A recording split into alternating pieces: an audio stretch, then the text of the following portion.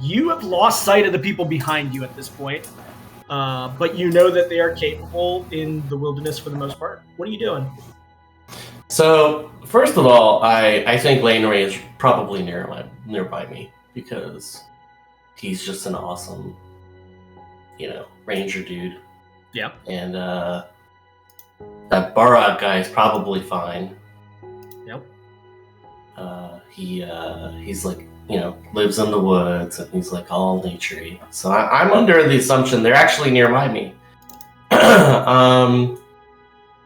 So I'm just gonna go ahead and do this challenge, I guess. Okay. Yeah. Step on up. So that's one movement to get there, and this is challenge number 7.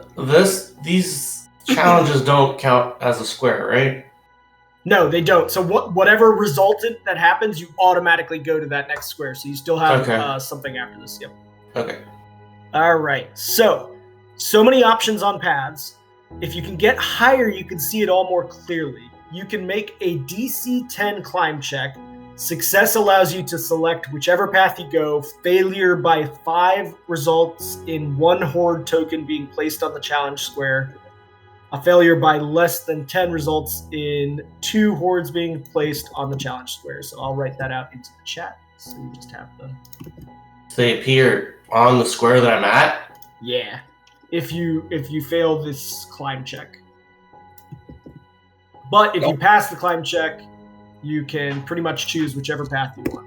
What if I don't want to climb? Then... Like, I don't want to go up. On a challenge, you pretty much have to do what it says in the challenge, unfortunately. It's not like a puzzle square where you get to choose the path. Okay, here it goes. Yeah. There you go. I got 17. Damn, dude! That's a good check for you. It's a 15 on the die. Yeah, that's really good. All right, yeah, you passed that, so you did not fail. There's no wolves, so you get to choose whichever path looks the best from where you are and what your conditions are for yourself.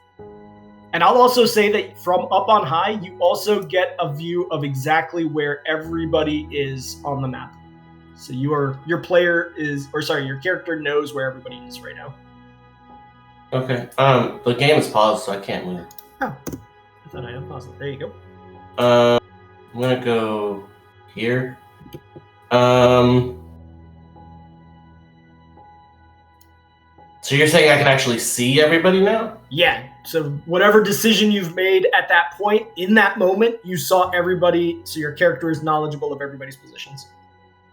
I go, oh shit. Right. Okay. Well.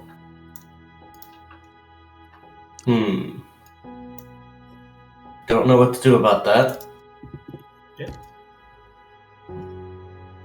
I think that's the end of your turn, but you got that knowledge now. No, I moved into the shop. Yeah, you do still have a movement left for you, or an action. Okay. That's it. Cool. Finry, what are you doing? You see some slopes coming up ahead. All right. Straight to challenge number 8. So this is an interesting one. If this one basically has like a double back on it. All right. The terrain down this slope is wildly variant. You need to make a DC 15 balance, climb, jump, or tumble check. But you can't do one that it follows the same as the skills check. So if you've done one previously, you can't do that this time in the last round. Otherwise, if there's none of those available, you'd have to make a DC 20 reflex save to avoid the harm. Failure results in 4d6 damage. Can I opt to take the reflex save? No, only if all the other skills have been already taken. Interesting strategy, though. Nope, doesn't matter anyways. All right. So you are successful in that check. You automatically go to 10, which then is... It's the same thing, but now I can't take a balance check. Yeah. All right. The only way to cross this river is to swim. The river steepens here with rapids. To safely make your way downstream, make a DC 20 swim check. Failure results in 3d6 damage and a 5% chance of getting stuck at the dangerous eddies. Make a DC 14 fortitude save at each node, including immediately upon falling. Anytime you fail, increase your fatigue state. If you go beyond exhausted, apply wisdom damage, just like you would in normal sort of fatigue conditions from lack of sleep. Oh, that's rough. And each eddy point, which are these white dots, are treated as a move action, but you have no control over it. Basically, the current is going to take you down this, and you have to do whatever happens down this river. I have terrible swim, and I can already sense me drowning. So let's get it. Let's get into it. That's a pretty good roll, though. Damn, even with that, that's rough. Yeah, this is a dangerous part of the river, so you do fail that. You're going to take 3d6. So let's see, 3d6 damage. Yeah, the only way I can make that is to roll a 19 or a 20. Ooh, that's a tough roll, too. So you take 14 points of damage.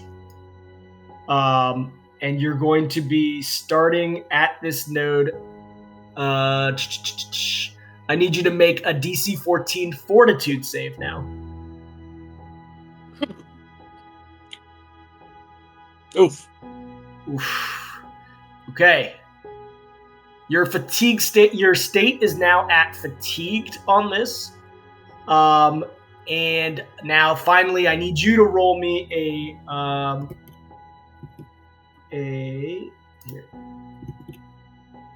Roll that. Basically, what it says: 5% failure chance is 96 or above. Okay. For a second, I was real worried when the 0 came up, but all right. So you at least do not get stuck at the eddy, but you are now currently in a fatigued state because you were already normal before. So let me just put fatigued on you. There we go. Okay. Well, you made a lot of movement, so that's good. We'll see what happens next time. Did you take off the health damage? Yeah, I was at 75, so now I'm at 60. Okay, cool. Lanray, you and Barog are up on a whole other kind of hill. You've got a wolf next to you. What are you doing? Yeah, I'm gonna basically try to bolt and run to the puzzle. Yeah, sure. So you are not slowed by the forest. You are able to get there in one action. You going ahead and taking the puzzle piece? Yep. Okay, let me give you the little scripty. Roll me that. This is a green one. Okay, so that is a resultant of 10. All right.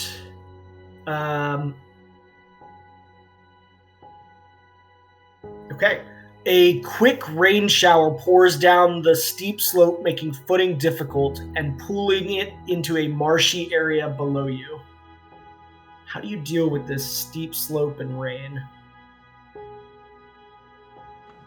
I am just going to try to essentially use the momentum of the slope and jump over,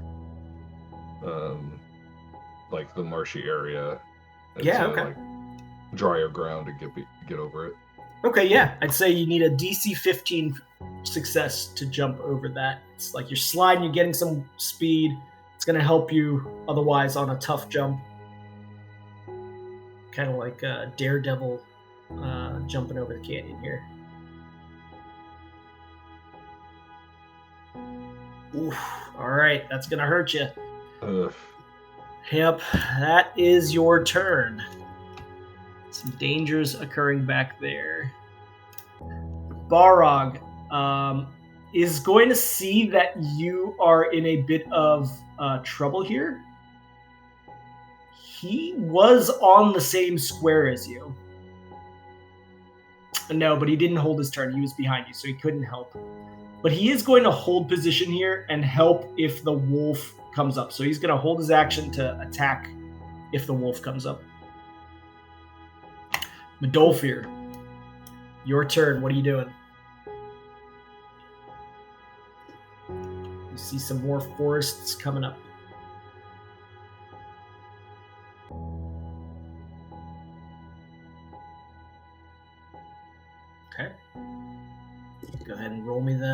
2d20s as well. Okay, 27. A shadowy four-legged figure lays on a high-up branch ahead, then another, and then another. What are you doing to deal with this? Keeping in mind that you don't want to stop and fight these things. The Horde will catch up way too fast if you do. So what are you doing to get through?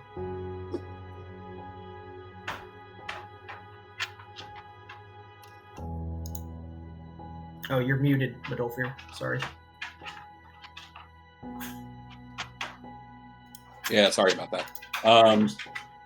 Can you look and see what my last check was? Yeah, sure. So your last check was... Man, that's a while back. I don't think it was in the last turn. You fought... Climb check. But that was more than a round ago, so you're good. Okay. Yeah, it was last year. Yeah. You just have to avoid a swim check. Sorry, a balance check and a jump check is all the only things you can't do right now. So I'm going to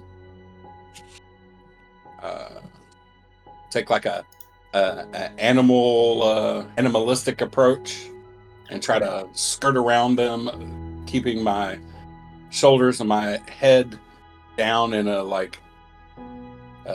an animal kingdom subservient position.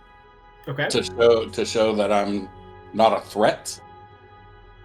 Right? Yeah. Body language making that I'm not a threat and just passing through. So my thought is handle animal check. Okay. Yeah, I'll allow it. It's kind of more leaning towards maybe even a bluff or something like that, but I would say 15 DC is appropriate here. Okay. For you, should be pretty automatic. Ooh, unless that happens. All right, you guys are starting off with some interesting rolls. Okay. You do fail that, unfortunately, so that is the end of your turn. So we go into the Horde. Max, you're going to be up next after the Horde. So first things first, I need to roll the 3d20s to see how many get placed against a... Oh, it's a 7, so it's automatic. So there are going to be 4 newly placed ones. But they're at least starting at the beginning. Nobody's on the same square as another wolf. So these are all going to start shifting upward, getting closer and closer. You definitely don't want to start a streak of failures now because, the numbers behind you guys are pretty substantial. So those guys all move that way. These guys go up to here. Okay, the worst failure was in the direction of Lanray, so these guys are going to go this way. And this way. So Lanray and Barog, you guys have a serious pack behind you. Midolfir, the good news is for you that none of them follow you, although that might be good or bad news. And finally, this last wolf is going to step up into the square with Barog and Lanray. Barog is going to first get an attack of opportunity. So we'll take that. Come on, Barog. Okay, yeah, that hits. And it is enough to go ahead and kill him with just his attack of opportunity. So that wolf is no more. And since he was holding, I'm going to go ahead and say, since he never actually used his action, he's going to get his move, just the move action, or sorry, just one of his actions to get 1 square over. Okay. I believe that is everything that can happen this turn. So Max, it is back up to you. GM, you had previously said these squares are 50 feet. Is that right? Yeah, in general. I mean, yes, 50 feet. Okay. So, let's see. So, and the challenges don't count, right? For the purpose of range things, I've been including that kind of space in it, so it does count as 50 feet. Okay, so it's 100, 200, 300, 400, 500, 550? Yep, with a substantial amount of trees in the way, keep in mind. Yeah, but you said that I was up on a hill and that I could see everybody.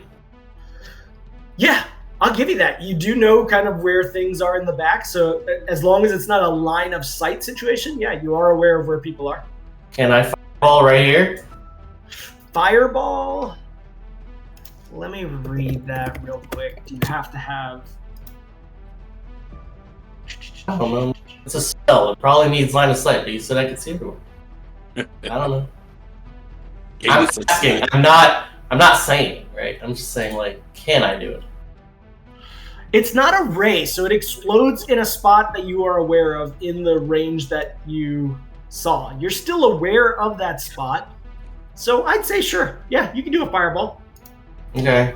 I'm going to try to hit the closer... I definitely cannot hit both, because it's 20-foot radius, so I'm going to hit the one that's closer to the lane ray, I guess. Yeah. So that's my first action. Now, because you're not visually seeing them right now, I will give them partial concealment, like a 20% chance that it'll miss, just because you're kind of shooting into a space that you believe they are. So they have just that 20% chance of missing. It's not total concealment because you saw them recently. But it's area of effect. That's true. You're not attacking against them specifically, so you're right. Okay, go for it. I mean, it's up to you. All right, so I'm just going to roll these. Let me see what their reflex saves are. I'm sure they can hit 19. They're wolves. Yeah. I mean, they don't have a great one, but let me roll this out. Let's see. This is starting from the left. That fails. That fails. That one passes. So the third one passes, having it. That one fails. That one passes. So the second one and that one fails. Okay, so the third and fifth pass, having it. So that's 15 points of damage. So those guys are still alive. This one, however, the other. What's the fire? Will that hit all 6 of them, or no? Just one of the squares would be affected by it. I don't think so. I think it's a 20-foot radius is what the spell says. So which square were you targeting? The right or the left? I had placed the measurement on the one closer to land range. Okay, yeah, that makes sense. Okay, so 2 of the 3 die. One of them survives it. Okay. All right, that's your action. What else? Can I do the puzzle now? Yes, you can. Wait, did you move on this turn, or that was last turn? No, that was last turn. Okay, yes, you can. So go ahead and roll me that 2d20. 2d20 or 2d100? 2d20. Ooh, you got golden dice. Fancy. All right, 16 from a white square. Okay. Oh, a cute bunny rabbit. Wait, is that blood on its canines? Wait, do bunnies have canines?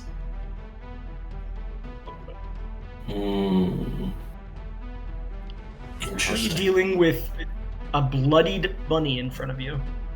Okay. It's bloody, buddy. It's not in a cave, so, you know, that's good. Get the holy hand grenade, Max. Yeah. No, that's precisely what I was looking through my inventory for.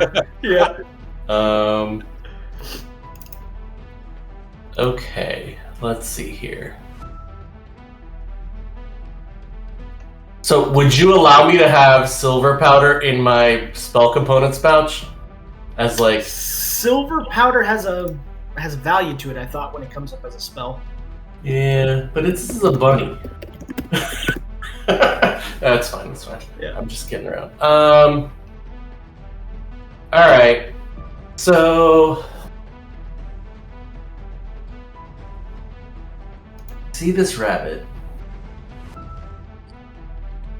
and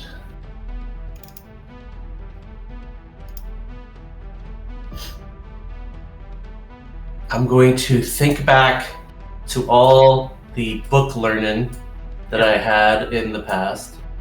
And I can't do animal handling because of me. Midolfir just did it. Yep. Okay, so that's not an option. And I can't do climb, which no, that was a challenge. Does that count? That doesn't count, no. It was what was the skill. Last skill check I did? For you, it doesn't matter. It's only what happened last round. So okay. Yeah. Alright, so the only thing I'm not allowed to do is that. Alright, so... Okay. I'm gonna... I look at this thing and I realize this is not like a naturally occurring bunny rabbit. Mm-hmm. And I immediately kind of feel bad for the creature. I'm like, oh, you've been altered by an irresponsible arcane user. And what I'm gonna do is I want to analyze what the actual mutations are on the creature, not from like a physiological, but from like a arcane manipulation standpoint, so that I can maybe try to like reverse what's happened to this creature. Okay. So you're talking not necessarily like I'm not trying to dispel anything because that would be against, my training, but like how can I do the opposite effect? Okay, so is that a spellcraft for you? You tell me if it's spellcraft or arcana. I would say that is knowledge arcana. Okay, so I'll do that. We're gonna do a DC 20 on that, which is pretty much, I think, automatic for you, but go ahead and roll it. Yeah, it is. Yeah. Kind of so as you sort of figure this out, you realize that there's some sort of arcane magic on this particular bunny. It is a ward of some sort over these forests. That hag has these eyes everywhere in this forest, but actually you realize it isn't actually a physical being in front of you. This is just a trick, an image that is helping her as a sensor, so you are able to pass by without any delay. Okay, I feel better that a creature wasn't modified for this. Yes, right. What horrible things would have happened. Alright, so are you the same dude that was lobbing fireballs in the forest just now?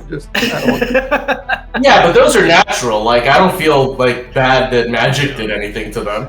Max is like the submarine captain who's just firing off sonar blasts in the water and like, listen, my moral compass is strange. Okay, let's just say that. Alright, so Max, that is your turn. Finri, you are up. Now you have no ability to control what's about to happen. You did do the eddy check before, and you did not get stuck in the eddy, so that's good. Yeah, but you do automatically to this orange square, right? Yeah. So one of the movements is that. So this challenge is going to be number 11, and it is the following. It's annoying that in the journal I can't copy text out without going to the edit of the journal. But that's fine. That's just I'm not allowed to do a swim check. I'm just letting you know. No, on a challenge you will do what the challenge says. So unfortunately, you spot a sandy edge of river when you could swim to, but the river steepens here with rapids. To make your way safely, you need to make a DC 20 swim check, which I believe other than a 20 is pretty much a failure for you. Oh, hold on. Isn't that the... oh, no, this is different. I think I copied the wrong one. I rolled on the swim check, so whatever. Man, yeah, that armor... well, are you wearing armor right now? Light. Okay. Yeah, so that's not really affecting you. Yeah, all right. Failure results in 3... Now, luckily, like, how much further could this possibly take you? So, number 11, so you take 3d6 points of damage. So I'll roll that. Okay, that is 9 more points of damage. You failed to make it to the edge. Go ahead and roll me a 1d100. Here's that, so you can click it. Hey, GM. Yeah. Would I be able to see Finray from this right now? Not yet. You would not. Okay. So I can't react to anything involving. Correct. Yep. Okay. And I get kicked here automatically, right? Because that orange doesn't count as a square. Yes, exactly. So let me see. Anything else here? So you didn't. You didn't get stuck. Now I need you to make a DC 14 Fortitude save to see if you go from fatigued to exhausted. Shit gets real then. Okay, you did pass that. So you're still just fatigued as you fight against this current that's carrying you. So you're good. So that was one action to the eddy and then one action to the challenge. This is where you end up at the end of your turn. But we'll check the eddy next turn. I only get one movement because the challenge is nothing. So I moved one into the challenge that automatically takes me to the next eddy. So I still technically have another movement, right? You're right. You started here before you even began. This automatically went to there. So you do need to actually check the eddy because you still have one more turn left. So at this point, I just need you to do a 1d100 to make sure you're not getting stuck again at the eddy. Oh, never mind. That already occurred. So this, don't worry if it fails. Yeah, you already checked against that. So now you do move automatically if you wish to the next challenge. Correct. Sorry, I got that mixed up. Whatever. So at this point, Max, you do see Finri down in the river down below. You see a little black blob of screaming halfling down, or no? Yeah, he's just being carried down this river. Evidently not a good swimmer. Okay. You spot a sandy edge of the river where you can swim to, but the river steepens here with rapids. To safely make your way, make a DC 20. It's the same as the other. Is there any way you can pass it? Yeah, only if I rolled a natural 20, so no. Okay, I mean, the good news is there is no challenge coming up later. So roll 3d6. Just being beaten by this river. You take another 11 points of damage. Now I do need you to give me that eddy check. Is that the fort or the D100? 1d100. Just trying to stay nice and low. All right. Getting closer and closer. Good. And then now I need that DC 14 Fortitude check to see if you become exhausted. Just barely. You remain only fatigued. So that's good. Max, you saw him just floating down the river, completely unable to control the swim. That is his turn. So there are negatives to going to that part of the river to cross. Lanray, Barog is ahead of you. You see maybe some horde behind you. What are you doing? I'm gonna try to keep moving forward, basically. Yeah. Keep going. So you got 2 clear white spaces ahead of you without a challenge. Oh, I don't need to do the puzzle again, that's right. Oh, you do need to do the puzzle. I'm so sorry. You do need to roll me a 2d20 again. Let me give you that as a button. Darn, I thought I was going to get out of it. No, you're right. I forgot you failed the check last time. Okay, 26 on green. The trees here suddenly appear to be covered in a thick fungi, and there is a humidity and a weird heat emanating from the ground around you. Think Princess Bride. Strange ground heat. Yeah.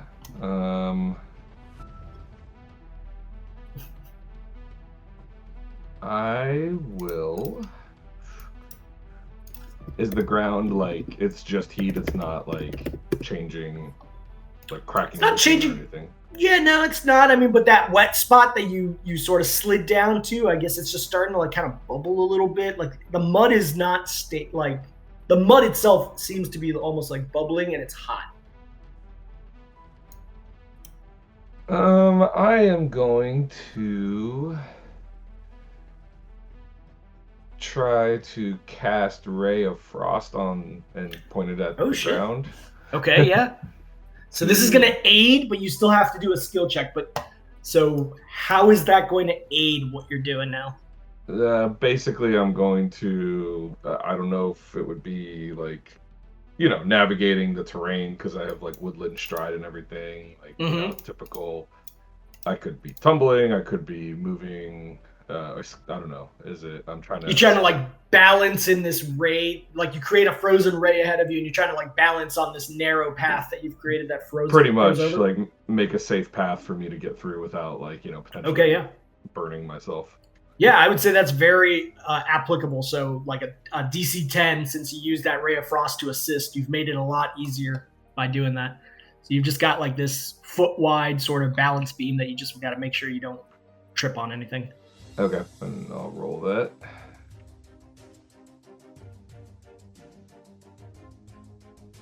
You made it close, but you did pass. So you do pass that. You still have an action ahead of you. God, yeah, I'll move to the same spot with Barag. Okay, cool. Make it easy for a ton of wolves to appear, but it's good enough. Barag is going to go ahead and just move 1 and then 2. He can't do the challenge yet, but he just keeps calling to you, Landry. Let's go. Madolfir in the wilderness failed on his past one. I need you to roll me those 2d20. Okay, 19.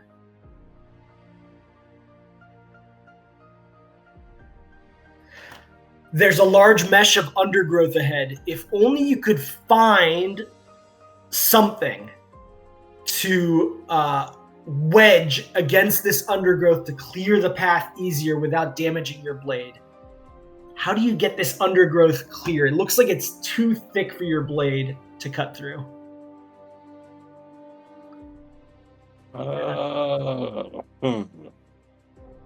Gonna have to use your old brain there. Old thinker.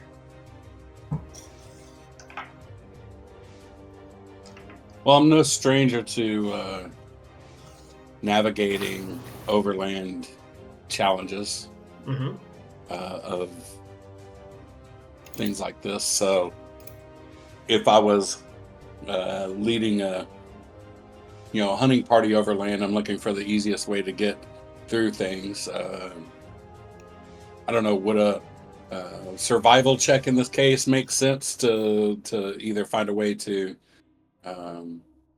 be able to clear the undergrowth or to circumvent it? Yeah, I'd say it's kind of a middle pack, like sort of 20, DC 20. I'd say it's in between a 20 and a 15. I'll even call it an 18 here if you want to use survival.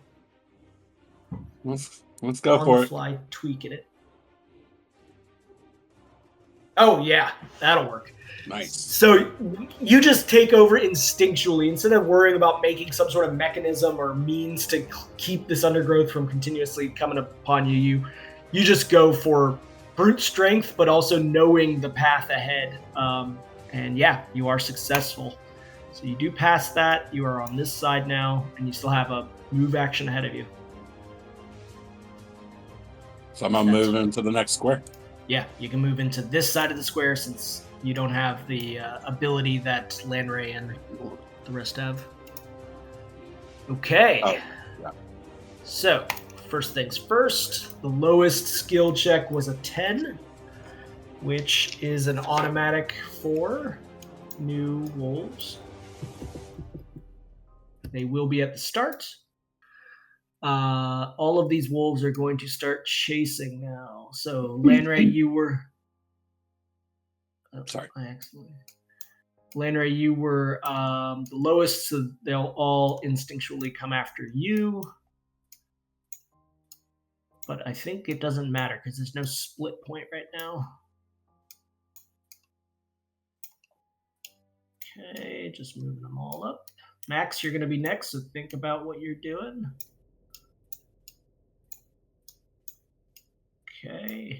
Is there any combat on this round? No. There's no combat. You passed the checks and nobody got delayed too bad. So right back to the top of the round. Max, you're getting closer and closer to the river. You saw Finry. What is going through your mind? What are you doing? All right. So I see Finray over there. Yeah. He is... If I'm going by squares, that looks like 200 feet? Yeah. I will call it 200 feet. So I'm going to move Okay, I like where to the next square. And now I'm 150, right? You are. I'd even push it to like 120 if it really came down to it. 150 is fine. I mean, all right. Yeah. But yeah, it's like you're saying it's like diagonal versus like by exactly. squares. Yeah. Well, either way, I'm gonna cast Spider Climb, but it's gonna be through my spectral hand that's up. Actually, hold on. No. Do I want to do that? No. Okay. Can I? Can I determine whether it would be better to do Spider Climb or if I gave him Strength in the water? Like, do I know if he already has equipment? Like, I've done, detect magic and stuff. Do I know if he has Strength boosts already? No. He, Finry, I don't believe. I'm just checking as a GM. I just don't have Strength. Period. Forget the. Yeah. So no, you don't believe he does in the time that you've spent with him, and you do know that increasing his strength will increase his swim checks. But from a standpoint of what's coming up, you see there's a lot of kind of like shoreline that he could grab onto and rocks along the edge. So the Spider Climb, you believe, would give him a better boost than the equivalent sort of +2 strength. So I'll use the Spider Climb then and target Finray. Okay, awesome. Finry, with that Spider Climb, you now have control over movement. You no longer have to make the eddy checks. You're able to basically stay at the edge of the shoreline against the rocks that you just got battered into. So I think I moved and I did a spell. That's 2 action, right? That's 2. Yeah, that's you. Nice. That's definitely going to help Finry out because he's looking battered. So Finry, these white little dots, you still have to go to this one next, but you have full control and you do not have to make an eddy check. Oh, good. Yep. Is it me? Yeah, it's your turn. So you could get to this square without any kind of issues. So I'm going to get out all wet, and since I don't know that Max did it, I'm going to assume Obed High did it, and I'm going to just say to the clouds, like, I still don't like you. All right. Sounds good. That Spider Climb's going to last a while, too, so... yeah, I'm going to go down that. Just question. So since I have Spider Climb, those green squares are not extra points for me anymore, right? Yeah, I'll say with the Spider Climb, that terrain goes away as an issue. So yeah, you can go through green as one stop. Does Max hear him say, I still don't like you with that listen check? I would say, Finry, were you screaming it to the clouds? No, I don't think I was saying it very loud. Oh, okay. All right. It's not like echoing off the hills. Got it. I just got out of I'm fatigued from being knocked around a river. I'm not for sure. All right. Sounds good. All right. Finry is safe. Landray, what are you doing? You got wolves getting close. Yeah, I'm just going to make a sprint for it. Yep. So you can get all the way up to here. Balrog is going to go ahead and roll 2d20 for this challenge. Okay, 14 on white. Series of felled logs line the direction he's heading, making it uneven and difficult to move. A balance check has already been used. No, a balance check wasn't. That was last turn by Landray. So really, the world's his oyster right now because Max used a spell and Finry was just moving. And Landray was moving. So he's just going to go ahead and do a balance check. It's the easiest thing for him. He's very good at it. As he sees these felled logs, he just kind of hops quickly one to the next. And that, even though it was a bad roll, is enough because it's very applicable. So he passed it as 1, and he goes to here as the next. So 10 means more wolves, but at least there's passing. Barog is done. Medolfir, all alone, but past the challenge. What are you doing? You can get to the token. I'm so alone. Yep. Okay, number 5. Let's see where this spits you out. Okay, boulders begin to fall from high above. I need you to make a DC 20 reflex save or a DC 16 tumble check. Failure results in 66 damage. If you are able to avoid the conditions through magic of some sort that would not let you fall from sort of jumping away, you can make a DC 20 concentration check, or in case of magic items, 18 sleight of hand, but I don't think any of that applies for you.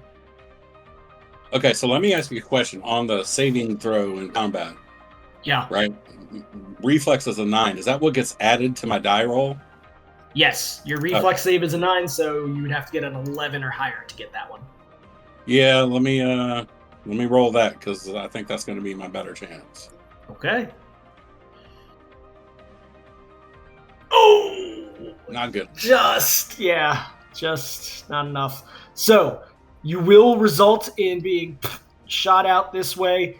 As you sort of jump out of the way, but the boulder's smashing behind you, you take 66 damage. Is that from falling, or is that from...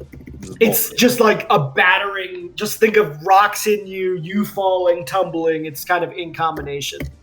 Well, the reason why I ask is I do have the boots that help versus falling damage. Okay, so in order to do that, I need you to make a DC 18 sleight of hand check, essentially to like immediately be able to do that in a immediate action, like super fast. So yeah, go ahead and use DC 18 sleight of hand. It's automatic. They're on my feet. It just but they're not activated. They're continuous gear, is what he's saying. Yeah. Boots allow the wearer to recover instantly from a fall and can absorb some damage from the falling once per day. Okay. Yeah, I'll allow that. It's not an activated. I get what you're saying. It's not activated. It is immediate on falls, just like a feather fall would operate. Instantly. I will say you can have the damage with that. So you're only taking some of the battering, basically. And what was the damage total? I didn't roll yet, so it's 66. Oh, pretty low roll there. So you take only 9 points of damage from that. I'll take it. Okay, and since you move slowly through forest, you're still on this side of the puzzle. A lot of 2s and 3s there. Yeah, that was a good roll. So, Max, you're going to be up next, but first, more wolves. Are they ever going to catch up? I think they got a good chance of catching up to Lanray and Barog, but we'll see. So, these go there. These go here. Who had the lowest roll this turn? Oh, it won't. It will matter. Was it Medolfir? No. The 6 doesn't count, right? The challenge 6 doesn't count now. Or sorry, the sleight of hand check doesn't count. It might have been me. Honestly, I think I whiffed one of those swim checks. No, you didn't have to do that on this round. It was Barog, so they're gonna move towards the Barog, not the Medolfir path. Yeah, you had spider climb this round. Yay! Thanks, Max. So. No, it was totally up and high, man.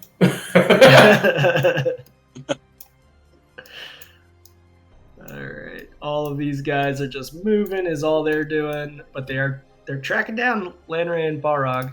So Max, back to you. You see the river ahead of you. Some funky slopes up ahead. What are you doing? You also see Finry is safe now, up on the other side. Since I was aware of where Medolfir was before and was following the same path as Fenray was taking, I'm assuming that he's gonna need help. So I'm just gonna try to get closer to that river. Okay. So I guess I move and try to do the puzzle. Okay, cool. Yeah, you just want to hold here for a little bit. Got it. Yeah. So I'm gonna attempt that puzzle since I have to wait anyway. I mean, I don't have anything else to do. So yeah. Cool. You're just like the lifeguard. Yeah, you're the lifeguard on duty for this river right now. It's pretty high. Yeah, 30 on white. Let's see. As you're waiting around, a patrolling Bakabite trailsman approaches you and is like, Zord here in Orcish. He's just trying to speak in any language you might understand, and he's just putting his hands out. He says, Zord! and he's holding his hands out almost like he's asking for documents. What are you doing?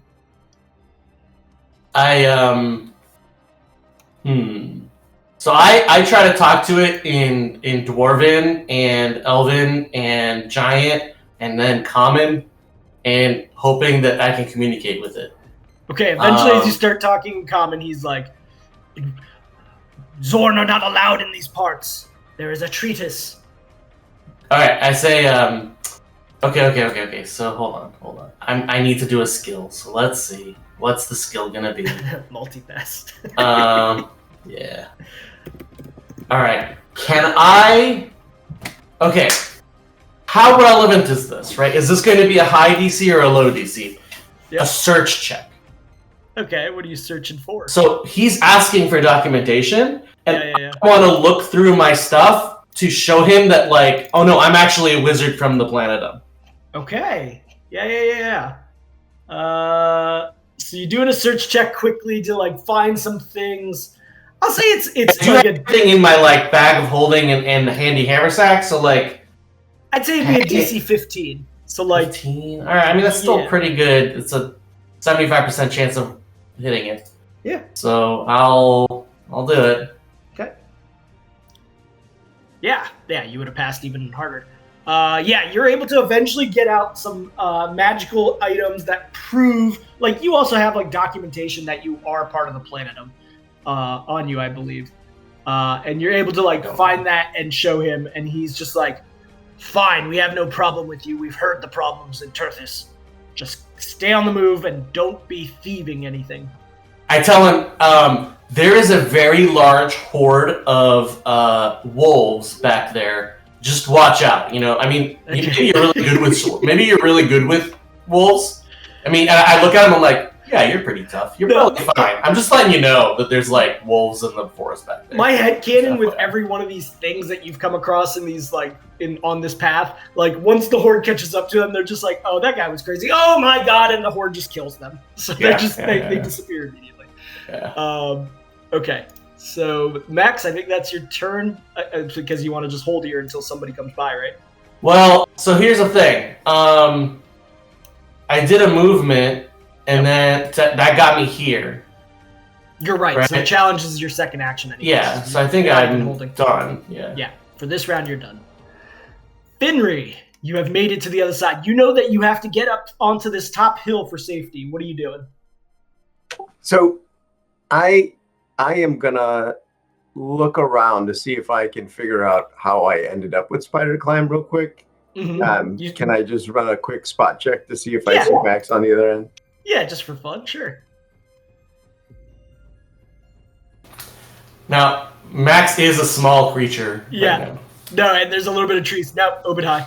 Must have been Obadiah. There's nobody around. All right. I'm going to go into this square, and I think I just get the challenge because I think it's only one to move in and one to move out after the challenge, right? Yeah, but you have Spider Climb, so that won't even affect you. The forests are being treated like white squares either way, so you're right on the challenge now. Okay. Oh, what was that mage hand for, Henry? I think I hit a button. I was trying to roll a d20. No worries. Yeah, go ahead and roll the 2d20 up above. Okay, so this is a green square for 12.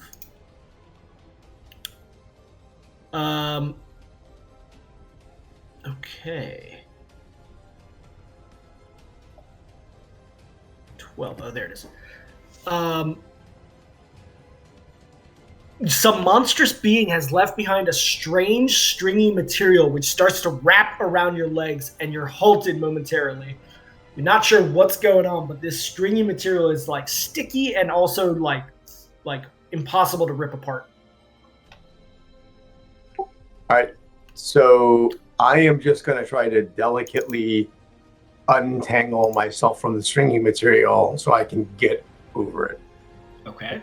Is that like a sleight of hand? Would you consider that? Maybe escape artist? Do I have escape artist? I don't want to do escape artist.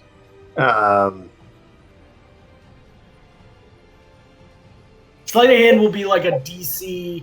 I'd say sleight of hand in this scenario would be like a DC 20, and Escape artist would be more like a 10 because it's immediately like applicable. Rope use maybe. Yeah, I mean, you could maybe use rope to like kind of throw it up on a branch and try to pull yourself out of it potentially. I think I already made the commitment. Let's do escape artist. Okay, yeah, so it's very applicable. So you just need a 10. Yeah, you nailed it. Yeah, you're able to just kind of wriggle out using your natural now roguish capabilities, your sneakiness, and you are free and clear of that stickiness. And then I end up here, right? Because no, because you have to move into this square and then do the challenge because the challenge takes up an action. But yeah, next turn. Okay, that is Finray, Lanray, and Barog. The wolves are getting close. You now see them breaking from the forest. What are you doing, Lanray? You got a challenge ahead of you too. Yeah, I'm gonna, I think, go after the challenge. Okay, that dick Barog just left you behind to do the challenge on your own. Fakes me out. Yeah. It's just like, you look pretty capable on your own. So yeah, go ahead and roll me 2d20.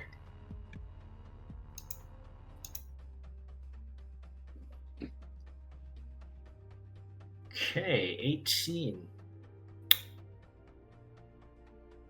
Okay. From up above, something must have been dislodged, and there are a series of boulders that are now just like rolling next to you. There's just kind of like a small rock slide happening around you. As they're rolling around, you're like running down this slope. They're coming down at the same speed. What are you doing to avoid getting hit by these boulders? They're cylindrical shaped, by the way. Very odd boulders. Cylindrical boulders, okay. I mean, I basically envision myself trying to, either roll on top. You know how, like, you get a running start and just kind of roll over one of these balls, like those dog videos, you know? Mm-hmm. Yeah. Just gonna try to do that as I slide down along with the boulders, because I don't think I have any other way of actually stopping them. So okay. So you're just trying to like go with the flow on them. Yeah, I mean, also dodge them as they come down. I assume because I feel like they're probably coming fairly quickly. Of course, right? Like. Okay. Yeah. The only question I have before I decide what to do is there an opportunity? Like, do I see anything that I could potentially like hook a rope onto to for sure? There's like tree lining all around you, so you could use a rope to like kind of just whip around like a branch and pick yourself and just swing down this hill almost. Yeah, to just it get would be you like away from. It would be swinging down, probably like tapping the rocks, kind of. Yeah, you could definitely use a rope to do that. Okay. Go for it. Okay, it was only a DC 10. You passed, but again, low rolls. At least it's not a 10 this time. You do pass that, so you're on this side of the challenge. You still have one action left to you. I'll move forward. Okay. Joining Barog. Okay, that is your turn. Barog's just going to continue to show the way. He's going to go down to this square, but he's not able to take the challenge. You see him disappear into the woods. Medolfir, you are stuck at this challenge still. This challenge is stuck with me. Oh, actually, you never actually took the challenge before. Yeah. Okay, just so the result of my 2d20. Okay, 33. Okay. A quick rain shower pours down the steep slope, making the footing difficult and pooling into a marshy area down below. How are you getting around these terrain conditions? How am I getting? So let's see. Not by escape artist or use rope. Or search.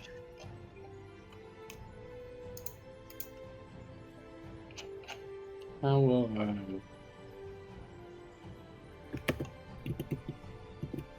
Did we say outside of skills, like we could also use and Do saving throws only count for when you call for them? Like, yeah.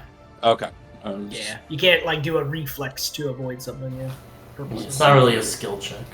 Yeah. Right.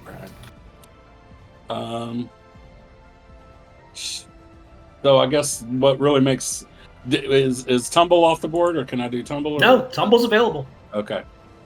So kind of, yeah, I'm gonna tumble down with the tumbling edge of the water here. I guess. Yeah. Okay. Yeah, I'd say DC 15. So basically, as you're like going down, you're just trying to keep your speed up. Oof, that would have failed either way. All right. Yeah. Unfortunately, you get your feet tangled up beneath you. It does not pass. Go ahead and give me another 2d20. But don't fear, you're going to be in these woods forever. But you see the river ahead. You're like, oh my god, I'm right there. 17. Okay. A dwarven trade caravan is blocking the only clear path through here. Ah, geez, come on, guys. I wish I had a horn to honk at them. There's just a caravan now. Now that you've tumbled down into this new path, there's a caravan blocking the only path through to the river. How are you getting this caravan to go away? I'm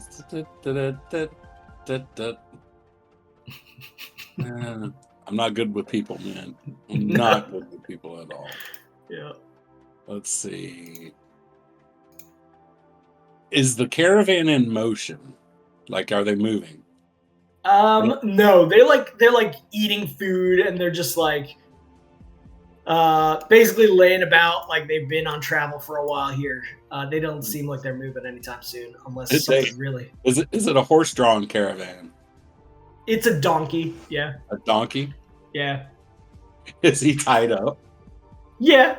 He's got a stake in the ground that he's being held to with a rope. Okay. I don't know why, but I'm picturing myself as like just running up, cutting the rein off of the stake, and mounting the donkey and riding it. Yes. So like a ride check. I love it. Yes, ride check for sure. This is going to be, because of how inventive this is, it's going to be awesome XP, but it is still going to be a DC 15. Is this when Medolfir turns into Shrek? Yes, exactly. That's what I'm imagining right now. Come on, please roll. Nice, yes. That passes. You just like hit your boots into this donkey, and it goes and starts taking off the caravan. The dwarves are like, what the hell? There's somebody taking our caravan. And you are able to smoothly jump off into the trees to disguise yourself as they all chase after it. It's going to be good XP right there. That's good RP. All right, nicely done. Unfortunately, that is the end of your turn, but you are finally through this challenge, this puzzle piece. If he's riding a donkey, does he go faster? The donkey is released so that the dwarves would follow it and not start a hubbub with him, so he's no longer on the donkey. You could have also gone with the donkey quickly becomes fatigued. Yes, exactly. All right, so it's going to be automatic 4 because there was a failure here at 7. Okay, let's start moving these guys up. These to there. Starting to pile up a lot. And who made that failure? Me with the tumble check. Okay. So, since there's a decision to go to the left or right here, this group is going to go to the right, which happens to mean that they come up upon Barog. They end the square at Barog, but they do not get an attack. Well, actually, let me check that. I might get an attack here. Hold, please. And he has 2 movements. Oh, it's without using an action. Yeah, but they will work differently. It's kind of like a charge a little bit in the rules. So they do actually get an attack on Barog. He gets an attack of opportunity on them too, right? He does, yes. Yep, and he has multiple because of a feat. So he gets, what's his dex bonus? He gets 2 attacks of opportunity in addition to his regular. So he's going to attack, but they have to be on different targets. So is this an attack of opportunity, or is this the beginning of the charge thing? No, it's attack of opportunity. It's attack of opportunity, yeah. All right, so starting from the left and going counterclockwise. Yeah, those are going to do pretty good. So that is 9 damage against the first. Oh, come on. That is 10 damage against the second. And that is 8 damage against the third. He does not get an attack of opportunity on the last one. Okay, they're all going to get a bite on him, though. Nice. Nice, yeah. Critical Keep rolling failure. like that one, I'll check. The third one. That one probably fails. And then the fourth one. Let me check his AC here. Okay, he's got AC 18. So only the 19 strikes him for 12 points damage, but he's looking rough. He is looking not great. Okay. That is their movement up. Everybody else is also going to move up. All of a sudden, Lanray and Barog have a lot of beings behind them. Okay. That junction point is critical.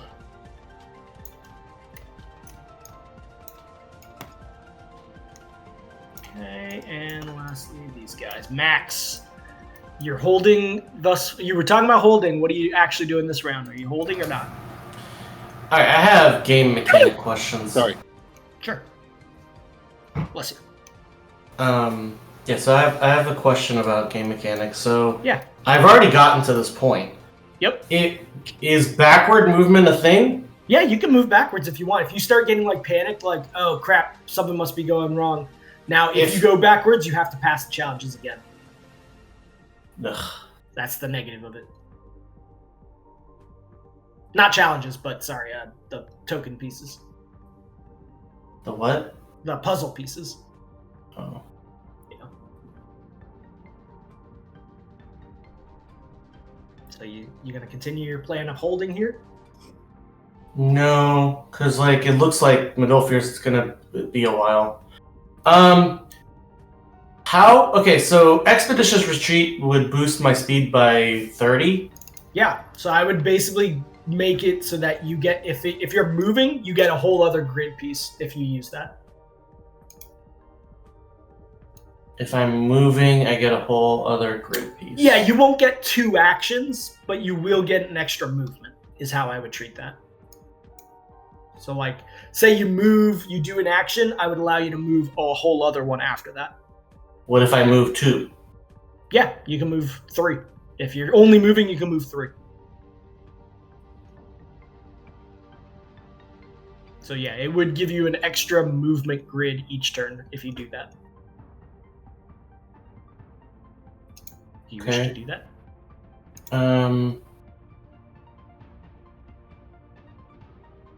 If I move backwards through a puzzle, do I have to do the puzzle piece?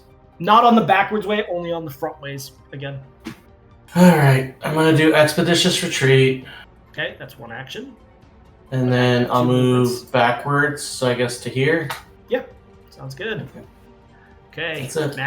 Max the Warrior returns back to see what's going on. Finri, you are not a warrior. You are close to safety. What are you doing? I mean, I would have been a warrior if I didn't get drowned for about 3 turns. True. I think I could just go right to that. I can't see anything either, so the other problem is I didn't even know Max was there, so I have no clue where I'm like all by myself. Definitely, yeah, for sure. All right, challenge number 13. This could be the one that gets you to safety. There's an old logging rope that appears to serve as a zip line of some sort. Let me just paste it in for you. Near you, you find a series of boulders in a large carriage.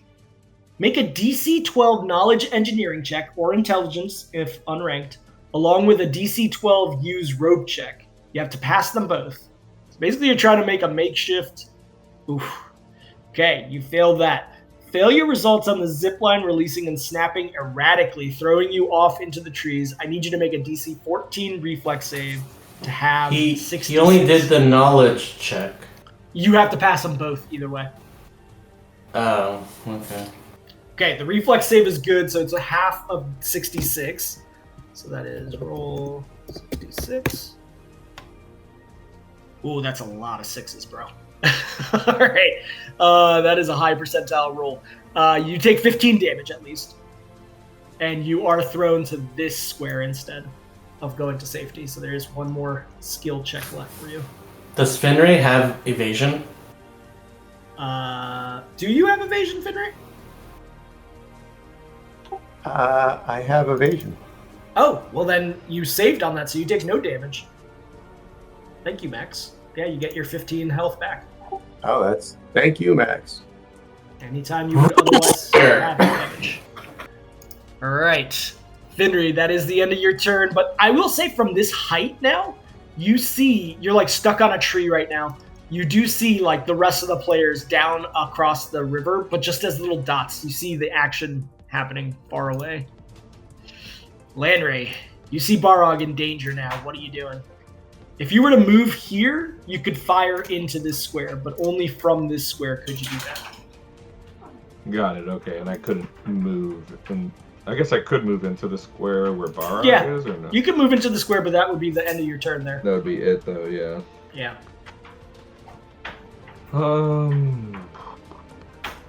Man. No bueno. Yeah, you guys are in a bit of trouble here. Now, you know that he did injure some of these wolves already. You can see that they're harmed. Yeah. I don't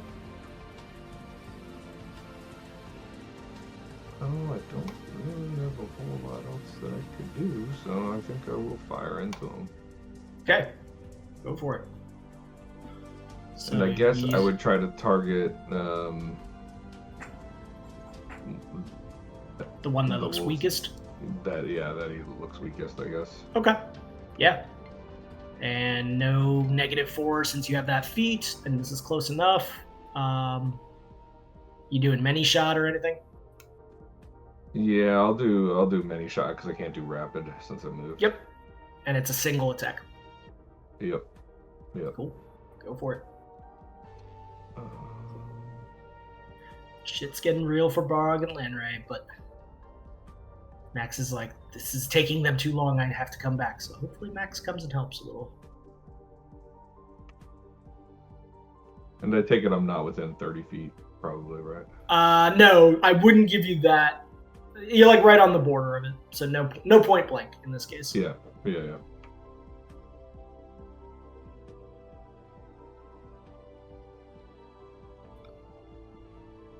Whew. Okay. That is enough to strike the one. So the first arrow, does many shot have to go into one person? I think many shot can go into two different people, I think. Let me read that. Maybe that's rapid shot I'm thinking. Single opponent. Okay. Yeah. Single. All right. Yeah, you're able to strike the single opponent, the weakest one, and that is enough to at least kill him off. That is the end of your turn.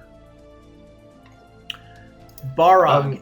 Do I have a quick action or anything available to me? Or... Yeah, I'll give you a quick action. What are you doing? I was going to drink a potion of invisibility. Awesome. Yes. You could definitely do that. So go ahead and use that. Cool. And I will put that buff on you. How long does that last? I'm trying to remember.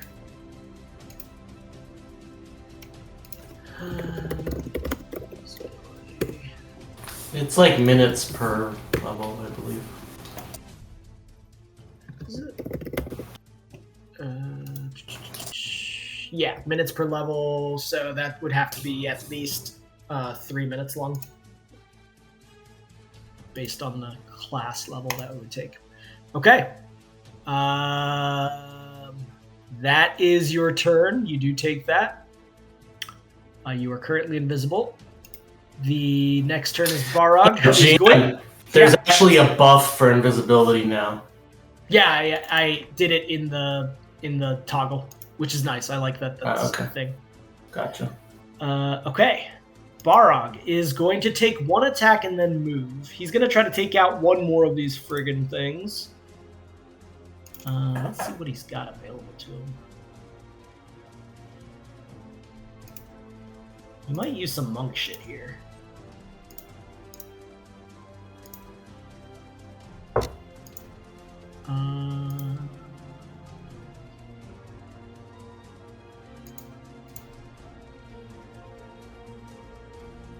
Yeah, what about Flurry of Blows?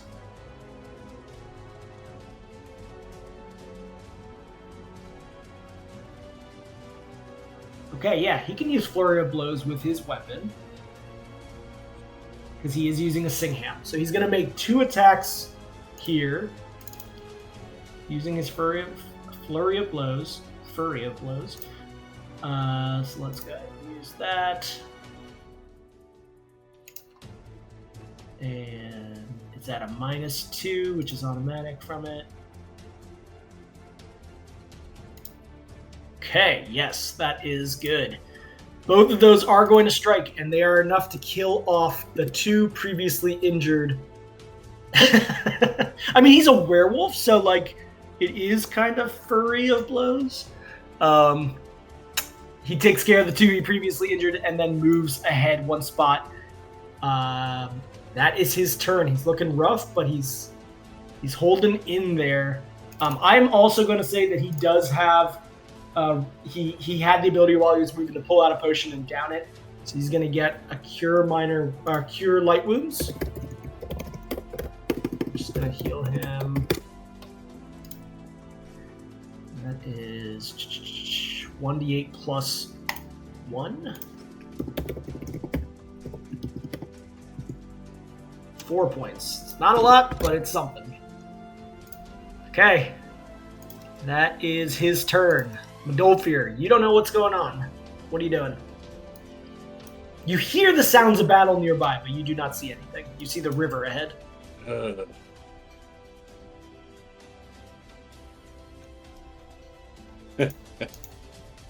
Guys are so close. You sure did. You sure did.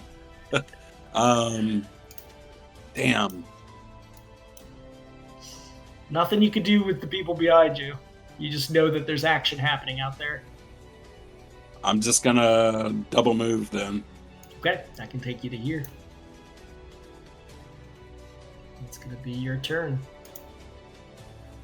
So Max, you're gonna be up next, but before that, there's gonna be a lot of action here. The invisibility protects Lanray. This wolf comes up. These wolves come up. Oh, I need to do the... Who had a low roll on the skill checks? I don't know if anybody did. Max moved backwards. It was Madolfir's ride check. 18. Yeah, I mean, I don't know if there's a way for them to go to Madolfir at this point. It's more about the creation, because it might not be an automatic here. So let me see. I think Madolfir's check was from last round, GM. Okay. Then, based on the rules, the Horde placement generation is 15 to pass if no challenges were attempted this turn. So they fail 2 of them. Only 1 of them is a pass. So that's going to be 2 new ones at the beginning. Nobody occupies the same square at the beginning of the round. These all moved into it. So... Lanner, you got some company nearby. You sense the Horde right next to you right now. These are going to come up and attack Barog. It's going to be a lot of wolves all around Barog now. Well, only one of them can attack, though. No. Remember, they have the attack after movement no matter what available to them. He does get his 3 attacks of opportunity. He does, yes. So before that happens, he is going to take his 3 attacks of opportunity. That's 1. Ooh, yeah, that's good. That's 2. Go, Barrow. Okay. All 3 of those do strike against different beings. So I'm going to start at 12 o'clock and go counterclockwise. So that's 11 points off of him. That is 11 points off of him.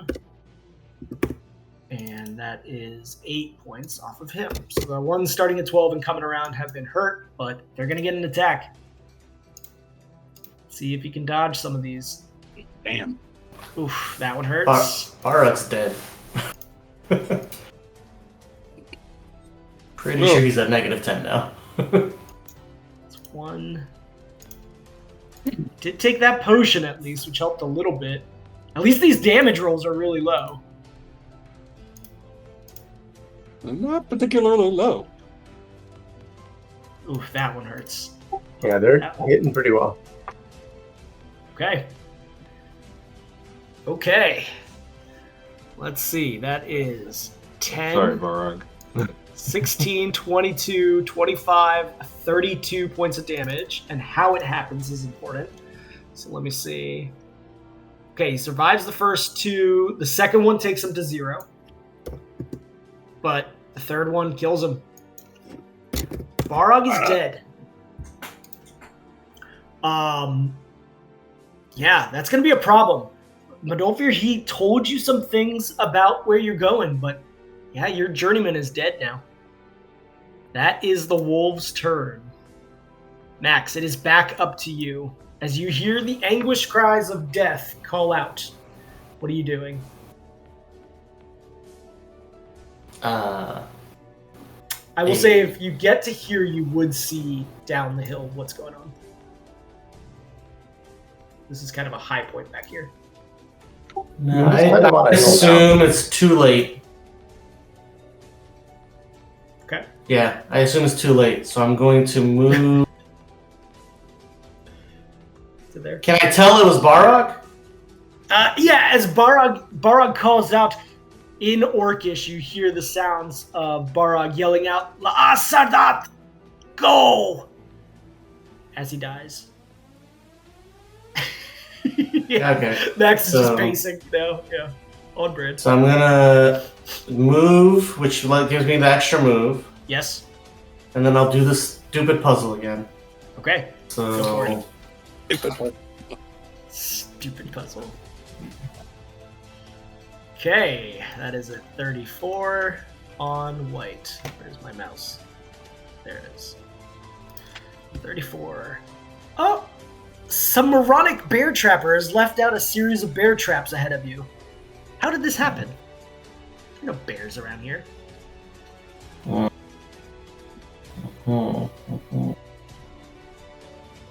Alright. I assume Finnery's just having a cappuccino while he waits up at the top. Alright, Max is gonna try to do something real dumb and try to disable the traps. Yeah, awesome. Simplest way for a smart dude to do it. I don't have a great bonus to this, so. But it's very applicable, so I'm going to say it's a DC 10. Alright. Ha! Take that, GM! You failed to pass it. Okay. That is your turn, unfortunately. Finry, up at the top, you have a puzzle piece ahead of you if you wish to take it. I'm going to take my puzzle piece. Okay. And remember, you still have spider climb going. 28. A sign ahead states, "Choose wisely," and you see a cup on one string and a small belt sack of coins. I am going to use sleight of hand to steal a coin. Okay. Yeah, you didn't use sleight of hand last turn, so it should be still applicable. Yeah, definitely. With a 35 would have passed even an impossible check. You swipe it Indiana Jones style, realizing as you're doing it, it would have taken all of your strength, because as you take the coins, you realize the cup is starting to yank and some weird mechanism is starting, but you're able to just grab that string and tie it back in a way like it was instantaneous. You're able to pass what would have horribly slowed you down otherwise. I'll also say that you got 12 silver coins now, so add 12 silver to your inventory. Aha! You're making money out of these woods. That is one of your actions. What else are you doing? Yeah. I'm moving closer to safety. Yep. Lanray, you are invisible. You have seen Barog now be killed. If you were to physically pick up Barog, it would give away your position, because Barog would be, like, you would still be invisible, but Barog would be floating. So maybe that might be enough for them to really focus on spotting what's going on. Does Landry have a bag of holding? Ooh, I don't know. So what are you doing, Lander? Let's see. I am going to. I mean, I guess I need to move, and there's a puzzle in front of me. Yes. Okay. You will have to do that. Sorry about that. And I know you got to leave at 10:45, but at least you're invisible. So worst case, you can kind of skirt by everybody. Yeah, You no, can't. and I got. The question on Barog is not even yet, right? Okay, because good. like you have to like get to him. Yeah, you don't know that Barog's dead right now. You said you got a little bit of a reprieve on that? Yeah, I got a little bit more time. All right. So probably like until 11:15 or so. Sounds good. Yeah, so I'll attempt the puzzle, so I guess I need to roll, right? Yep, 2d20, please. Okay. So that is a 18 on green. Okay. A belching, decaying pile of unknown substance is ahead of you. There could be space around it to get through, but you're not sure what this like belching gas that's coming out of it is. What do you do? You can take the straightforward physical path, or you could use some wits.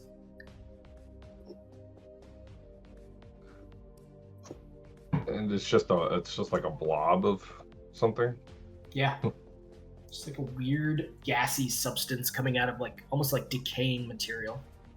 Yeah.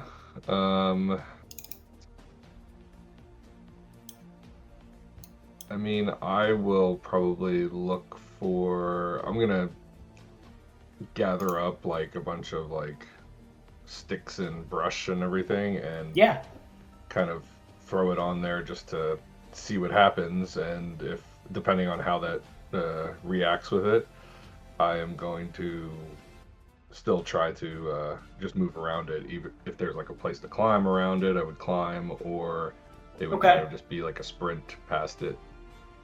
Yeah, I'd almost say this is almost like a disable device. If you wanted to take that, it'd be like a DC 10.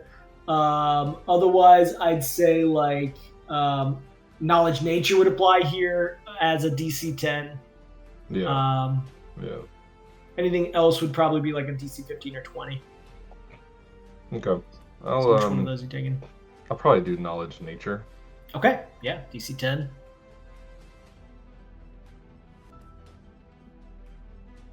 Yeah, nice. You easily passed that, so that is your second action there. You have passed that, and now you can see Barog dead ahead with the wolves. Barog does not get a turn. Does he get a movement? He already moved from here to there in the first place. So oh, okay. That was my first action. That makes sense. Yep. Okay, Medolfir, back to you. You see the river ahead of you, and you know what your goal is. Yeah. Let's do this challenge. Okay.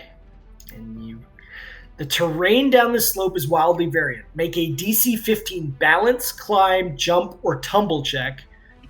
You can't repeat any. It's the same as like a skill shot, so you can't repeat.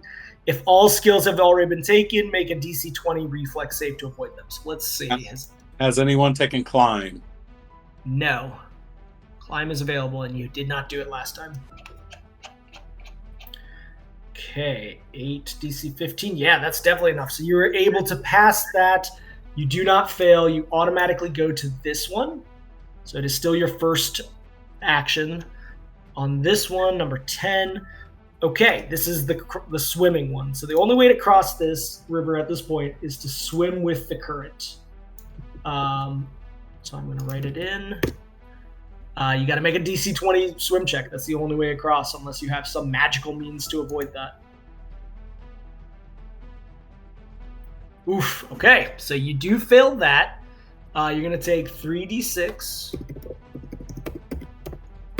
damage. Oof.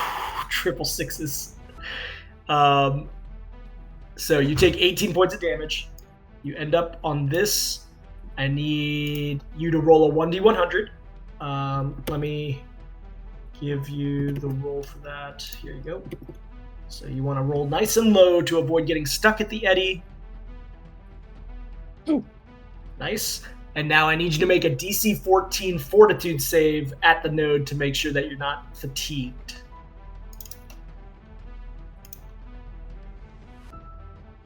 Ooh, that was closer than it. Oh, I guess you're automatic on that. It's automatic, yeah. Unless you roll a 1, because that would be an automatic. Right. Save. Okay, so you do avoid getting fatigued. So that was 1 movement to here. This was automatic, so now you do go to this point without you're not able to control this. The river is taking you. So once again on this challenge, 11, you spot a sandy edge of river where you can swim to, but the river steepens here. You write it in. It's basically the same thing. You need to make a DC 20 swim check. And it is tough because none of you guys really focus on swim. It's a tricky skill.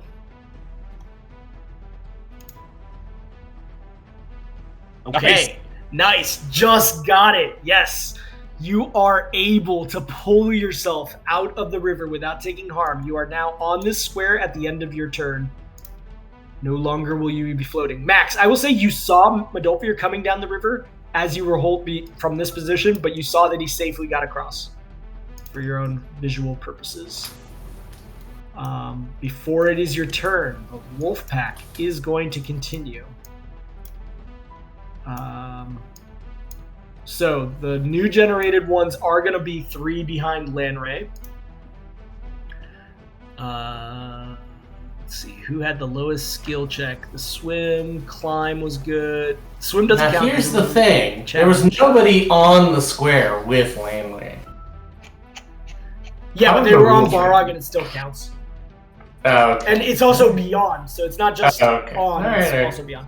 I'm just being silly, man. Yep, they need to pass a 23 was the lowest check.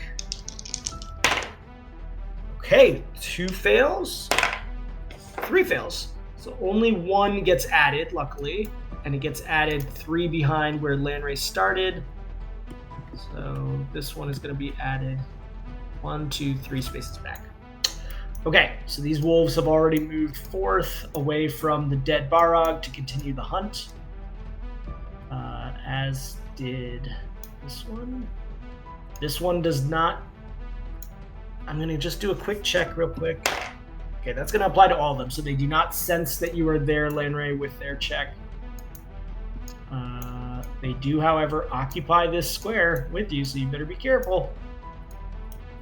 And these guys now join up almost. Here. Everybody moving up.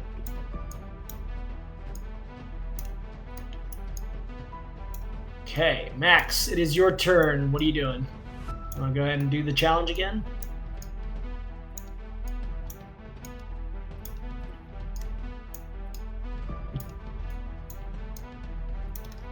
There, Max? Oh, sorry.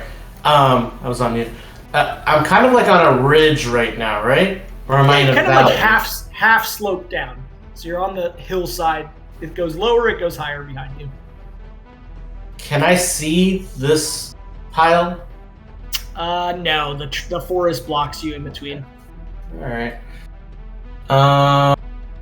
Yeah, I gotta try to do the dang challenge. So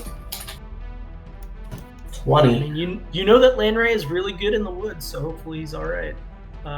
White. Or he's dead, you know. Could be.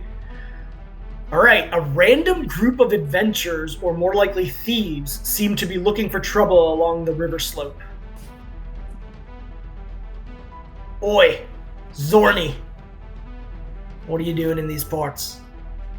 Like, okay. Trying to hassle you. What are you gonna do? All right.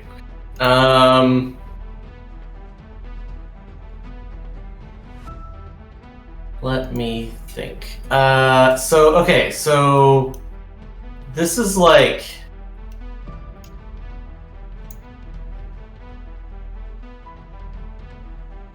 some sort of local band of thieves.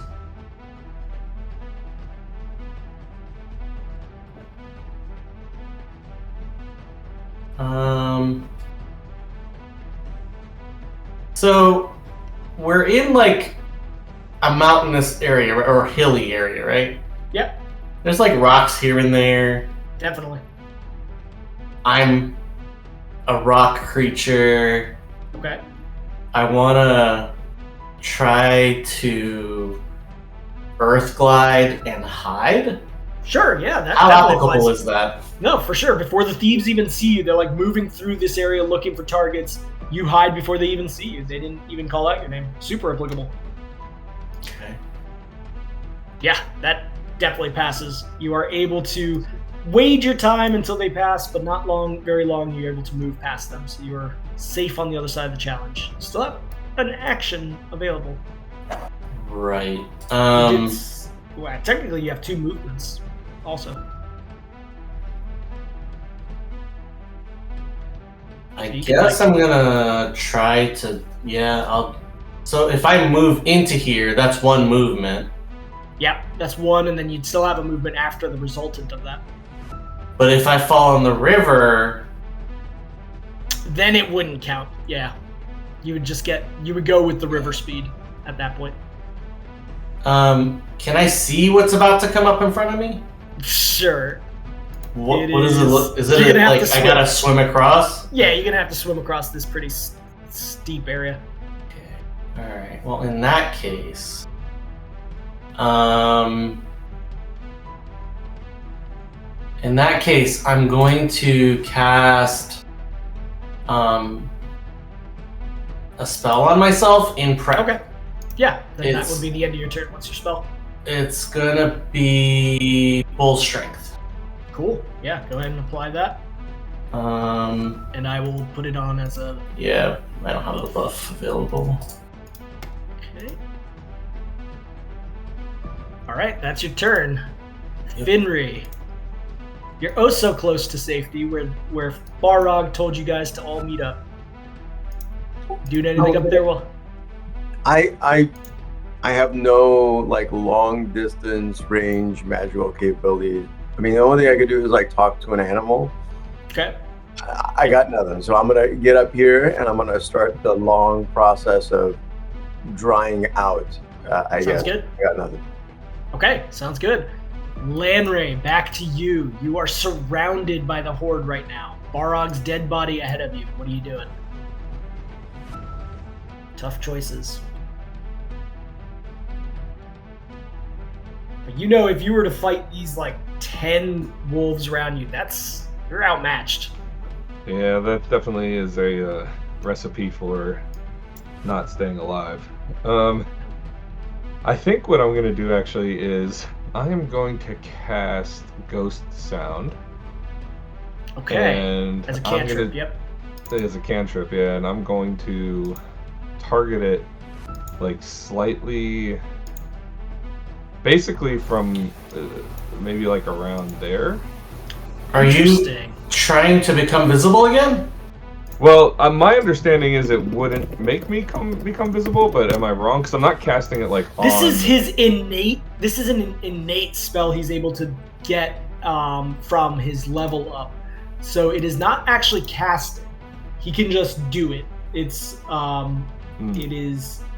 It's like a spell. Is it a class ability? It's a spell-like capability that he has. Okay. From the strange level ups that he's taken. So yeah, it would not. You don't have to do any components to it, which is what we've always agreed. No vocal, no somatic. So I think your invisibility would hold. Okay, yeah, that was kind of my assumption, but obviously if it didn't, then that would change my decision.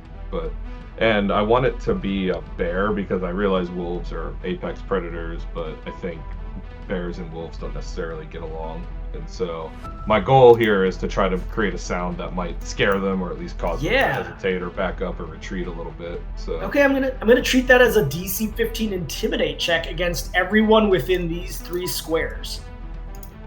So yeah, they might run off into the woods. Let me do a check real quick. 1 fail. Pass. Fail. Pass. Fail. 1 more. No, that's it. 5. So 3 fails. So this one disappears. This one disappears. This one disappears. So there are only 2 right next to you now, as the other 3 have run off into the woods after this sound that is apparated. All right, whether and then away from it or towards it. Yeah. Yeah, and I'm gonna try to keep moving forward. And okay. And the innate abilities are still in action, so you just have one action left to you. Okay. Certainly less numbers around you now.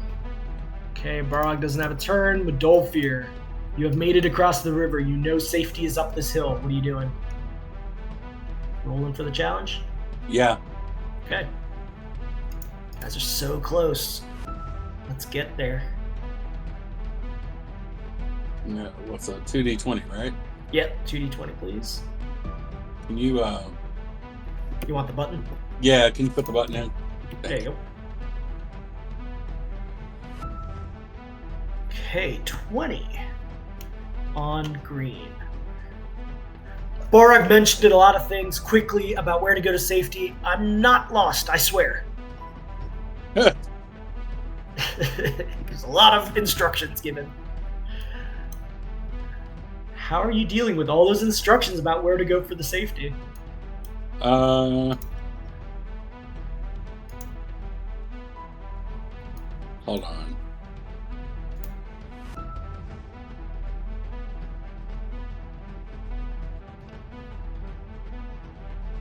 Sorry, I've got to respond to a text real quick. No worries. I'm hopeful we can finish the game. You guys are so close. Yeah, no, it shouldn't be it's not. I don't think it's a call out.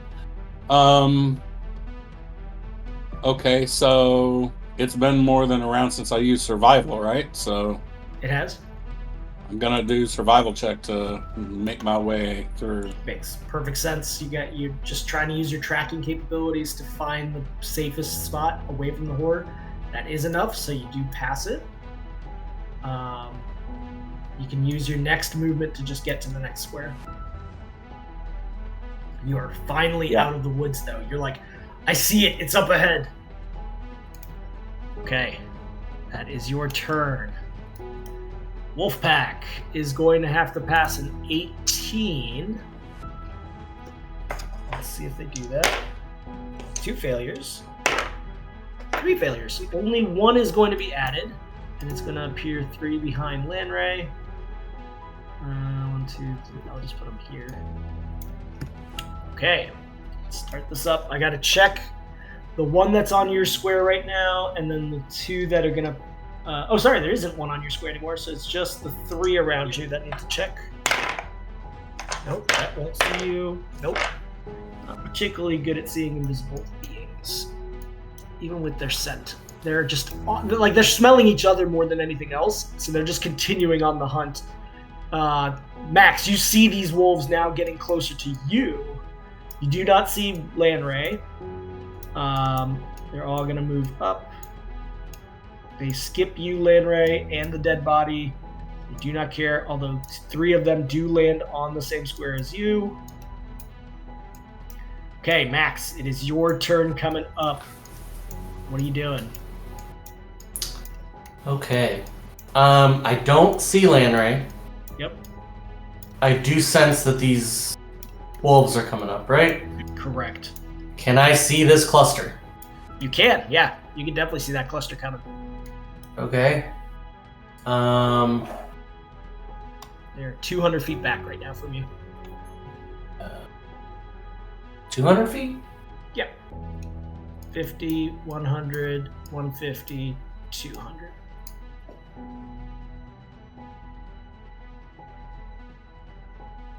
So in that case,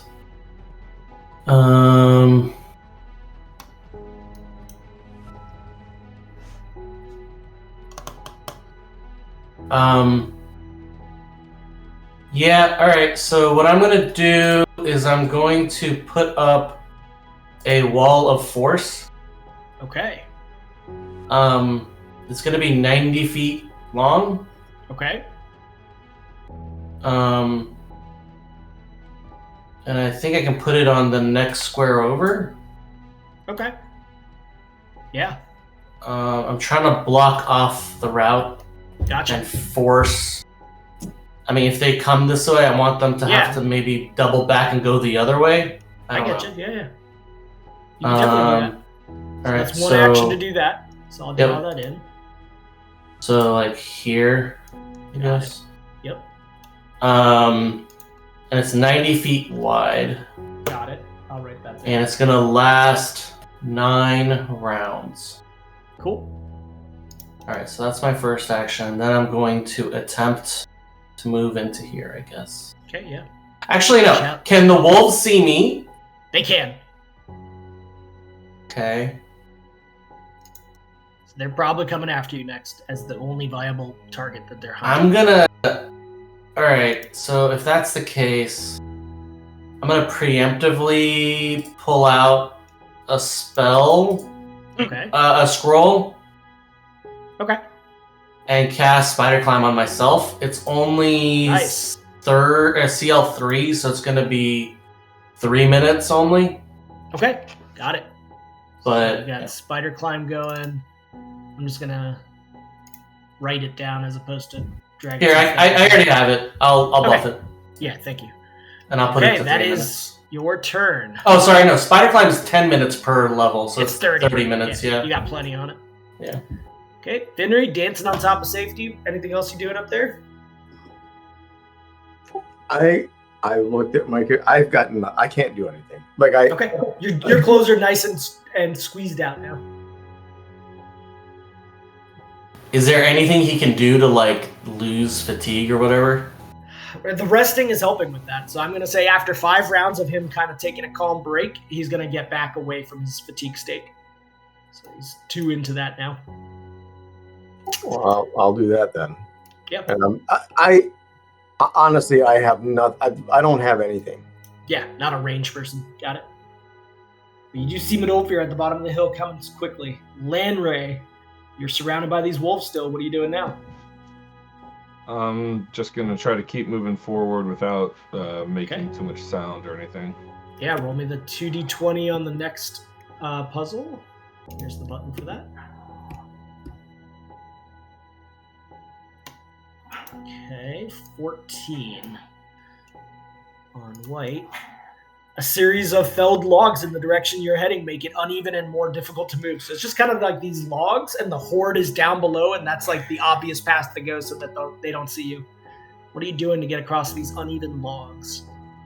Yeah, I mean, I feel pretty confident in being able to navigate logs, but my goal is to move silently through all this. Okay, yeah. So your focus is on the Horde part of it. So you're just quietly moving along these logs. Your capability on this kind of terrain isn't obvious. So that's going to be a DC 15 just to keep it nice and quiet with all the leaves and things around. Ooh. Come on. Okay, that's interesting. I'm going to give them a +2 benefit, the ones that are on the square with you, on their sense checks now, but you are still stuck there. God damn. Yeah. But don't fear. You've made it. Are you just running for the next puzzle piece? Yeah. Okay, roll me that 2d20.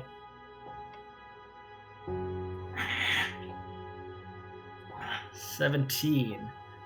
Some drunken caravan must have been through here because there's broken glass everywhere. What are you doing to deal with that? These dwarves coming into your lands and just leaving broken glass. That's reprehensible. Indeed. Broken glass. How would I handle that? I'm gonna write a strongly worded letter to the state about cleaning that. All right.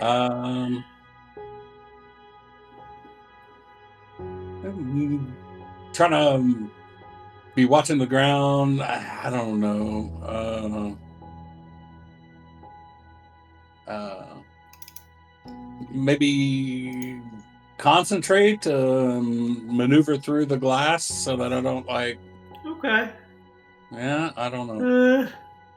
Maybe just spot where the glass is instead of concentrating on it. Yeah. Or search. Yeah, I know you don't. Those would be more applicable, like a 10 versus like concentrate's going to be pretty hard for you. It'll be like at least a 20. Let's do spot. Okay. This is a 10, so you just need a decent roll. Okay, yeah, that's plenty. You're able to spot where the actual broken glass is, avoiding getting cut and stuff. That gets you through there. So that is, you are now here, but you don't have any more movements this turn. Now, can I take a swift action? Quick action. Yeah, I want to. Well, I don't know what's going on back behind you. You don't. Yeah, no, there's too much coverage in trees and river and stuff. Kind of sensed Max was around when you were swimming, but that was a while ago.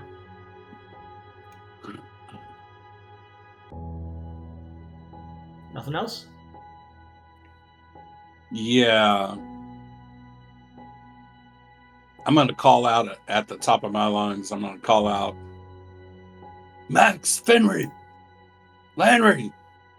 And it's a surreptitious attempt to draw attention to myself as well. Okay. All right, yeah. Like, get it? Yeah. Like to other ears that might be listening for Gotcha. sound. Okay, yeah, that works. Okay, Horde generation has to pass 11. Yeah, it's pretty much automatic. So they're going to be placed, 4 of them, 3 back behind Landray. Right there. They're going to continue their movement because they don't see you, Landray. These 4 bump into the wall and they're like sniffing around trying to figure out why they're not able to move. But this wall is holding them up. These guys come up.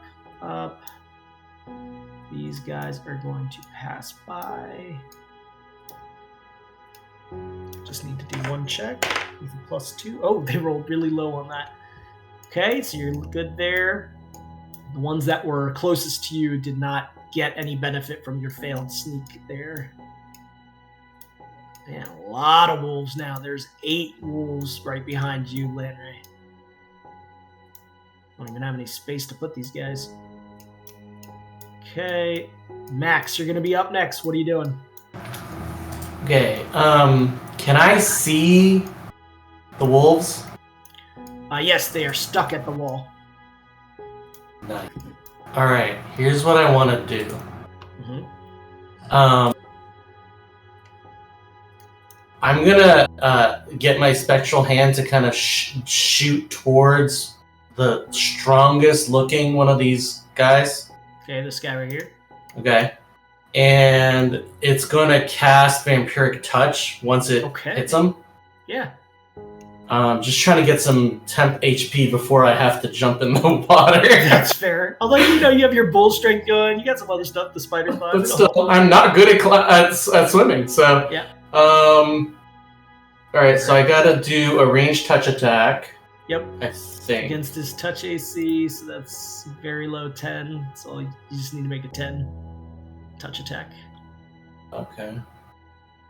Alright. Yep, that's plenty. And then I'm going to do 1d6 per 2 caster levels, so that's 46. Yep. Because I'm level 9. So what's that? 46. Alright, so I get 15 temp HP, right? Nice, and he is down. Okay, cool. And then I'm gonna move forward and try to do this thing. Okay, that is the second item, and you still have a move after that, but if you don't get control of yourself, it won't help. So the spider climb doesn't help here other than giving you a +4 to your swim check. So I need you to do the swim check. This is going to be a DC 20 swim check. Fun. +4 though on the swim check. So close. So close. Oof. Yeah. So very close. So you are going to take, let's see, 3d6 damage. Okay. So but you have no risk of getting stuck on the eddies. So you take 9 points of damage. You are immediately moved to here. You will not get stuck at the eddies. However, you do need to check against the fatigue still. So give me a 14 fortitude save. Okay, so if I had 15 temp, then I've got 8? 6. You got 6 now. 6? Okay. Yeah. Alright, so fortitude save. Fortitude. It's actually not my worst. Nice. Yeah, nice. Yeah. So you're good. You just took a little bit of that damage on the temporary, but you're good for now. Can I use, because I had theoretically a movement and I have spider climb, could I use spider climb to like propel myself off of rocks and stuff to move me forward more? That's essentially why I'm not having you have to do the eddy check. You're using your spider climb to kind of cling on to those portions. I forgot about the eddy check. Yeah. That makes sense. All right, so that's your turn. Finry, just relaxing and getting comfortable, removing that fatigue still. Yep. Landray, surrounded by just a dozen plus wolves. What are you doing, man? This challenge.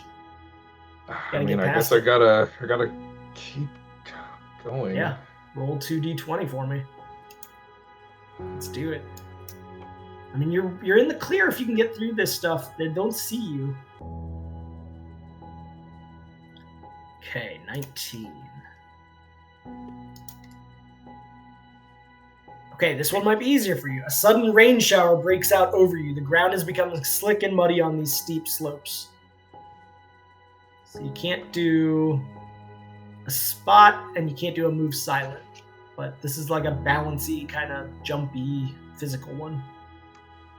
Yeah, I mean, I would definitely just be trying to navigate it. Probably just keeping it a tight walk almost, you know. Okay. Yeah, so balance. Yeah. Okay. Yeah, that's just a DC 10. All you gotta do is 5 or higher. Well, easier said than done, apparently. I know. It looked bad. I saw a 2 roll in there. I saw a 2 there also. I was like, come on. You do pass that, so you still have 1 movement ahead of you to join the pack in the square ahead of you if you wish to take it. All right. Okay. After Lanray, Barog is dead. Medolfir, you are next. You have passed the puzzle, then you see another sort of puzzle up ahead. But you can't take it this turn. You can just get to it. Yeah, I'll just get to it. Well, okay. Oh, yeah. I don't know what happened there. We go. Okay, some generation here. Against the 17. Fail. Wow, 2. I rolled a 2, a 3, a 4, and 11. So, or actually, the 11 doesn't count because there's only 3 rolls. So only 1 new wolf appears. 3 back from you, Lanray. Right there. All right, these wolves are confused. For 1 round, they're just kind of trying to get around this invisible barrier, but they're not understanding what's going on. There's now a traffic jam forming behind them.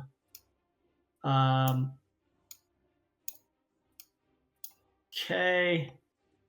And this one goes to there. Here. Okay, Max, you're up next. What are you doing? I don't have control over my movement, do I? You don't. So now I just need you to do a DC 14 Fortitude save as you roll up into here to check whether or not you get fatigued. You don't. Barely. Just barely. So you do end up on the shore as with 1 movement left to you. You end up on this shore now. Okay, so this was a movement. This is a movement. And then I get to choose which way I want to go. All right. Correct. Do I see Medolfir? Yeah, you do. You see Medolfir on the hill directly this direction.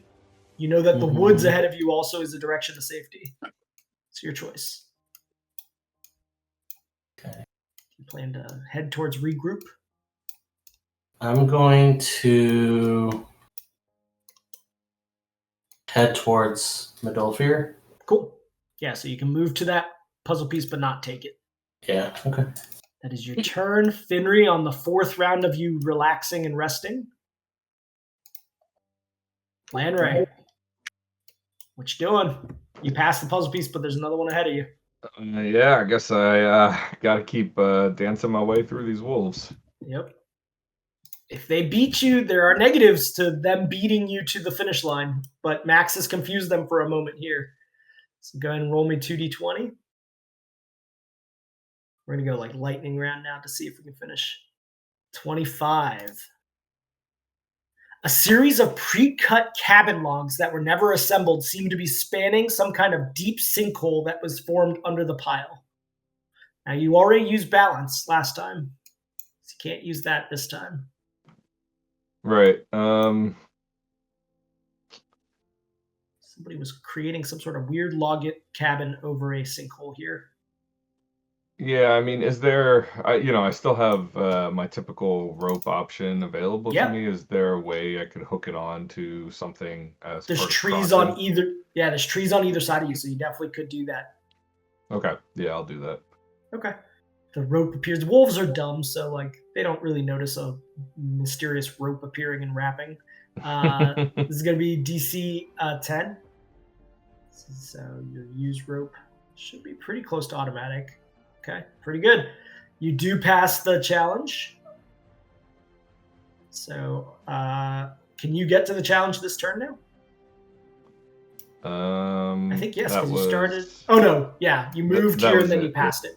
Yeah. Okay.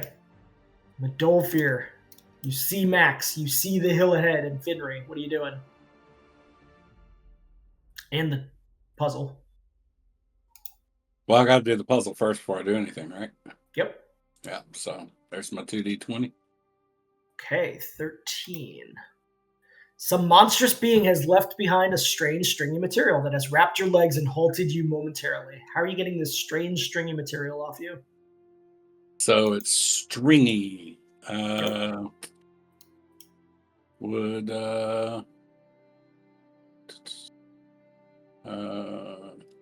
Let's see.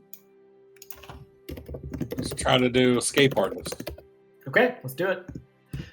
I have resigned myself to thinking we're going to have to do a fourth session, but at least some action might happen at the end of that fourth session on this one as a return.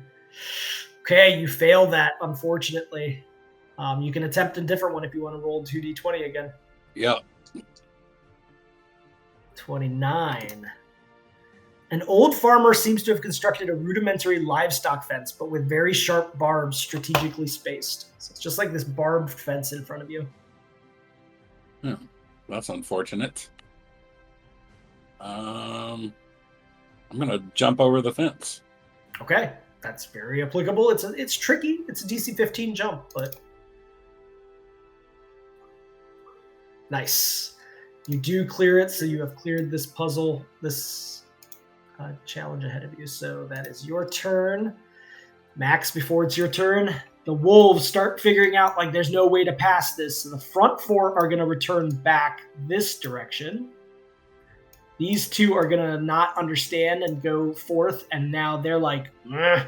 So next turn they're going to turn around. These three back here also join them in confusion. This one gangs up right here. These four here. So Max, it is going to be your turn as just an absolute gang pile of wolves is ahead of Lanray right now. What are you doing? I gotta do a generation check too. So all of these guys are actually on this square? Yes. Okay. Can I see them from this hill on the other side of the river? Yeah, I'll say because of the horde, it's a big horde now, so yeah, you can see them. Okay, so my finger itches. Okay. And I reach down towards my handy haversack, Nice. and I think of Flicker Wisp, and I think, but it's my last one, and it's such a big one. Oh no! Oh, but there's so many wolves. Yeah. Yeah. I can't help but pull out a fireball scroll. My last one. It is a CL8. Nice. So I think that's equivalent, right, to just casting it because it's every. Yeah. You can just cast it because you're CL9, so there would be no difference. So you just drop the last one, I think. Okay. Yeah, I think you just drop. So we'll drop the last dice from the fireball. Yeah, can do. That's the easiest way to do it. And the DC should be equivalent. Yeah, DC doesn't change. Yeah. Because it's not based on caster Okay. level. 42. I'm just gonna hand roll this. They have a +5 on the reflex. All right, let's do some rolling. So hold on, does even half not kill these things? Oh, that's a great point. 21. Yeah, I don't need to roll them. Yeah, no, I don't need to. Half does kill them with a 42. Well, we're removing one of those. So what was the roll itself? Oh, the last one is... Oh, damn it. It doesn't show. I'm going to take off an average of 4. So okay, 38. That still will kill them, though, because that's more than their HP. So either way, it would have been killing them. Okay, that makes things very easy for me. Thank you. Okay, that is one of your actions as you kill off, I don't know, that was like 12 wolves. I kind of like, one of my claw hands kind of like makes a kissing on the mouth and then up into the air, thinking of Flicker Wisp. And then I'm going to try to do this challenge in front, or the puzzle piece in front of me. Roll 2d20 for me. That was pretty awesome. That's a very expensive action. That scroll is money. All right, ahead of you, you see, even though you've taken care of it, you feel like the Horde is still close on your heels. If only you could find a way to lose them, like psychologically or physically, momentarily, like some way to throw them off. So throwing off wolves. Okay.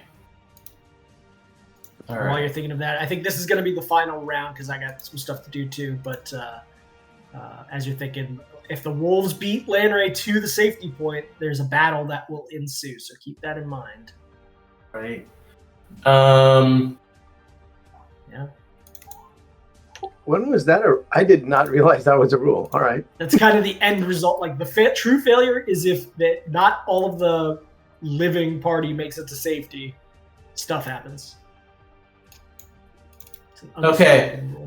Would forgery be one of the skills that's highly applicable here? Yeah, why not? Sure. What are you gonna do? Okay. Earth gliding Max is going to not Earth gliding, but Earth. Terran, whatever. He's going to whip it out as he's wont to do. And because these creatures they have like 120 degree symmetry on their bodies, I imagine he's got 3. Yeah, okay, sure. He's going to kind of do like a teacup dance, and while he's peeing, in order to try to forge a urine based signature of some sort. Sure. Yeah. In order to throw, it's basically the equivalent. It's the scent equivalent of like backwards walking in shoes in the snow. Sure. I'll allow it. I get it. All right. What is that skill check? I don't even know. Forgery. I asked. Oh, forgery. Yeah. Awesome. Okay. Okay. It's a really weird use of forgery. Yeah, I'll give it to you. You pass. All right. Nice. So I think that's it because I didn't move, right? Yeah, but you did an action with the spell, so with the scroll. Yeah, but I didn't do a move, so I don't get an extra one. You have expedition. No, right, but I did. I thought you said if I move, I get an extra one, right? No, you get an extra move. Oh, all right. Then I'll move towards Medolfir. Sounds good. Finri, you are finally no longer fatigued. I am removing that from you as you watch your friends get closer and closer. We'll jump to Lanray since he's in the heat of it. Lanray, you see some wolves that just exploded in front of you. What are you doing? I'll walk forward and take a look at what's going on. Sounds good. Number 7 challenge. So many options on these paths. If you can get higher, you can see it all more clearly. You can make a DC 10 climb check. Success allows you to select which path to go. Failure by less than 5, blah, blah, blah, blah, blah. So basically, you need a DC 10 climb check, and then you can choose whichever way you want to go. You got it.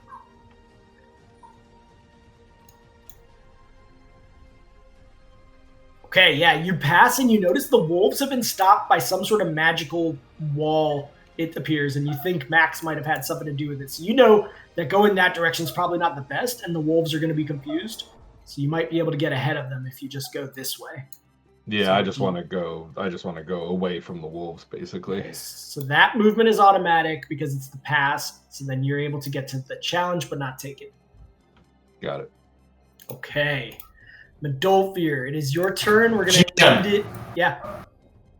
You said that I could see this square from where I was, right? Definitely, yes. But I don't see Lanray. Invisible, yep. Do I see all these guys piled up? Yeah, you see your handiwork. I want to dismiss the wall. Okay, sure. It is marked with a parentheses D, so it is dismissible. Yep. So when I see them all piled up, I'm like, okay, this is like another pile that if they get closer, I might be able to do something to them. Got it. Yeah, that makes sense. Okay. Medolfir, what are you doing? So mechanically, do I get this right? That when the wolves get to a challenge square, they can just choose where they want to go? Yes. Okay. They are automatic passes. And is there I mean, the river doesn't bug them at all. Nah, they're real good. They do the thing that ants do. So eventually they're going to probably come towards you guys. You might have to fight some of them off before they get to the safety point, and Finry might come back into play at that point, but we'll see. I mean, that's kind of what I'm looking at. It's like they have a chance to catch up. Yeah, maybe. I haven't seen Lanray. I haven't seen Barog. Yep. I have a notion that maybe something happened. I heard some stuff, but I haven't heard him shout lost or not, which is grim. So other than seeing Max running up to me, though, I'm like, okay. You can defend the safety point from up on the hill, too. Yeah, I think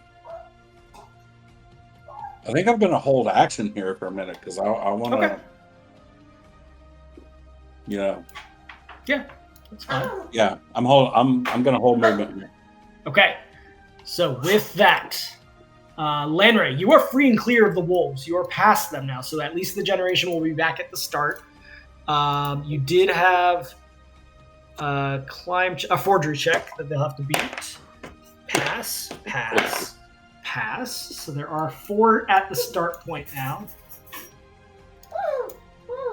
Dog must be cranky. The wolves are getting nervous. Restless, yeah. All right, so with that, the wolves that were pushing against that barrier wall, 4 of them are going to pass through, but one of them that was early on had already started turning backwards. So one of them turns back this way. These 4 are going to come through. This one comes this way. This one is going to go towards Max, per the rules. This way. This one joins up here. Okay, so this will be the final position before next round.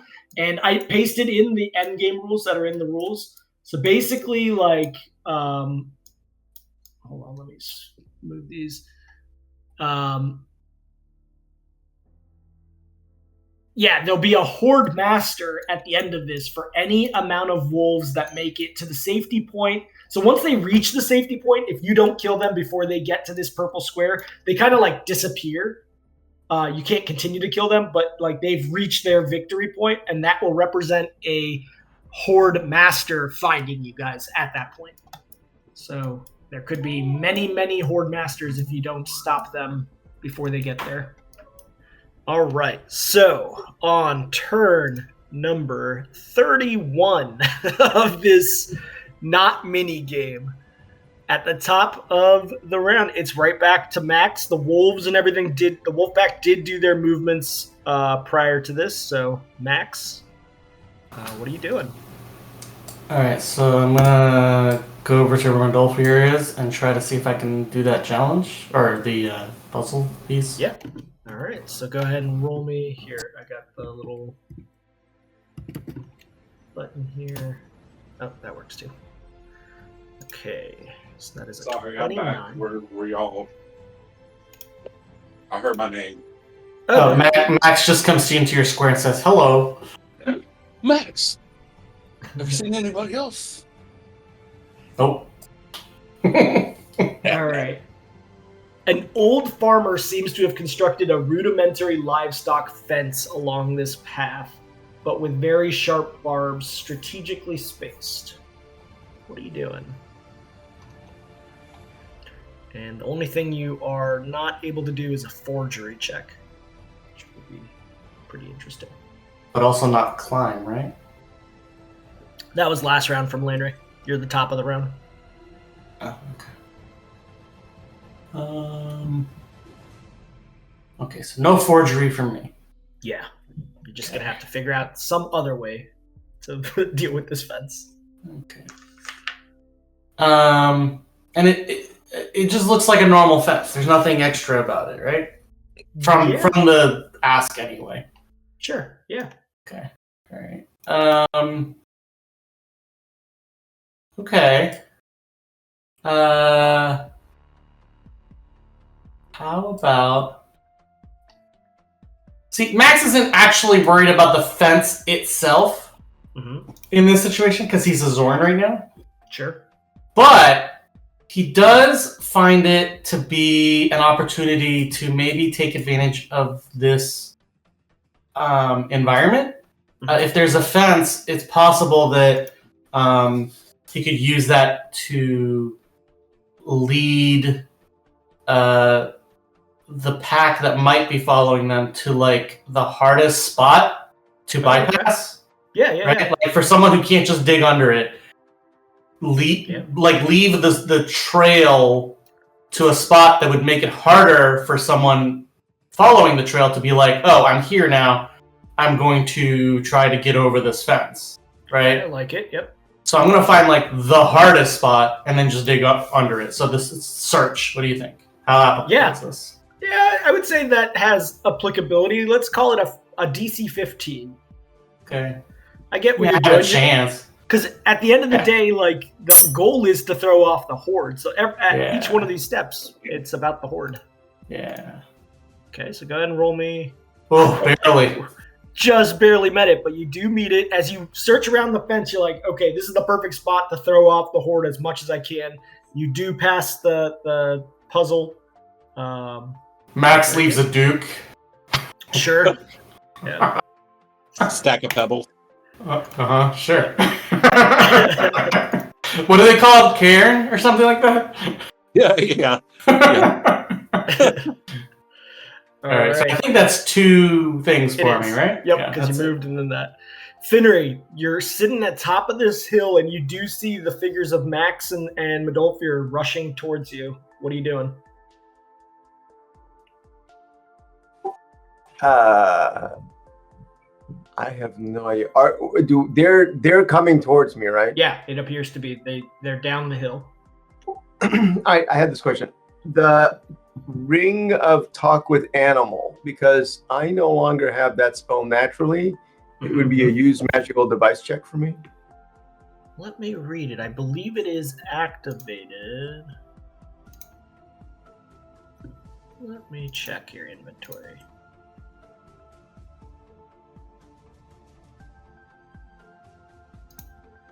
This is the Ring of Animal Speech? Yes. Okay.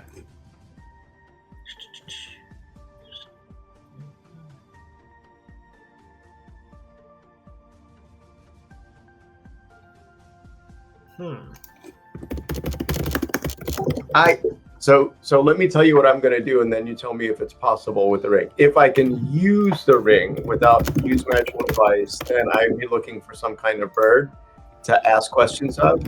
If I can't, then I would be hiding. So you should be able to, because that was originally something Medolfir had. Yeah, it's only a command word activation that is required, and I don't remember. I think I might have written down what the command word was in there in the GM notes, but it's no longer on there. So it's command word though.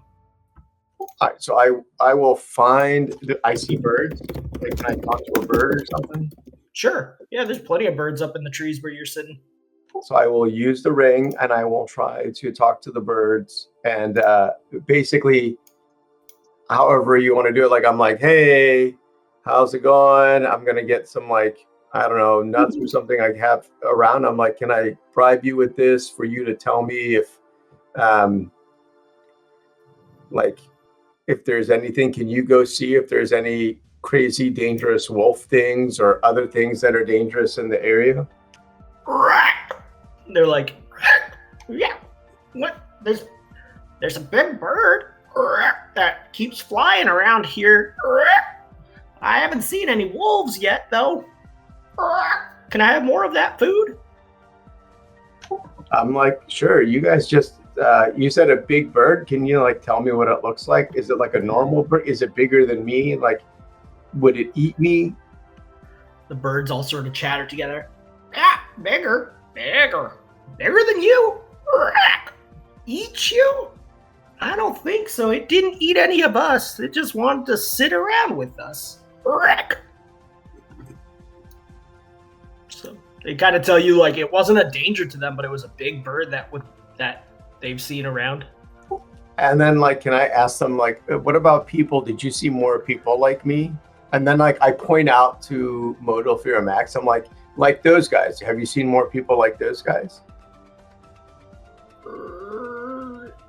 Kind of like them. The bird. Yeah, the bird kind of looks like you, but it's got more legs. Kind of. Yeah, kind of. Okay, I give them nuts and then I go hide under a tree. Okay.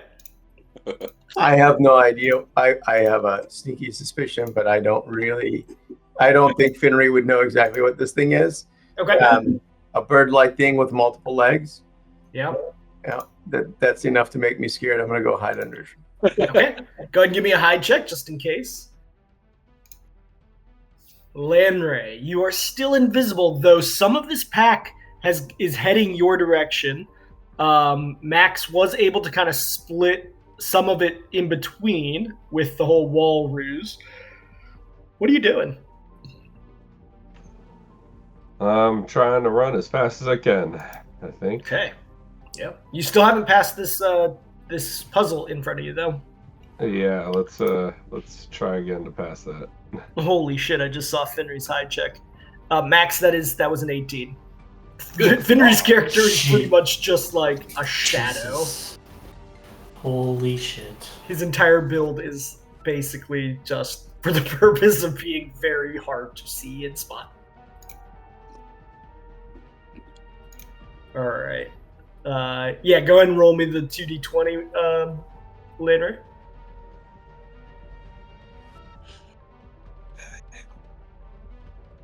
Okay, 14. This is on a green square.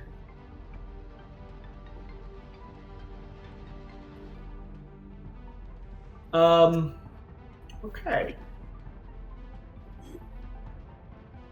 A divide forms in the forest, trees around you, hanging branches and vines, but a dangerous fall down below. So basically you're like in a gully of this forest, but it just suddenly drops off. What are you doing? So basically it sounds like this is a Tarzan situation. Yeah, it could be. There's definitely some vines hanging. You can't use climb check or search check, but there's definitely some vines and things. Yeah, I mean, I think I would just be looking for a way to get across the divide there. And if there's some vines, I would basically try to grab onto it and swing across. Okay. I'm going to treat the vine as a rope in this scenario, so basically, if you want, so that you could like wrap the rope around you just for security and go across if that's the way you want to. Yeah, that's kind of how I'm thinking about it.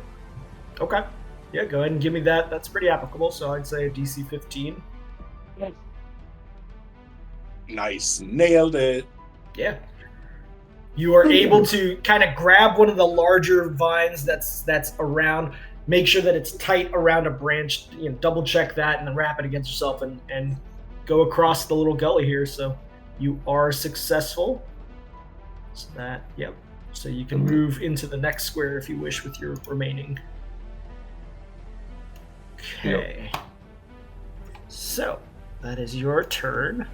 Medolfir, you are standing next to Zorn Max. You saw Finry for a moment, but unless you are able to pass a spot check above that hide check, I don't think you see him anymore. Yeah, not happening. That's nat 20 territory for me. Yeah. Did Max make him invisible, or did he do it himself somehow? Finry? Finry's not invisible. He just... I mean, Lanray, sorry. I think Lanray did it. Yeah, you had a punishment. Okay. Did I put the blur on him? The I think you did, yes. Yeah. And that actually came to pass, like, it helped when he got attacked by one of the wolves earlier. So, Medolfir, what are you doing? Have I passed the challenge on the square yet? I can't remember. Yes, you are on the other side of it, so that's why I kind of do that, so that for my own purposes. Oh, man. What to do.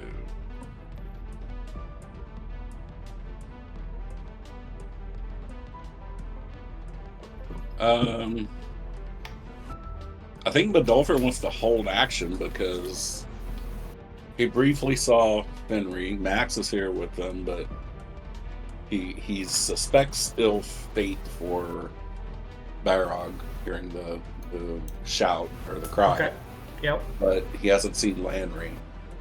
But he knows Lanray's pretty good about slinking his way through stuff, so he also knows that the wolves are still coming, so he's gonna kind of like post up and hold action for a little while, trying to assess what's sounds good going on. So yeah, it's gonna hold action and stay in place.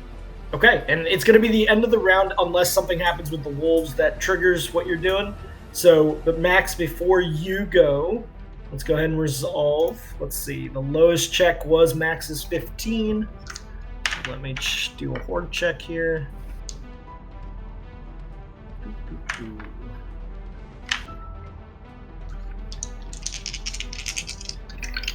Let me just check one rule here.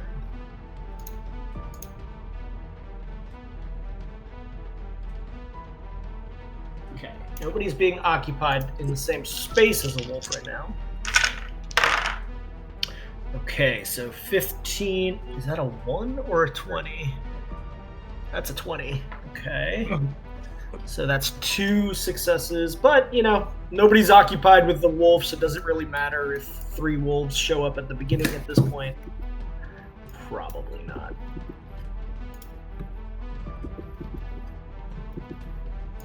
Okay. Yeah.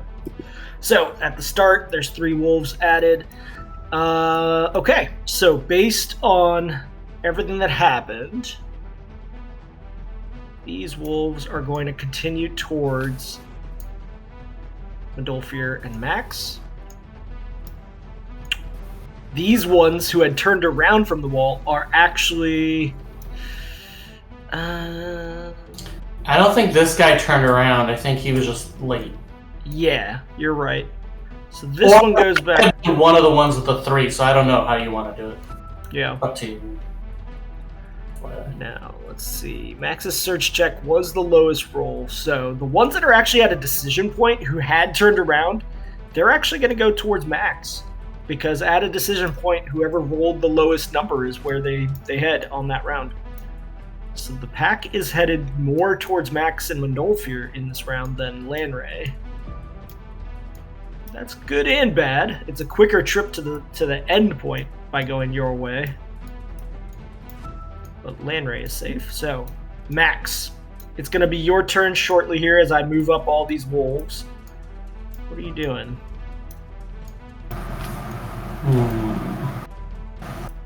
Interesting. All right.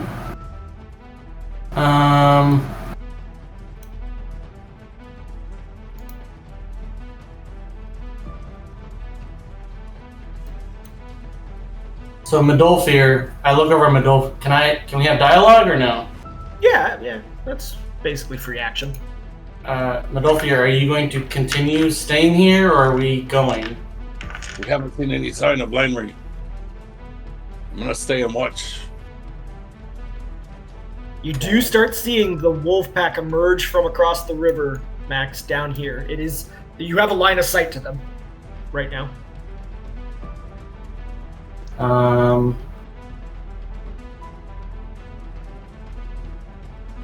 Okay. GM. Uh-huh. If I double back, but I just stay underground the whole time, do I have to do puzzles and all that again? Yeah, you can't just bypass the... So going backwards, I'll never make you make a puzzle piece check, but once you come back through, you can't just, like, avoid the game by tunneling.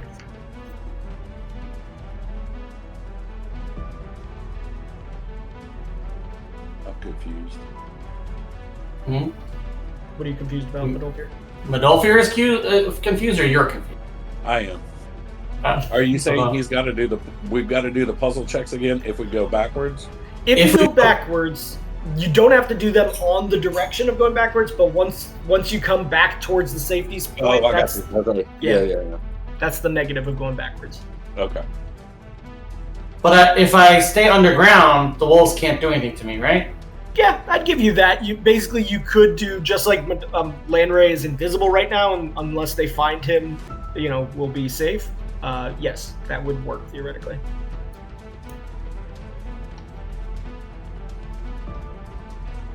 But that does also mean that they'll pass you by, and ultimately the goal is for all of you to get to the safety point before the pack does. Yeah.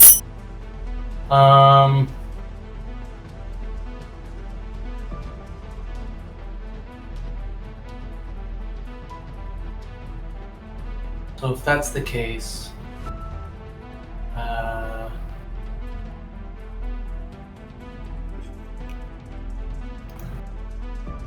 you want to hold, it's okay right here. It's up to you. Yeah, I'm just trying to figure out if there's something I can do. Lots of scrolls, they're all useless right now. Okay.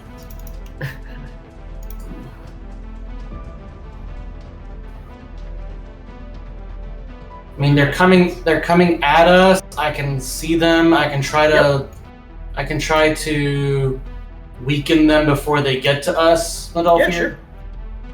Yeah, sure. So I'm gonna cast a magic missile. Okay. Yeah. And try to reduce their number. So I guess, how strong are these guys? They're wolves. You've seen them basically taking down from potentially 3 of the missiles, if like 2 or 3, potentially depending on the roll, have taken them down before. Alright. I'll aim the first 3 at one of them, and then the other 2 at a different one, I guess. Yeah, go ahead. You don't have to roll any scroll checks since it's a spell you know, obviously.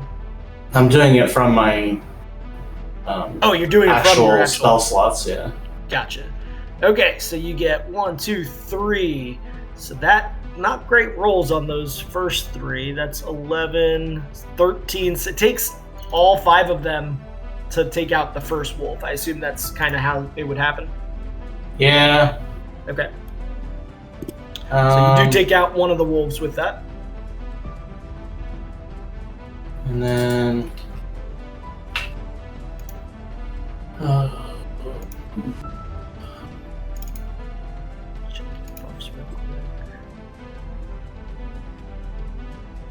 Yeah, you don't have Archon's focus on right now, so... Yeah, no. Get moving. Well, don't we get 2 actions? Oh, no. No. How's it so, work? like, yeah, that's not how that would work. So, like, 2 actions for the game components, but, like, if you attacked or use a spell, it's not like you can do 2 spells. That still holds. Well, in that case, I'm holding since Midolfir's holding. Okay, sounds good. Finry, you've hidden well. The birds had mentioned some sort of large flying bird that kind of looks like you guys, but with multiple legs. What are you doing? I'm just going to take my time and spot. Sounds good. Give me a spot check. Okay. I see nothing. Yeah, you see nothing from that. Landray, most of the action's on you right now, although you've gotten some separation from the wolves. What are you doing? Yeah, trying to figure out how I can run faster, but If you got something that can boost something, that would definitely come into consideration.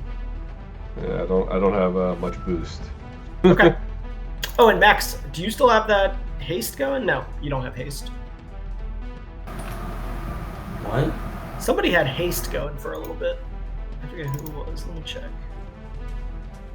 Maybe I'm crazy. Elation going that gives us like a tiny little bit of speed increase. But... No, someone did have haste. I think it was Max at some point, but I think it's run out now. On yourself. Yeah. So, you cast it a couple months ago, so it's probably.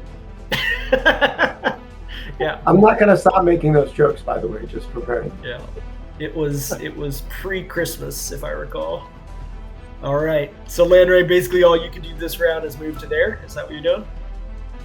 Yeah, I guess I can't attempt the puzzle, right? Nope, not yet. So that's you, Medolfir. You see the wolves getting closer. Are you still gonna hold position? Yeah. Okay. Yeah, and because if Landray is going to be coming out soon, there's quite a bit of wolves, and I want to be able to staunch the tide. Gotcha. Yeah. And you're going to maintain your sort of actions. You're reserving that. So before Max goes next, did anybody even roll a challenge? No. Nope. So that means it's just a baseline 10 for them. Or sorry, baseline 15. Yeah, if none were challenged, it's 15.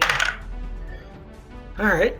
Well, they don't occupy a space, but there are going to be 4 new ones this round. Okay. The Horde, it is infinite almost, it feels like at times.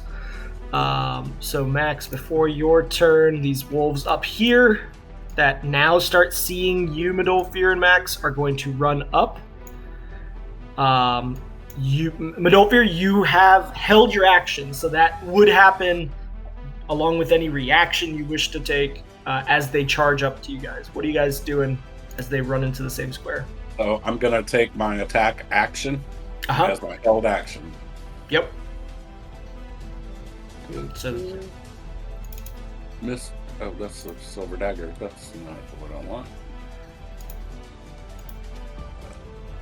Where are you, Bingry?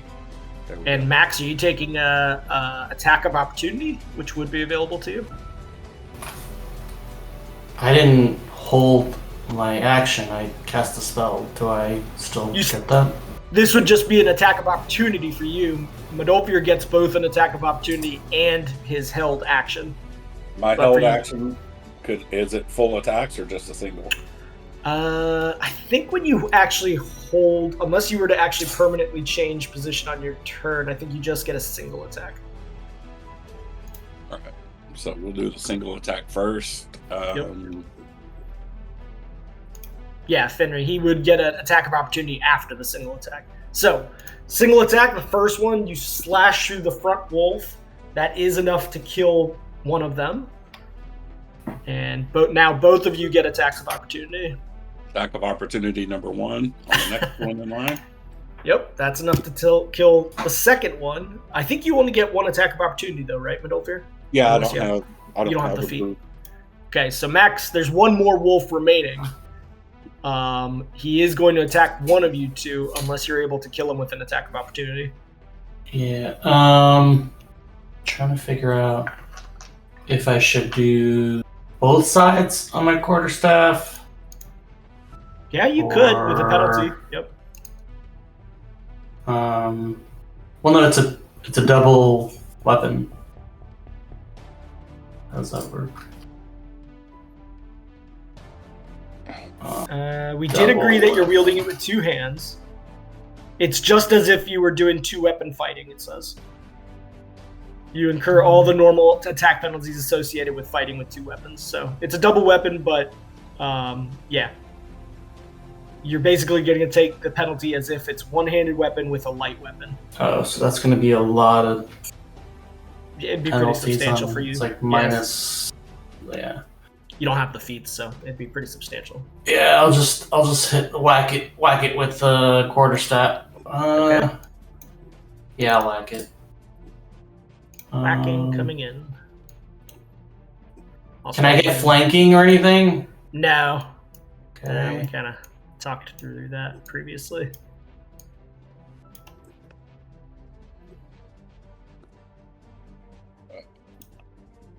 Yeah, it's not terrible, but it's also not great. Not a ton to hit, but you do strike it.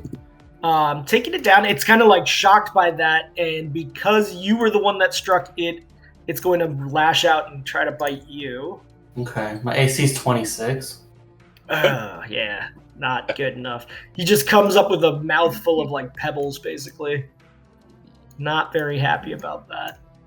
The wolf pack starts getting closer and closer. Now they're occupying the same square as you guys right now, but that's a problem for next round. So Max, to the top of the round, you are the first to act as I move the rest of these wolves. What are you doing?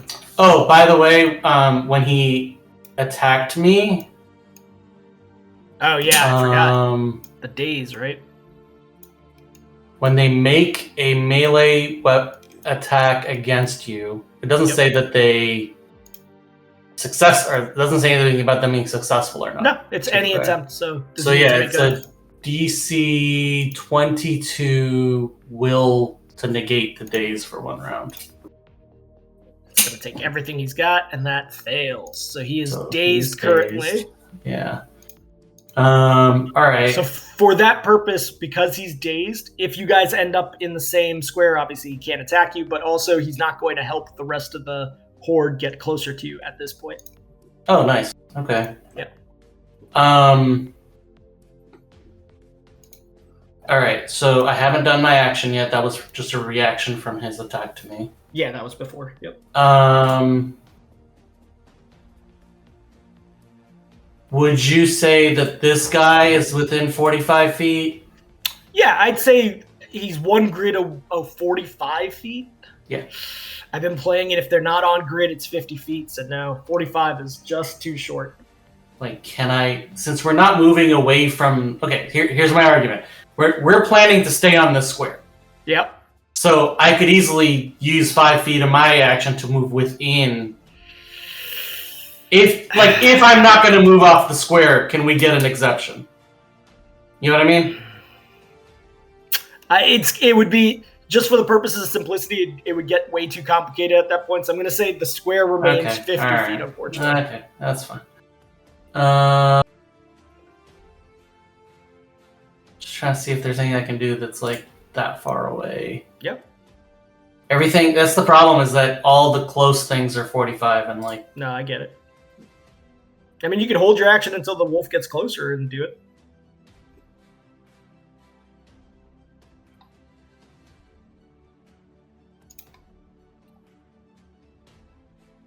Okay, well, my attacks are almost useless anyway, so I'm not gonna, I think you took him down to half health on the last attack you had. Yeah. He's dazed, bonk him on the head. Yeah. Doesn't daze mean you attack him flat-footed? Yeah, could give us the rock god beating up a wolf image, man. Does he look bad enough that I think I could actually take him out with my quarterstaff? You took him down to half health last time, so if you were to do the exact same thing again, he'd be dead. Because these guys have. All right, I'll hit him. I'm gonna All right. Just bonk him on the head again. Oh, actually, hold on. As a Zorn. Okay. As a Zorn, yep. I have a full attack. Yeah, you do. And it's a bite and 3 claws. Okay, yeah, you want to use your natural weapons? Go for it. My natural weapons are actually not that bad. Yeah. So... I mean, you definitely get more chances to hit, so that always helps. I'm going to do that. Go for it. All right, full attack, minor Zorn. No checkboxes, right? Nope. Okay, nice. Yeah, dude, you need to be using that way more often. That, bro. It's like, oh wait, I am actually pretty powerful in this form. Yeah, that first bite attack is all you need. So I'm going to say before you even do the claws, the bite by itself isn't. Oh, so it was a standard action then? Standard action. I'm going to give it back to you. So let me just delete out the claws. All right. Can I again move around within the square to give myself an attack of opportunity when the wolf comes into our square? Yeah, I'll allow that. Okay. Sounds good. All right, that is your turn. Max discovered something about his rock god state this game. Finnery, you are in hiding still. Nobody's ever going to find you in that position. What are you doing? Keep spotting? Okay. Oh, nice. Okay. 20, so I spot all the things. So, spotting's not your specialty. You're usually kind of a head down kind of guy, but with this warning of a bird, did you get the sense that you're being watched currently? That whatever is leading this horde ultimately has a goal of trying to find you all. Now, he's not watching you, but you do feel like there's a shadowy presence in the sky every once in a while. Small, not dragon-sized, but something that keeps blinking through the sunlight at times. That's basically all you get from that. Are you doing anything else with that information? I telepathically whisper to all my imaginary friends that I hope we're not fucked. Okay. Noted. Great callback to Braveheart there. Lanray, what are you doing? You got this challenge finally. Yeah, let's do the challenge. All right. Roll me 2d20. Let me try to get the button back up here. Make it easier for you. There you go. Okay, 12 in the grass. Okay, your equipment and or shoes are starting to come undone at this moment. Really? It had to happen right now? So how are you dealing with this? Like, it's gonna mess you up. You gotta deal with this equipment coming loose. I guess, is it my shoes or? Sure, could be. That's up to you to decide which equipment is coming loose and what skill can help avoid it. Gotcha. Okay.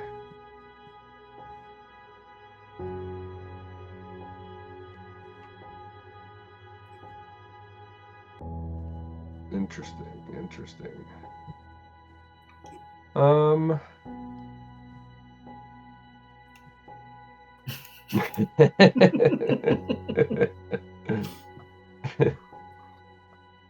Yeah, I mean, I would say as part of just Lanray being Lanray, if his shoes were coming off, he actually feels very comfortable in the woods.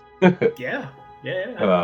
So I think he would make a quick call to, as he is running in the grass, he would basically do a phantom rainbow kick and flick his shoes over his head so that he would then catch them as he was still running. Okay. Yeah. I got some flavor that might work out pretty well for you on that. Yeah, go for it. What if you hear the river ahead of you and you take them off on, like, and that's like another reason for you to take them off to keep them drying. I like that flavor. I guess if there is a river, I'm like, okay, I want to keep my boots dry. And, makes perfect sense.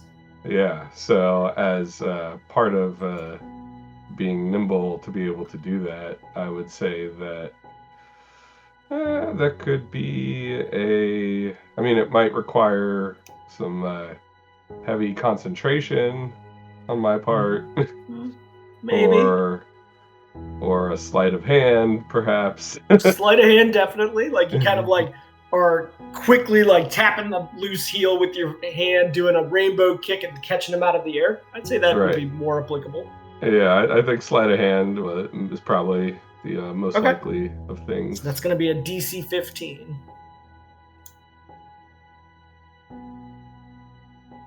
think it's just kind of like a flip kick of sorts. Ooh. Okay. Freaking fails. That's a fail, but you can certainly try a different puzzle if you wish to roll a 2d20 again. Yeah. Sorry, guys.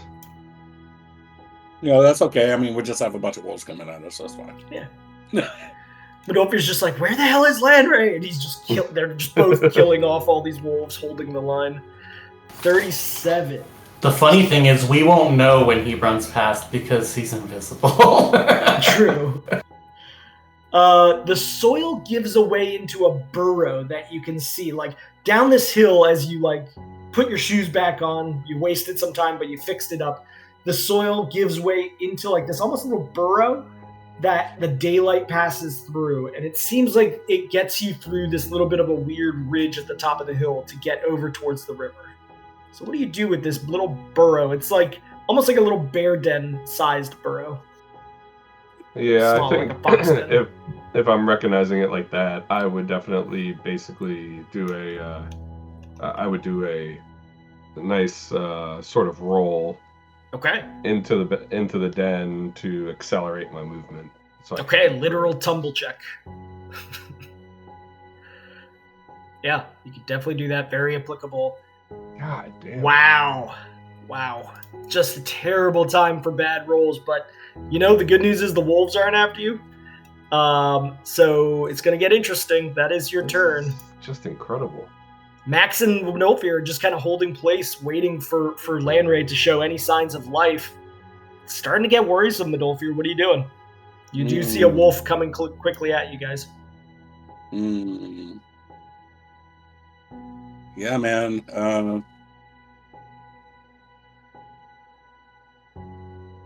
There's just no signs of Landray being alive. I didn't hear him holler out, though, so... I have faith. Yeah, I think these wolves need to worry about running up on me. So okay, you want to just keep holding this position, like you're not going to let them pass. Yeah, I'm becoming a sentinel. Okay, I mean Max is right next to you, and like you just saw Max do something you've never seen, which is actually being a capable fighter. All right, so Max, before it gets to your turn, the wolves are going to take actions first. Let's start with this one charging up. Medolfir, since you held your turn, it will happen before his. So you get one attack before anything happens. Well, it's a new round, right? It is before a new round, so this is the end of the round. So you have a held action if you wish to take it, along with an attack of opportunity. Well, yeah, that's what I'm saying. It's a new round, so I would rather use my attack of opportunity, a reaction right now, and if that doesn't work, then take my action. For the purposes of attack of opportunity, this is actually the last round, so you still have it, just in case something else happens later in this round. But well, no, because I used my attack of opportunity in the last round, or when the other wolves got in here. Yeah, that last round was also the last round. Just in terms of the encounter, the wolves are just not located here, but they act at the end of the round, not at the beginning of the next round. It's pretty minor point though. Okay. I think all right. Functionally, so the last time you used your attack of opportunity technically wasn't this wasn't round 33. It was round 32 because exactly. Yeah. All right, okay, but either way, so this is going to be your held action right here, right? Or is this the attack of opportunity? So GM, I'm going to interject a little bit. GM, I specifically had said that I move around in order to like draw attack of opportunity on myself first. Okay, sure. Could we have that result before Medolfir stuff? Medolfir's. I mean, they only move 2 squares, right? So there's no threat in any rushing up into the square right now. So I guess it kind of doesn't matter because it doesn't matter for this round, but noted for next round. So that attack is enough, Medolfir, to knock him off. Nice. You start seeing more of the wolves starting to emerge across this river, but they are not going to reach you this turn. And you do see across the river now, in a bit of a clearing, you see a quite large pack of them now getting closer and closer. So even though this turn was a lot easier, it might get worse for you next turn. All right, Max, it's going to be your turn. Are you guys just going to continue to hold the wall here until you see signs of Landray? Medulfir, yes. Max, what about you? Medulfir, do you already have boosts to your strength? Unless is elation still in effect? Yeah, but that's do you have an enchantment bonus? To his strength? Or enhancement bonus, whatever, yeah. No, it doesn't look like it. He's got elation going and bark skin. Those are the only two things. Okay, I put my hand on Medulfir. Like, he doesn't have any equipment that boosts his strength with... Yes. He does. Belt of Giant Strength. It's enhancement? Yeah, it's enhancement. Okay, never mind.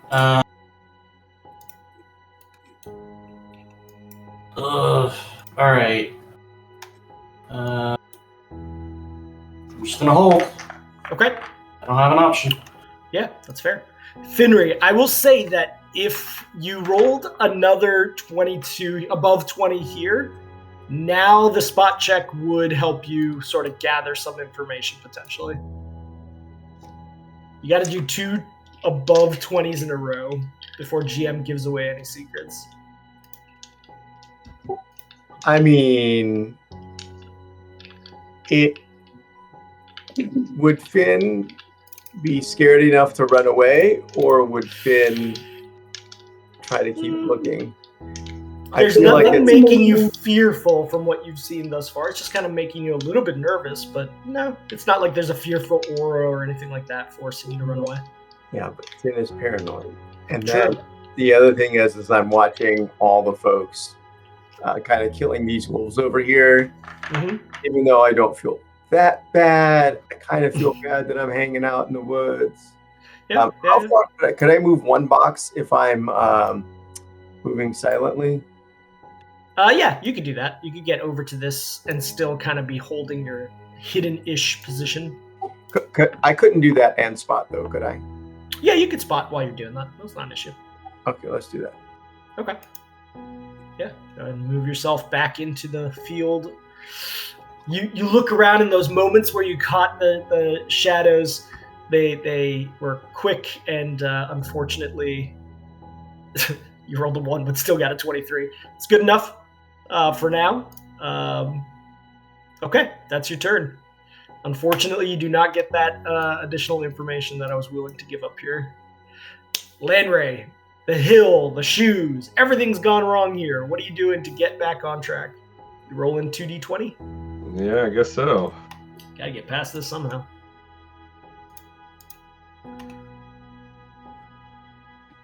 The goal is to not roll 1s and 2s. Yeah. Okay. Don't worry, I took care of that on my rolls for you, Landry. Yeah. Okay. An old farmer seems to have constructed a rudimentary livestock fence, but with very sharp barbs strategically placed. Not unlike the one that Max used earlier. What are you guys doing? What are you doing with that? It's just kind of a fence there. Yeah, what I'm gonna do is take, I have just a extra cloak. Okay. And I'm going to toss it over the fence and then jump over that.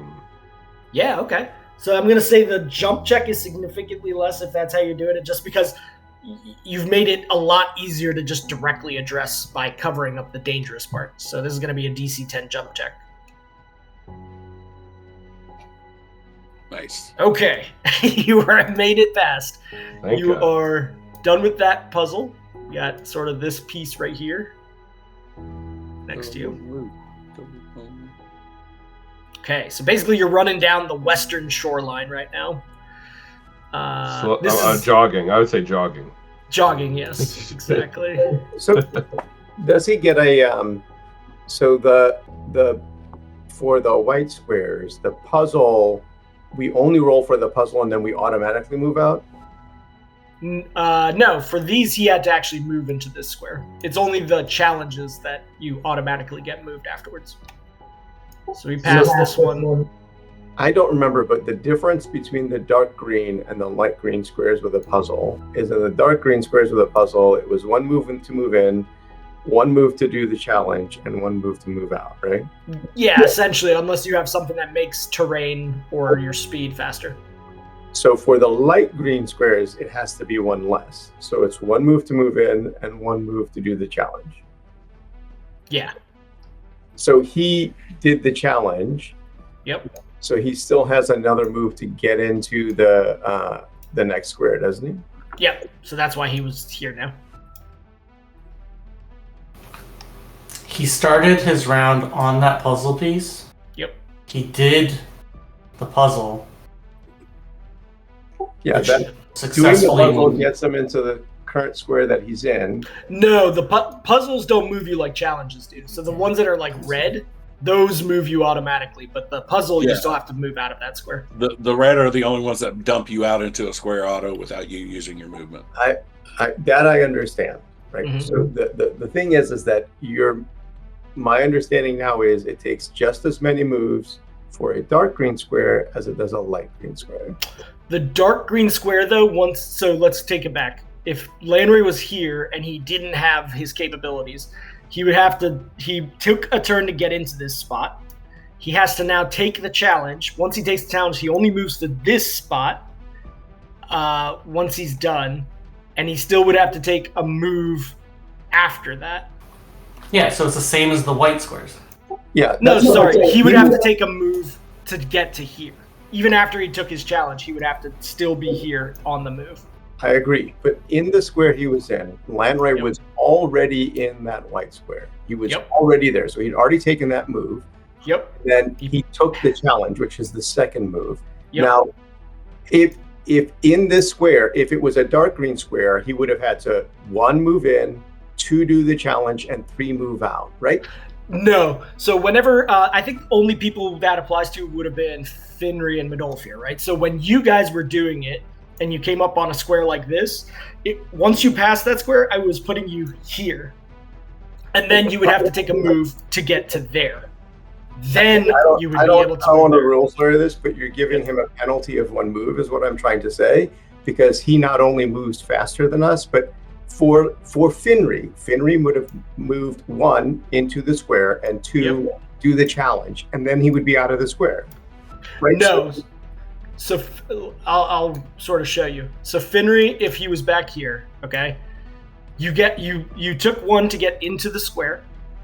You want to now take the challenge, right? So once you take the challenge with Finry on the white square, show Finry on the white square. If Finry he 1 to move into the square. Yep.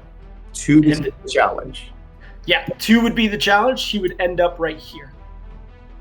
That is exactly like the green square. Well, there's a difference. So on a green square, if Finry, Finry is coming into this square, 1 action. Now he wants to do this puzzle. He completes the puzzle. He is only put here. The next turn that Finry has, he would still have to take a move to get to there, then be able to move to there. So the forest still, even with a challenge in the forest, you still have to take 1 action, 2 actions to move. So every forest square takes 2 move actions while you're within it. So that applies to Midolfir and Finry because they don't have a way to go through rough terrain here. Correct. Landry has the capability, so it doesn't really so affect for if I were to go into a white square, right? So you have showed basically 3 boxes, sub boxes within the dark green square. The white square has 2 sub boxes, right? Yeah, that's a good way to think of it. It's Yep. So he was already in 1 sub box, and he was moved here out on the 3rd one, right? Yeah, so basically he was here, he had all of his actions. He passed the challenge, because it's a white square, he just goes to the other side. And then his next move was a move action, that's 2. Alright. Midolfir, it is your turn, you see the wolves coming. What are you planning on doing? I need you to refresh my memory. I know we started this challenge. When we started it, we were getting ready to take a rest, but we did not, in fact, get that rest. Is that correct? Correct. You all were resting when this first started with the encounter with the werewolves. You guys started running as quickly as possible. This mini challenge happened after that, so sleep was disrupted. But that was on the same day that that was right after we had the encounter with the bears and the wolf lords. Yep. The bears were a completely separate challenge a long time ago, but yes, the wolf. No, I get that, but we're talking same day. The reason I'm asking is my ring of dominate animal is not refreshed or is refreshed. Dominate animal, yes. Dominate animal you used on the bears, which was a different 24-hour day. Okay, even though your rest was disrupted. So it is refreshed. I have uses on it. You do. Nice. Okay. Okay. Yeah, I'm gonna hold action. Sounds good. So Max, before it comes back to you, let's go ahead and resolve some of this. So there's going to be a bunch of wolves on this to start.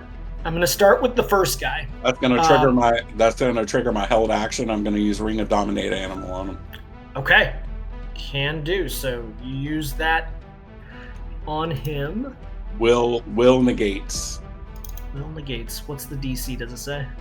It doesn't. It just says will. I think it's just a will saving throw of the wolf. Oh, I'm gonna have to check this. Let me check this. Yeah, there's not a DC. So the way it reads, it says acts as charm person, but targeting animals. And then when I look up charm person, it just says will negates, but it doesn't assign a DC. Yeah, but the ring is listed as a level 5. So for spell purpose. Dominate animal is what spell level? Dominate animal is a level 3 druid, so it starts off as a 13 to be able to do that. I'm going to say that the 15 does not pass, because probably to cast this, the person that would have had to have had a modifier of +3. And I'm just going to say this ring specifically, as described in my inventory, says it's CL5.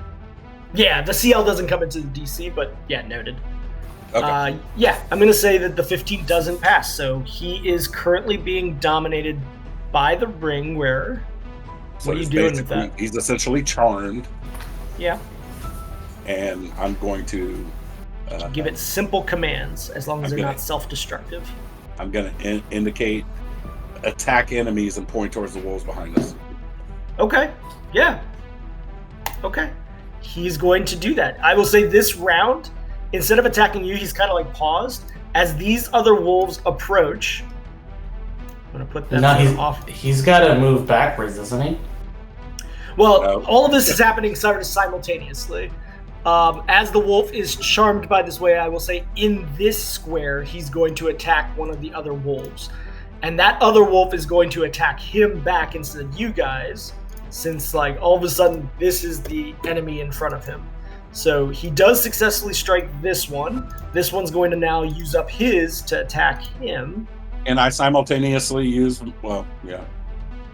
That fails, but this guy no longer has an attack now. Okay, so these two are sort of out of the question.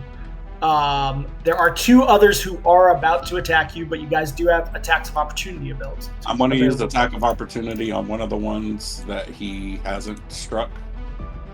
Okay.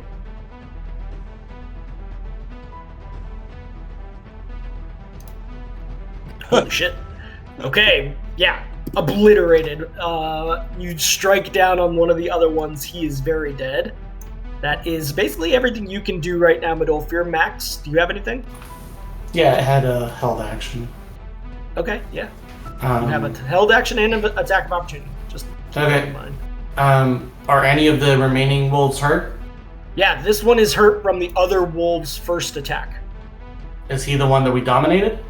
No, this one is the one that's dominated. Let me mark him. Okay, I'll attack the hurt one first with a bite. Okay. Since it's a single action because it was held. Yep. Max is bloodthirsty for bites now. That is enough. And then as my attack for opportunity, I'll bite the other one. Okay, yeah. This one over here. 15 enough? That's kind of low. Is just enough, but he is still alive after that. He's looking rough, though. You take a big chunk out of his side as a Zord. That is everything from before. Now, this one remaining guy is going to get an attack. He's going to attack Medolfir, who slashed and killed the one next to him. Oh, he's looking rough. That's bad. But I just took a bite out of him. Yeah. Either way, not enough to strike Medolfir. But they both are still alive at the end of this round. So right back to the top. Max, you simultaneously, while looking for Lanray out there in the wilderness and seeing this wolf, what are you doing to address it? Okay.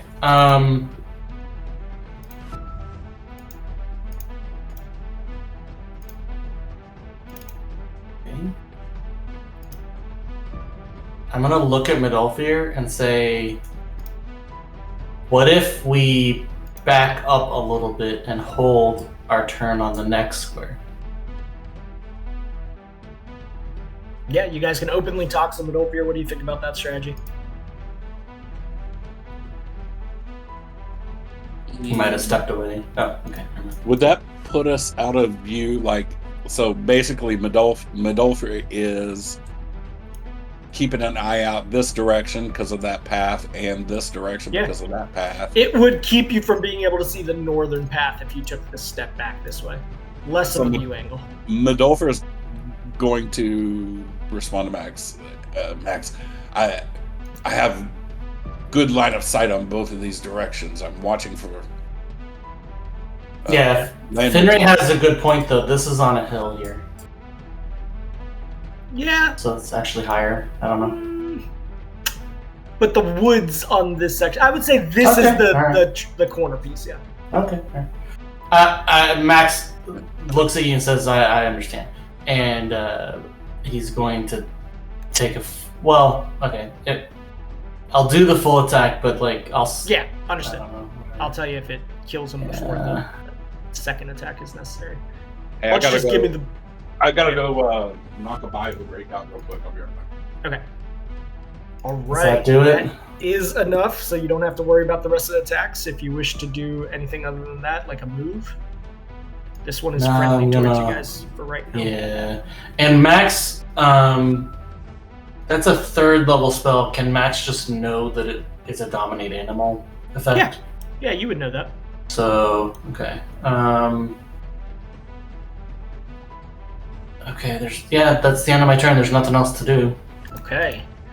Finray, you've moved a little bit closer. What are you doing? Same thing. Okay. You just want to use one move? You don't want to go to the next square? Can I do the next square? You can move all the way down here now. The only problem is if you run back to safety, you'll have to do this puzzle piece again. But yeah, you can get all the way down here. Yeah. Well, then I'll be there. Okay, so you get closer to Max and Medolfir. As you spot up, doesn't tell you anything. You feel like there's stuff flying around, maybe more than one, but you don't see them. That is your turn. Lanray, you approach the shallow river. You notice that this is not a rapids right here. It's easy enough for you to cross at this point in the river, but there is a puzzle piece on your way. Well, I think we know what I'm doing. Okay. So, as you come up, go ahead and roll me 2d20. So you took one turn to move into this. 15. The Horde feels close on your heels, even though you are invisible. If only you could find a way to lose them momentarily as you approach this river. There's opportunities all over on how to lose the Horde behind you. What are you doing?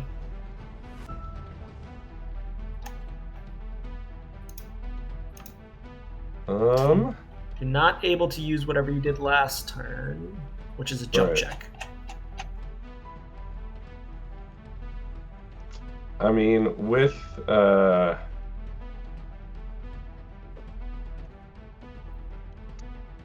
what I am going to do, I think, is if I'm walking in this river, I'm going to grab some rocks.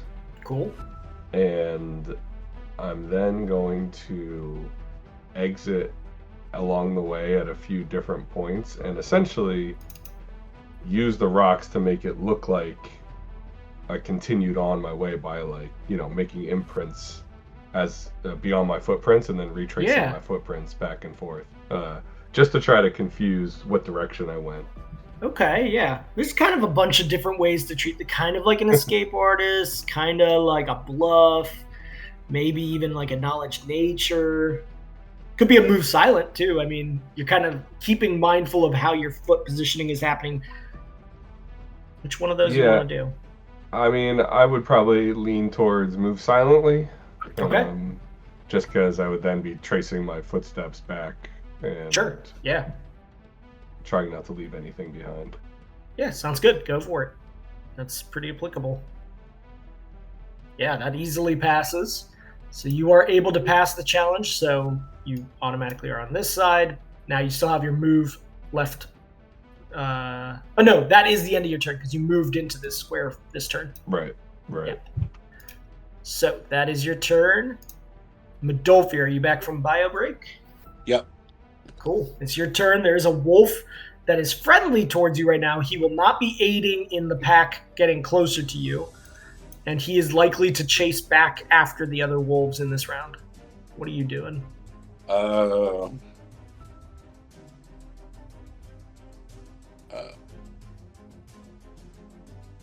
There's no immediate threats.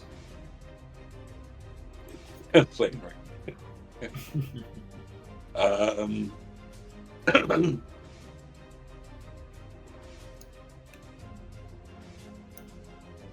Shit, let's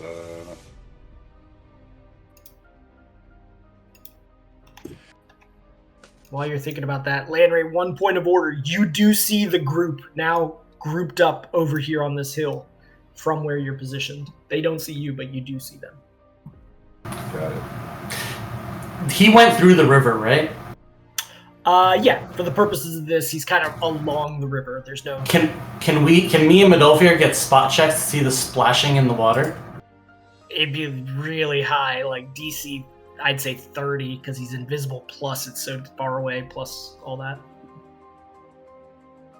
But yeah, you could try. Impossible. So. Yeah, I'm not even gonna attempt it because my spot is not great. Sure. Well, it's okay. I've got some bonuses to it, but yeah, we're talking nat 20 again. Yeah. You know what? Fuck it. Just in case, because we're looking it's a for DC 30, so unless you have a plus 10 to it, it's gonna be hard. Well, that's what I'm saying. It basically I need a nat 20, right? Well, skill checks nat 20 is not an auto success. Oh, okay. Yeah. Okay. Yeah, I wouldn't be able to see that. Fair. All right. Unless you're gonna let me say, because I am actively searching for any signs of Landray, and I'm familiar with, signs of nature right from tracking. If I could use my survival skill instead of my spot, I'd say from this distance, it's pretty much spot. If he was like 1 square away from you, maybe you could use survival and tracking, but not in this case. Yeah, because it's a -1 penalty per 10 feet of distance. Yeah. And then. Yep. Yeah. No, you're good. I just. So what are you telling? I'm gonna telling Friendly Wolf. Tell him lead them away, or but basically I want to get him to try to like act like he's hot on the trail of something going this path. Okay. I'm going to give him... Once these wolves get in range for him to be able to indicate. I'll, because it's being guided by you, I'm going to go ahead and say he's going to get whatever your handle animal benefit that you're about to roll, okay, is going to be the DC they have to pass as a bluff check on him. So give me a handle animal check right now. And that's going to become the... Oh, God, you rolled a 1. Okay, but he runs back to this kind of like junction point here with the other wolves, and he's going to attempt to bluff them, and it's going to be 12 to pass. So I rolled a freaking 1, dude. That is your turn. Skill check. As they run up, they're going to each get 5. So 5 checks here against a DC 12. Let's see, and that's going to be, I mean, wolves don't really have a sense motive because they're just animals. Yeah, it's +1 basic from there. So 1 fails, 2 fail, 3 fail. I'm shitty rolling right now. 1 passes, 2 passes. Okay, so two of the 5 do pass, but 3 of them are like, yeah, we need to go another way. So in the next round, the pack is, those 5 are going to split up 3 and 2. That is the end of that. Okay, so Max, it is back up to your turn. There's no immediate threats near you. What are you doing? Oh, I got to do the generation real quick. 2 failures. Okay, so only 2 new wolves at the beginning of the start here. So, Max? Yeah. Is it worth healing Medolfir? He's looking pretty rough. I mean, you've seen him. You know that he has that issue when he gets low in health that goes all crazy sometimes. Yeah, I'm going to do I'm not raging, so... Yeah, but still, I mean... I'm going to do a Cure Light Wounds. That's my highest, like, actual spell that I can do on you. It's something. I don't know. Yeah. 6. There you go. So Medolfir, you heal up 6. Max, that's your action. You want to move? You want to do anything else? No. Okay. Just on full-on Landray watch. Fenrir, you have recollected closer to the other 2. Do you wish to join them on the same square? Okay. Yeah, and I'll tell him to like watch the skies. Okay. And then I'll ready my crossbows for anything that shows up. I'll just... Sounds good. Okay, so you still held your action that way. Landray, it's going to be you next. You're out in the open now. You can get all the way to here if you want. No, I'm going to go back. No, just kidding. Let's see how many wolves they can kill. Man, you guys are getting a lot of wolf kills in XP. All right, so you're still invisible? You dropping that in any way, or are you still holding it? I'm still invisible, Okay. But I certainly am close to not being. Okay, noted. Medolfir, you see as the wolf you trained quickly to go disperse the others is made some headway. What are you doing with your turn before the wolf acts? Holding action. Okay, holding action. 2 of these wolves are going to make it through. They're like, I don't believe you. And they run up towards the group. The other 3 are going to go this way. Held action. And turn back around. Held action, second dominate animal on one of these. Okay. In fact, not only are they going to turn around and go the other way, they're actually going to run off into the woods. So they are no longer on the map. Okay, so you held action. There's 2 hostiles right in front of you. Go ahead. Dominate animal on that. He needs to make a will save. Oh, man. You're making a little army of rerouters. Hey, trying. Oh, nice. Oh, there was a 20 for a second there. Yeah, he's friendly towards you now, too. That is your second use of that. How many uses do you get per day? 2. Oh, okay. That's it. I'm also going to attack of opportunity on the other one. Sure. That you both, everybody on this grid right now could get an attack of opportunity, but you know what? You snooze, you lose. That one's killed with that strike. My command to this one is help the other redirect. Okay, so it's going to be a +2 as long as you do a handle animal above DC 15. So give me a handle animal. It's got to beat a DC 15, and then he will give a +2 bonus. Just barely. But you do pass that. So these 2 are now getting a plus... What was your original... Okay, it's a 14 now to get past. Okay. I don't think he makes it back this turn, though. Good point. Yes, he just moved into this, so he's still right here. Okay. That is Modolfir's turn. Back to the top. I already moved the wolf pack.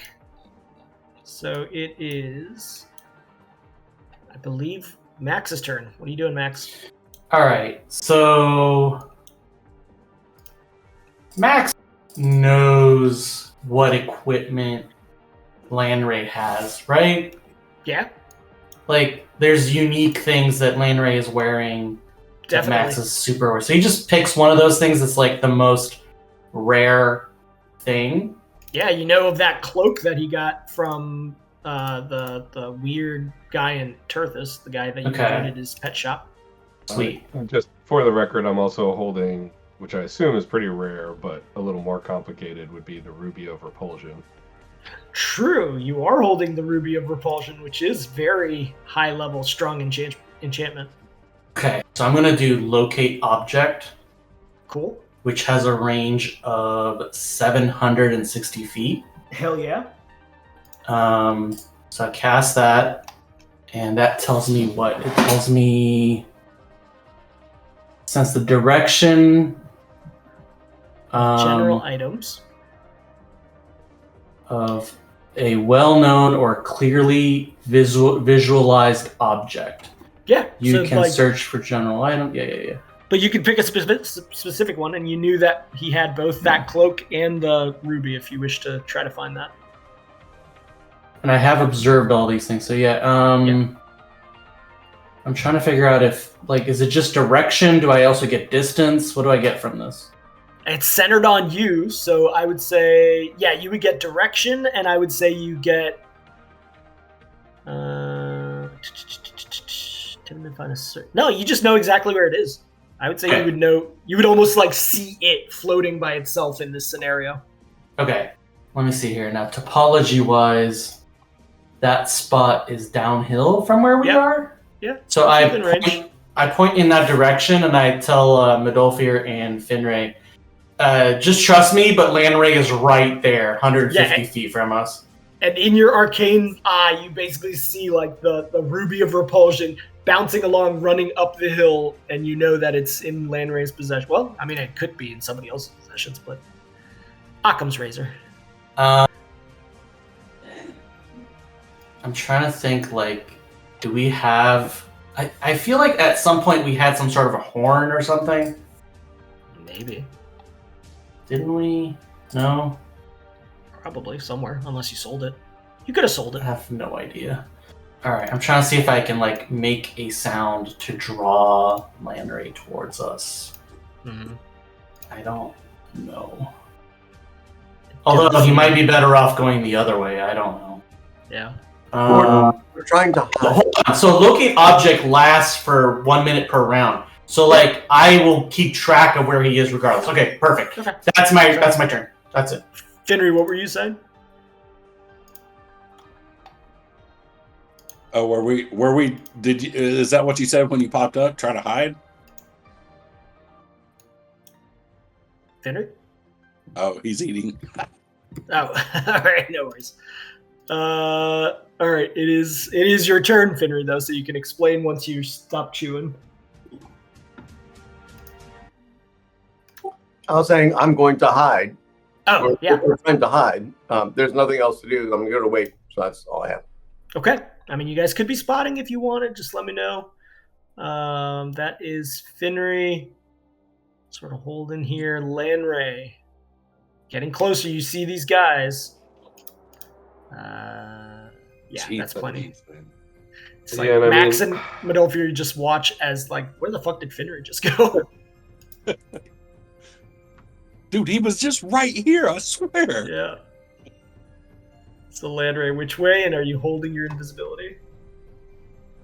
Well, I think I would not know that.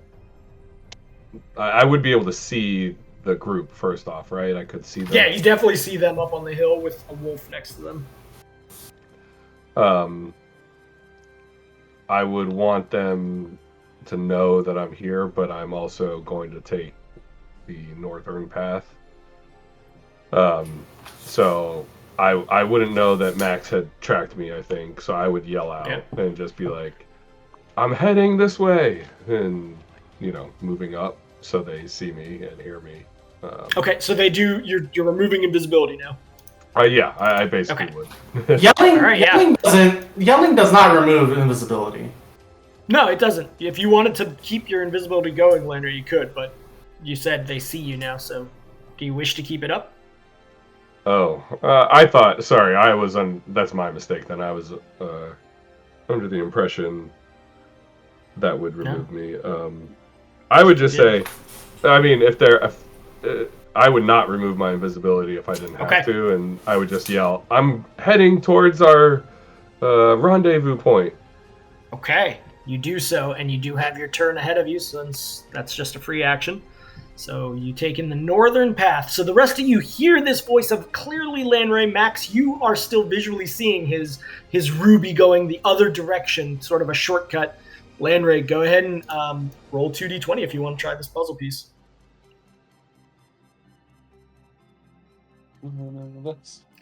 Max, you still heard it. It didn't require a listen check. All right, 27. That's a good thing.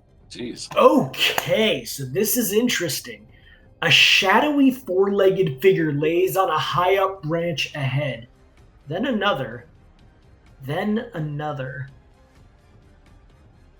It's a winged four-legged shadowy figure. Now, you can't directly try to take care of this, but I will say, since you are invisible, you can just kind of use your ability to get around this thing without him noticing you, and you're going to get a +2 for any kind of physical element that would help you to do so.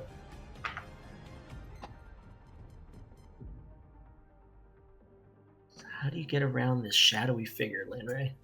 So it's a shadowy figure that is laying in the branches of the Yes. tree? Yep, Okay. up in the trees. It's too bad you used Move Silently last round. right. Yes. I was like, this is going to be interesting.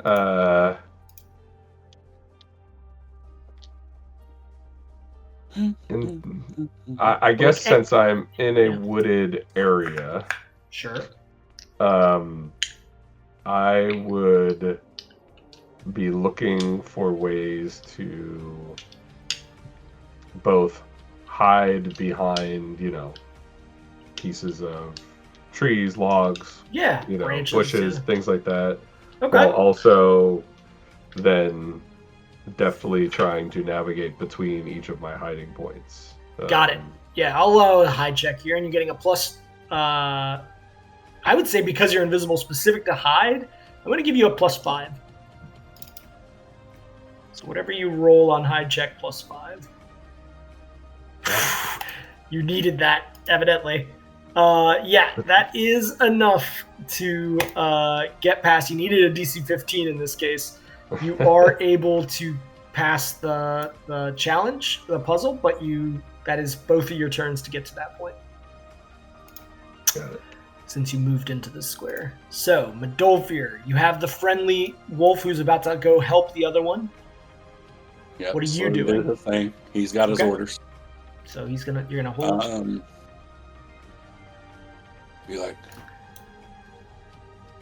Max has told you that he sort of sees Lanray and just trust him, and Lanray has called out that he's going the northern path.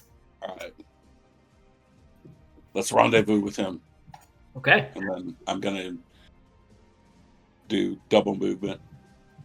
Cool. Just use all movement. Yep. Okay, you do so. So the friendly wolf wall is back. DC 14 is needed to get past them. So let's roll that out. Okay, I got 2 failures, 1 success, 3 failures. I'm going to go ahead and say these 3 right here just run off into the woods. This is an interesting technique. It is working out pretty damn well considering I'm rolling like crap right now. The rest of the wolves will start moving up. Max, it's going to be your turn. You see Medolfir has started to move towards the rendezvous point instead of holding position now. Max kind of looks around, doesn't see Finray, and just sort of says, Finray, we're moving. Back towards safety. Okay. And I also move over to Midolfir. Okay. That's it. Do so. Back to you, Hidden Finry. They have moved on. What are you doing? Hanging out with the big people. Okay, yeah. Keeping pace. That is your turn, Lanray. You've passed the challenge, or you've passed the puzzle. You can get all the way to this challenge this turn. Well, let's do it. Okay, let's see what happens. 13 is the number for the challenge. So, there is an old logging rope that appears to have served as a zip line near you. Near you, you find a series of boulders and a large carriage. You need to make a DC 12 Knowledge Engineering or Intelligence if you don't have that ranked, along with a DC 12 use rope check. Failure does all that kind of stuff that you see. Okay. Well, I don't have knowledge engineering, so that'll be an intelligence. Straight intelligence. Yep. DC 12. Oof. Oof. All right, you come up upon this, and it's like some sort of mechanism, but you're like, I don't. And you just kind of grab onto the rope, and it slings you rapidly. You need to make a DC 14 reflex save to half 66 damage. He's not in range for Featherfall, is he? No. Oh, thank God. Okay, you do have it. It would have been... Oh, that was a good roll. So 12, 22, 26. So it would have been 26 damage, but you only take 13 damage. And you are slung over to here. Does evasion apply to this? Because I do have evasion as well. Oh, shit. It is a reflex save. Hold on, let me double check. I think it might. You can avoid even magical and unusual attacks with great agility. Yeah. Anytime you are successful at a reflex. The exact same thing happened to me, so it doesn't. It doesn't? Yeah, because I fell too, and then Max is the one that said I had to repeat. So. Yeah, so you don't take any damage. Yeah, you don't take any damage. Right, so evasion does apply, and I take no damage. Even unusual things, because this was specifically a reflex save, evasion does apply. So you take no damage, because you halved it otherwise. All right. Another puzzle. But you can't take that one yet, because that was the end of your turn. Because it was one move, 2 moves, and then the automatic move. Okay. Midolfir, you think Lanray might be pretty close to the rendezvous point. What are you doing? Challenge it up?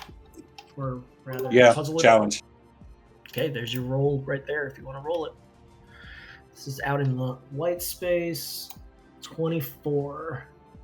Some errant trappers left an old catch pit net, and it erupts and starts enfolding around you immediately. Like the catch net just like pulls up from this little pit. What are you doing to avoid or get out of this catch net? It's just like a mesh of rope wrapping around you right now. Mesh of rope.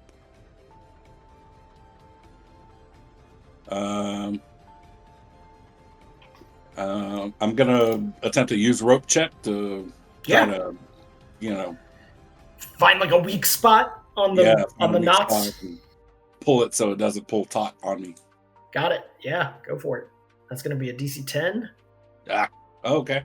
Just barely passed because it's pretty damn applicable. That rope netting, you just find like its weak spot. You put a little blade into it, and as you do, the whole thing opens up because you found that weak point. You are successful, so you get to go to there automatically, and you still have a move left. I'm going to move out. Give me a second. Finry. All right. So next is going to be the wolves. Wouldn't that put me, since I started in the square, wouldn't that put me into that square? Yeah. Yep, exactly. All right, so this wolf did pass last time the wall, so he is going to go this to this. These 4 now come up to the wall of bluffing. So that's going to take another D20 checks. So that is 4 of them. Okay, I got 2 fails, 1 pass, 2 pass. So next round, 2 of these guys just disappear into the woods, but these two have successfully passed it. All right. And back to the top. Max, you rolling to get past this puzzle? Yeah, I'm going to try the puzzle. Okay, give me 2d20. You guys are so close. Ooh, and low number. This isn't cool. It's less likely than like 20. Yeah, 8 on white. Might be a new thing, maybe. I don't know. A small herd of large horses are grazing ahead, but the herd is like blocking your path. It just started coming out of the trees, and then it's just like right in your way here. What are you doing with these horses? All right, I cast modify adjectives, and I turn it into a large herd of small horses. All right. I wish that was a spell. Like call it like a literal arcane or something, where you're allowed to change one word description. Semantic transmutation. All right. What are you actually doing to get around it? Okay. Well, I didn't do any skills last round, so I'm pretty much open.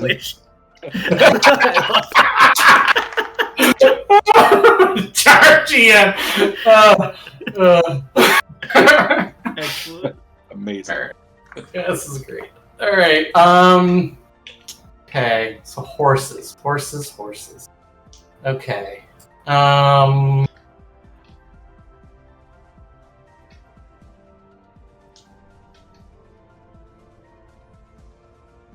Let's do... Alright, so they're just sort of like coming through the region, right? Yeah. They're not like just standing still, they're actually moving. Yes, yep.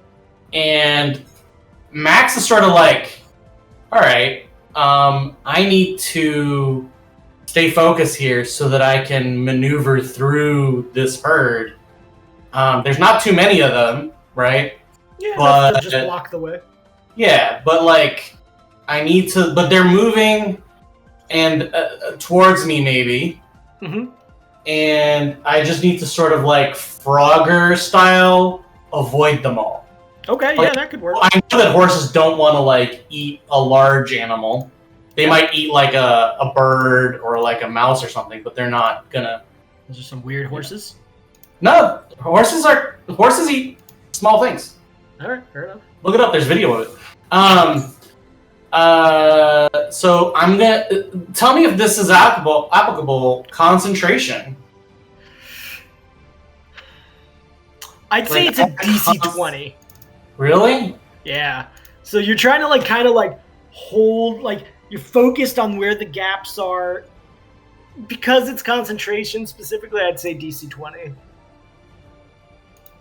Still gonna like, try it. I'm still gonna do it, yeah, because it's pretty. I mean, like I'm pretty high in it, so yeah. Unless I get a 1 or a 2, I think it'll pass. Correct. Yep. There you go. Okay, you made Just it close. barely. Yeah. So it's not even like your concentration. Like you find the gaps, but you also are trying to find blind spots because in your form you might freak out this horse herd and they'll suddenly start like stampeding. You are successful in avoiding all of that, and you do pass the puzzle. So you are on this side now. Are you moving? Yeah. I'm gonna catch up to Join MiguelAbuel. MiguelAbuel. Yeah. Sounds good. Finry, with a puzzle piece ahead of you, and the group almost to the objective. What are you doing? I'm pissed. I came back and I had run away, and now everybody's running away from me because I'm the short guy. I made a mistake. But you're still hidden, aren't you? You had a crazy hide check at some point. Yeah. I mean, they might not even still see you at this point. It's up to you. 24. Okay, this is that errant trappers again. The errant trappers, they left another trap. Evidently, it was your trap, Finry. You should have known better. But this rope trap erupts from an old catch pit from the ground, enfolding around you. How do you get around it? Right, so since this is another one of those traps I laid, instead of getting out of this trap, I'm going to fix the other trap. While getting out of this trap, I'm going to use, I don't know, like, I guess this is a question. Like, you already used rope modal fear. Is that true? He did. So I am going to use my nimble fingers to kind of untie and retie the thing so that I can get out, but leave the trap intact. Okay. So I think like maybe it's not like a disabled device. I don't know if that's still a thing. I would give you either disabled device as a DC. I would say DC 10 for disabled device, which would be pretty much automatic for you, or sleight of hand would be DC 20. Okay, yeah. Like, that's disabled device is what you were trying to get, and that is what you got for sure on this trap. And like, you were so good at fixing it, you actually did fix up the other one. So if any wolves come through here, I'm going to say they're going to have to do a reflex save DC 12 just to get past that fixed up trap that you created. Lanray, you are so close to the objective now if you can get past this challenge or this puzzle. Okay, 28 in green. A sign ahead states, choose wisely. You see a cup on one string and a small belt sack of coins.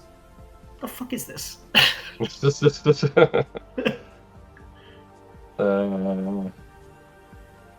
Can I tell where the strings lead? You kind of look up into the trees. They could lead wherever you think narratively they lead. What are you thinking? Oh, that's, I mean, all I can tell is that I guess they go up into the trees, but then it doesn't seem they are connected to anything. Yeah, it could be some sort of spell from a hag. It could be anything. Yeah. And I mean, in the flavor of things, I take it I need to choose something. Yeah, one way or the other. Right.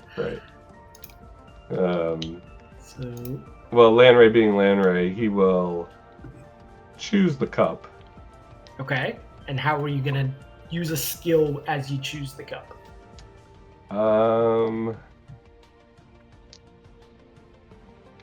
Well, I think it would most likely be leveraging sleight of hand to both be ready to react to anything that happens as part of choosing the cup. Yeah, perfect. It's going to be a DC 10. This is some sort of weird, like, quick-handed trick that you need to accomplish here. So it's going to be a pretty easy DC 10. Oh, my God. As you do, you drop the cup. You just, like, butterfinger the cup. And then as you went to pick it up, you slap the coins. And all of a sudden, just like this little thing falls in front of you, blocking your way. You are able to avoid any harm from it, but it slowed you down. You did not pass. You want to try again? 2d20? You're like the master of like sub 5 rolls this today. Is for like the last like 4 sessions. I know. Okay. A fawn has become entangled in the underbrush. Is that underbrush viney? This fawn is like struggling to get out of this underbrush. What are you doing? Yeah, I'm gonna go up and as I approach the fawn, just make sure there's nothing else in my surroundings, and then I will try to calm it while also untangling it from the brush itself. And I'm gonna also look around to see if there's anything that can help. Yeah. Just make it easier for the fawn to get out. Like, you use a twig or something to try to Okay. So you want to search for a twig, or you want to spot for anything of harm? Which one? I guess I was probably looking for something to help get the fawn out. So I'll search for something. Yeah. Okay. Yeah.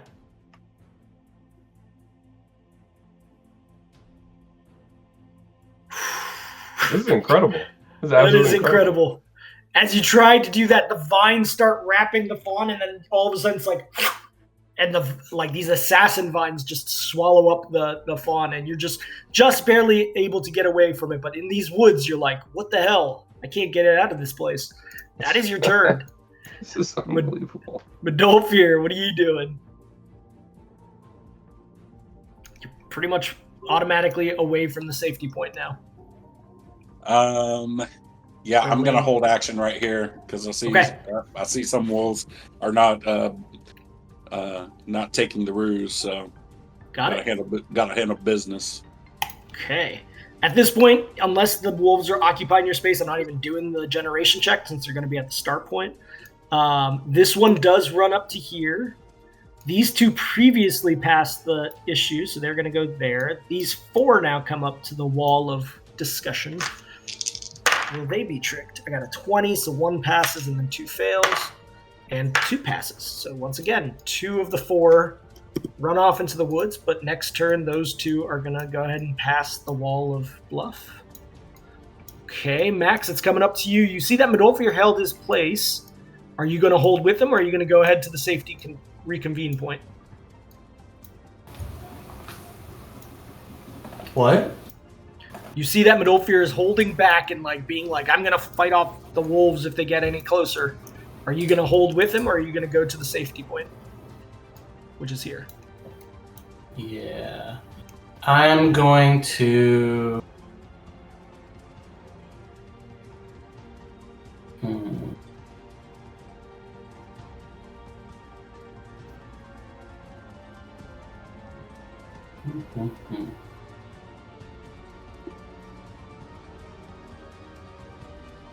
And you're so close.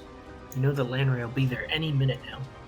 Yeah, so I know that Lanray is specifically on the other side of these woods, right? Yeah, you do. Alright.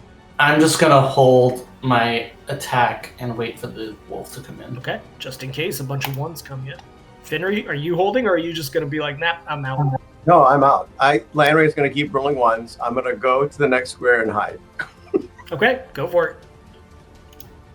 Lanray, you need to get past this challenge. Let's see.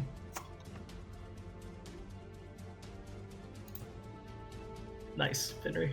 Let's go ahead and roll me 2d20 again. Oh man, it's even lower. I love it. We definitely have All right. Okay. Beavers have created a wall of fallen trees and plants that are just like a mesh in front of you as a dam, 10 feet high. There must have been an old creek here before this got built. What are you doing to get around that? Just a straight up wall up in front of you.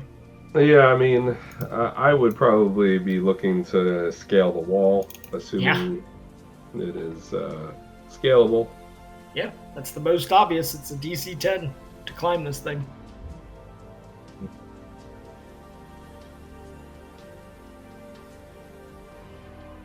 Wow. He saved the 20 for this time. All right, yes, that is enough. You more than easily climb past it, so you are here now on this square. You still have 1 move left. Not quite to the safety point this round.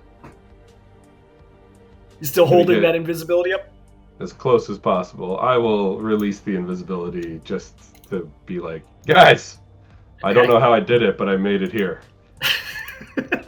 The rest of them are just like, aren't you supposed to be good in the woods? Yeah, but Lanray is rolling up with like 1 shoe on, the other one untied. He's got laces all kinds everywhere. of stuff going on. Just like Murphy's Law of shit that went wrong for Lanray by himself. Right. And by the way, you guys, the rest of you do not see Barog with Lanray as he pops up. So that's a point of order. So, Medolfir, you finally see Lanray close to the safety point. What are you doing? I'm like, Max, it's our chance. Let's go. Okay. You move in. Max? Yeah. I'm going to move and hold action. Okay, noted. Yeah, you can still have an attack if a wolf comes. Max, are you moving also? Max. Not my turn yet. Yeah. So, this wolf is going to come up to this square. Max, are you taking any kind of attack? I held my attack. Oh, yeah. Go for it, then. Bite? Yeah. Max all of a sudden is like a melee master. He's like, I know Kung Fu. Don't say things like that. You're gonna ruin my rolls. Yeah. That's pretty good, but the damage is not enough to stop him. Now you still have an attack of opportunity. I'm gonna bite him again. Okay. That is enough to take him out. He is dead. These two that made it past only get to here. These two that made it past get to here, but I think it's becoming less of an issue now. I'll double check these guys. Now they start passing. All three of those pass. I got a 2 20s on that roll. Nice. So next round they will just all free for all through. Okay.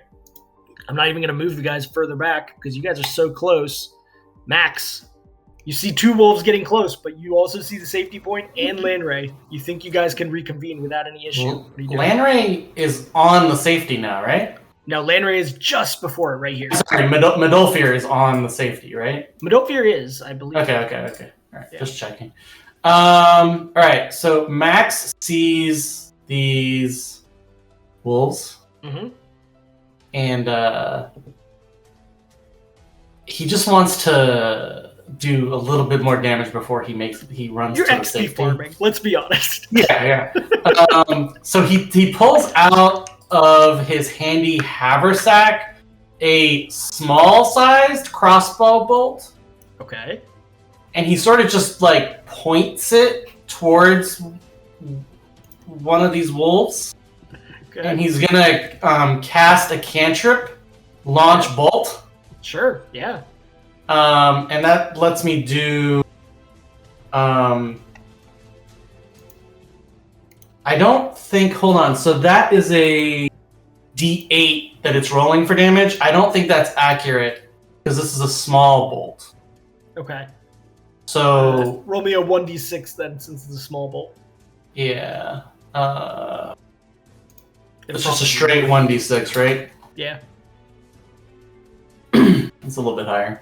Just as a cantrip, you're just like, and you blow on this and it goes out and strikes for 4 damage. Yeah. And then I'll go to the safety. Okay. just spitefulness. Basically. Yeah. Finry, anything you want to do up here? I would say any spot. Yeah, anybody can spot right now. Give me, as long as 2 people get above a DC 20. That's 1. Anybody else want to? Ooh, just missed. Oh. Ooh, just missed. Landray, it's down to you if you wish to do a quick spot check. Get your eagle eyes, Legolas. Need a 20. What are we trying to spot? Whatever it was. Oh, so close. Yeah. Just to see if there's any dangers about from these wolves. Landray, it is your turn if you wish to complete this mini game. I'm just going to go strutting into the safety point. Okay. As you guys make it to safety, since there is no wolves that were there before you, the mini game is complete. Okay. Now, whatever this was, this horde that was after you guys, you don't feel like you have time to really figure it out. Okay, the mini game might be done, but you guys need to get further into safety as you begin to move out away from what has happened. It starts to become obvious to you, Midolfir, that Barog is now dead. You guys continuously looking back behind you, making sure the horde is no longer following you or whatever was leading that horde. You feel safe in that regard. But what are you guys doing now that you've reconvened? Get far away from the wolves. Find a nice sheltered spot. And I think we all seriously need a rest. Okay. I am going to continue to urge caution. I'm like, there's something that was definitely watching us. It feels like this was a targeted thing, this whole wolves. That's what I got before. So since I got a 20 last time, I'm going to assume that I still feel eyes on me, like the same thing, like something is definitely watching us, and keep an eye out on the sky. Midolfir, in remembrance of Barog, You recall a conversation he had with you about these beings that would try to stop you in your path to removing this ancestral curse. You think hard about sort of some of the things he said.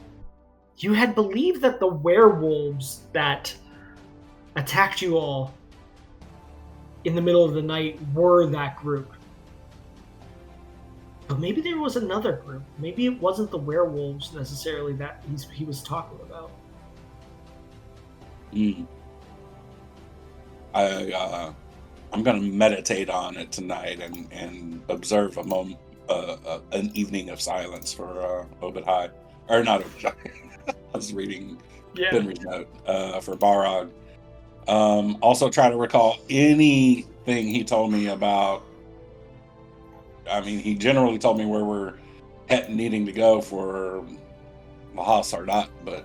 Yeah, I'll show you here. So, on the map he said it was along the borderlines with Dulandria, the Elven territories of the south. So somewhere in the cliffs down here. But the more and more he talked to you about it, he said essentially it was a cave. And he had drawn you sort of a picture one night early on in the journey of this cave covered in these wild elven land trees, these almost fey-like trees, somewhere in the white cliffs of this borderland. Oh, just coincidentally right where the X is, huh? Not dissimilar from the location he was headed towards. You guys are still probably 2 days' journey at this pace from getting towards the borderlands. I mean, we spent a lot of time studying that map of the layout of the spots from previous, so Medolfer's going to be pondering all this. It's too much of a coincidence. So to him, of course, and I don't think it's a stretch to say that's probably we need to head where that X is. Yeah, this area here is the Bakabite lowlands. You guys have gradually come down this hill through this little bit of a valley, and now it's starting to rise back up towards the Dulandrian cliffs. Does this have anything to do with Bokob? It's a misnomer that it has to do with Bokob. Oh, it's a coincidence. Okay. Yeah, Bacchus is sort of mislabeled by most people because of just similar phonetics to Bacchus. So it's like a day away, right? Day to 2 days, yeah, at this point. You guys have made it, I'd say, after all of this journey, you guys are, like, there now. So, making camp? Are you doing any kind of special camp, considering you may be being chased? Yeah, like I said, I want to try and find something that's got some really good cover. Okay. That's my... Finry. I will say, okay, that's very good. So you do find a very nice sort of spot that has good cover away from the open air. Finry, you know that whatever was watching the Horde and directing the Horde was doing so from the air. It had wings, you know that for sure, but it also it looked like a horse. It was very alien to you. It did not seem natural, whatever was sort of leading the herd, but you just never got a good look at it.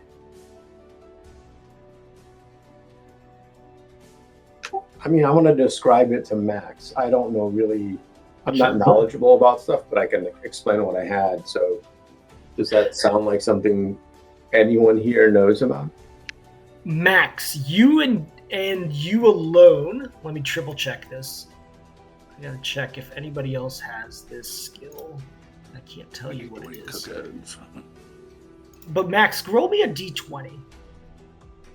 Yeah, you're the only one that would have knowledge of this, I believe. You're gonna add the bonus from the specific knowledge check? Yes, the appropriate knowledge I will add directly.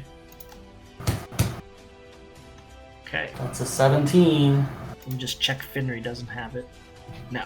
Oh, Finry. Go ahead and roll me a d20. Which is going to be important because Max did not automatically pass that. He usually does. 17 plus. Ah, yes, plus. Thank you. I did forget the bonus. That's just the raw. Yeah. Okay. So, Finry, you're aiding Max. And Max, your bonus is pretty good. You actually needed the aid as well on that. So he did pass a DC 10 to aid it. Okay. As he describes this, Max, your mind returns to a moment not of this world. What he's describing to you can only be... You remember a moment when you were on an airship crossing the great outer planes, and you remember beings, just as he's describing, winged, long, strange, chain-like hangings, 4 legs. What he's describing to you sounds way too familiar and sounds like a Zelakut, which is a being of an extraplanar being whose purpose is to maintain the correct order of things. It goes after those who would deny justice, those who are trying to flee or escape some kind of punishment. And they are very good trackers. But why would that, how is that referencing to Medolfir? You don't know. Okay, I explain it, and I'm hoping that explanation like turns on a light bulb in Medolfir's head. No, like knowing his own history, right? Sure. Medolfir, based on your history, you know that your kind were persecuted and chased. By who? It's unclear. Right, but by the description of what this creature does, you would think it would, or from the Medolfir's point of view, it would be a creature that would be more akin to helping or having helped the Wolfenveer overcome their persecution, right? Because in Medolfir's eyes, that was a wrongfully visited and unjust action upon his people. Yeah. So he's confused. He doesn't know.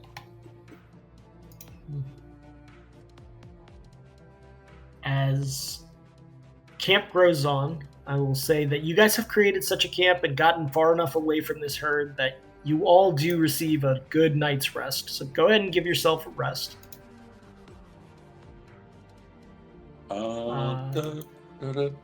That means... No. Is anybody doing anything... Oh, sorry. Go ahead, Fidry.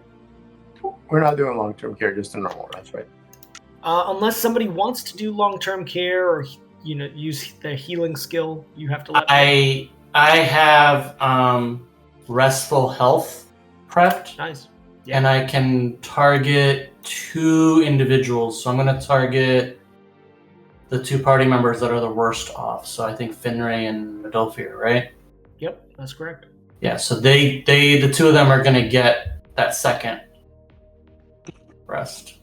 I'm also going to use my magic bedroll, which gives me an additional 1 hit point per character level in addition to the hit points I would recover just from the regular rest.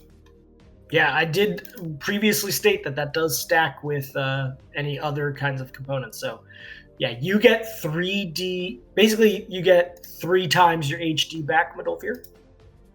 And Finry, you get 2 times your HP back, or HD back. I also had 2 Cure Light Wounds remaining. Yeah. So I'll give 1 to Lanray. Okay. And 1 to Finray. You should give it to Medolfir. I think net he's the weakest one. Like I'm only 20 down. Well, hold on. So with the rest and with the magic bedroll, I'm back up to 95. How much am I getting from the first thing that Max was doing? You get an extra rest, basically. Yeah, he already counted that. But he's talking about the light cure wounds. How much does he Well, get? I know, but you said I got an extra rest. I didn't add anything into my first rest, other than the plus 11 character level for the magic bedroll. What was your hit points before the bedroll and rest? I was at 73. So you get total 3 times your character level. That includes all of the rests and your bedroll. Yeah. So you're an I still need to add 22 to this then. Because I already added the 11 manually for the magic bedroll. Then yes, 22 more. Okay. All right, so I'm going to give one to Lanry's the worst off, right? Well, I just rested, so I only need 5 more points of HP. I guess I am the worst off. I was trying to give it to somebody else, but I'm 20 down. So Finray, here. So here, 1 for Finray. I'm going to do both for Finray. Yeah. And 9 more. I also had a single cure minor wound, and I'll give that to Finray as well. That's just +1. Okay. So Finray, you get 10 points back total. GM, I would also like to make some progress on reading my tome. Yeah, so that's a good point. So that is going to be gainful exercise. You have to make a... Oh, no, you don't have to do any check. It's just you have to have time to read it. So, yes, you do have time as camp is formed to do so. This is now which number check, or which day? I believe this is the 3rd day. So I have 16 hours total from my records. Okay, so yeah, this is now 24 hours in.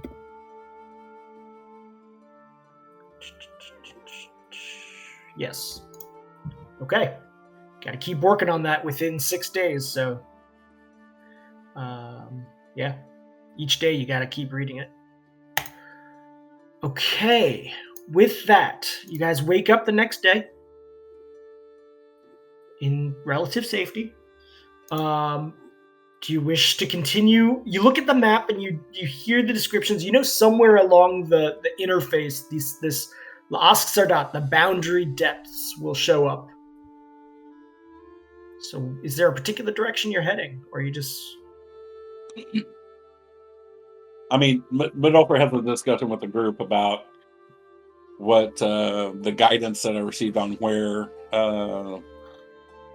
this cave is, and also pointing out the fact that just general knowledge of our travels before, it seems to almost coincide with one of the X's from our map when we were trying to track down what was going on before with I don't know, it's been so long, I forgot his name, the dude. The guy that I think Max still has his body in the bag of holding. Ivan Deer. Ivan Deer, thank you. Yeah. And that, to Midolfer, that's too much of a coincidence, so he believes that's where we should head towards. For the record, we got rid of Ivan Deer's body. Like, correct. It turned into goo. Yeah, and then I crushed the bone, so there's nothing left. I did keep the head, I believe. The skull, just the skull. You guys can make 20 miles of progress total given these conditions. Like, there's times where the terrain is kind of rough. So I'd say 20 miles on foot is how far you guys can get. All right. You heading towards the X then? I mean, if nobody else has an argument against it, then yes. Okay. So you guys make it to here. I do kind of want to guide our path through here as we're going to do the best to like circumvent any natural like terrain threats that may impede our progress. So As you guys are moving, are you doing anything else beyond just the navigation and that kind of component? Are you trying to avoid anything else? I think because of the story about the thing, we always keep a wary eye to the sky for any winged creatures. So Max is going to, this day, he's casting Seeming on the party. Okay. I believe it's 1 person per 2 levels, so that's 5 people total. Okay, yeah, that's enough to cover everybody, including Varg, if you wished to do something with Varg. 1 creature, yeah. So it's a creature, yeah. So it functions as disguise self. Does that mean? I'll be right back. I got a bio again. Sure. So you can seem 1 foot shorter or taller, thin or fat, or in between. Yep. You cannot change body type otherwise. Right. All right. So yeah, we all are slight. Like it's just like alternate unit. It's like an AU Terthus, right? Just slightly different from each other. Yeah. Like we're just a different group, right? Like very different looking. Like one of us is like a freaking dark elf, and I don't know. Just like a completely nothing specific. You're just not the same party that you are. Yeah. And if anybody wants to look a particular way, I would be like, yeah, what do you want to look like? Okay. Varg suddenly has like blonde highlights on his fur. Henry has glasses. Varg look like a he's an animal, right? Yeah, he's an animal. You can tweak him a little bit. Can he be like a lion? Sure. Yeah, he's approximately. A wolf. He's like a mountain lion. As you guys continue, wolves are pretty big. I'm pretty sure you can just be a straight up lion. All right. I mean, they're pretty big. As you all make progress in this next day, you start to see the landscape of these lowlands shift into the boundaries of Dulandry. You start seeing some strange terrains.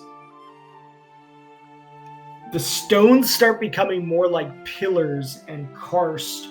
The trees start becoming tropical, but there's something still unusual about that. Like, yes, they're tropical, but they don't look natural, if that makes any sense.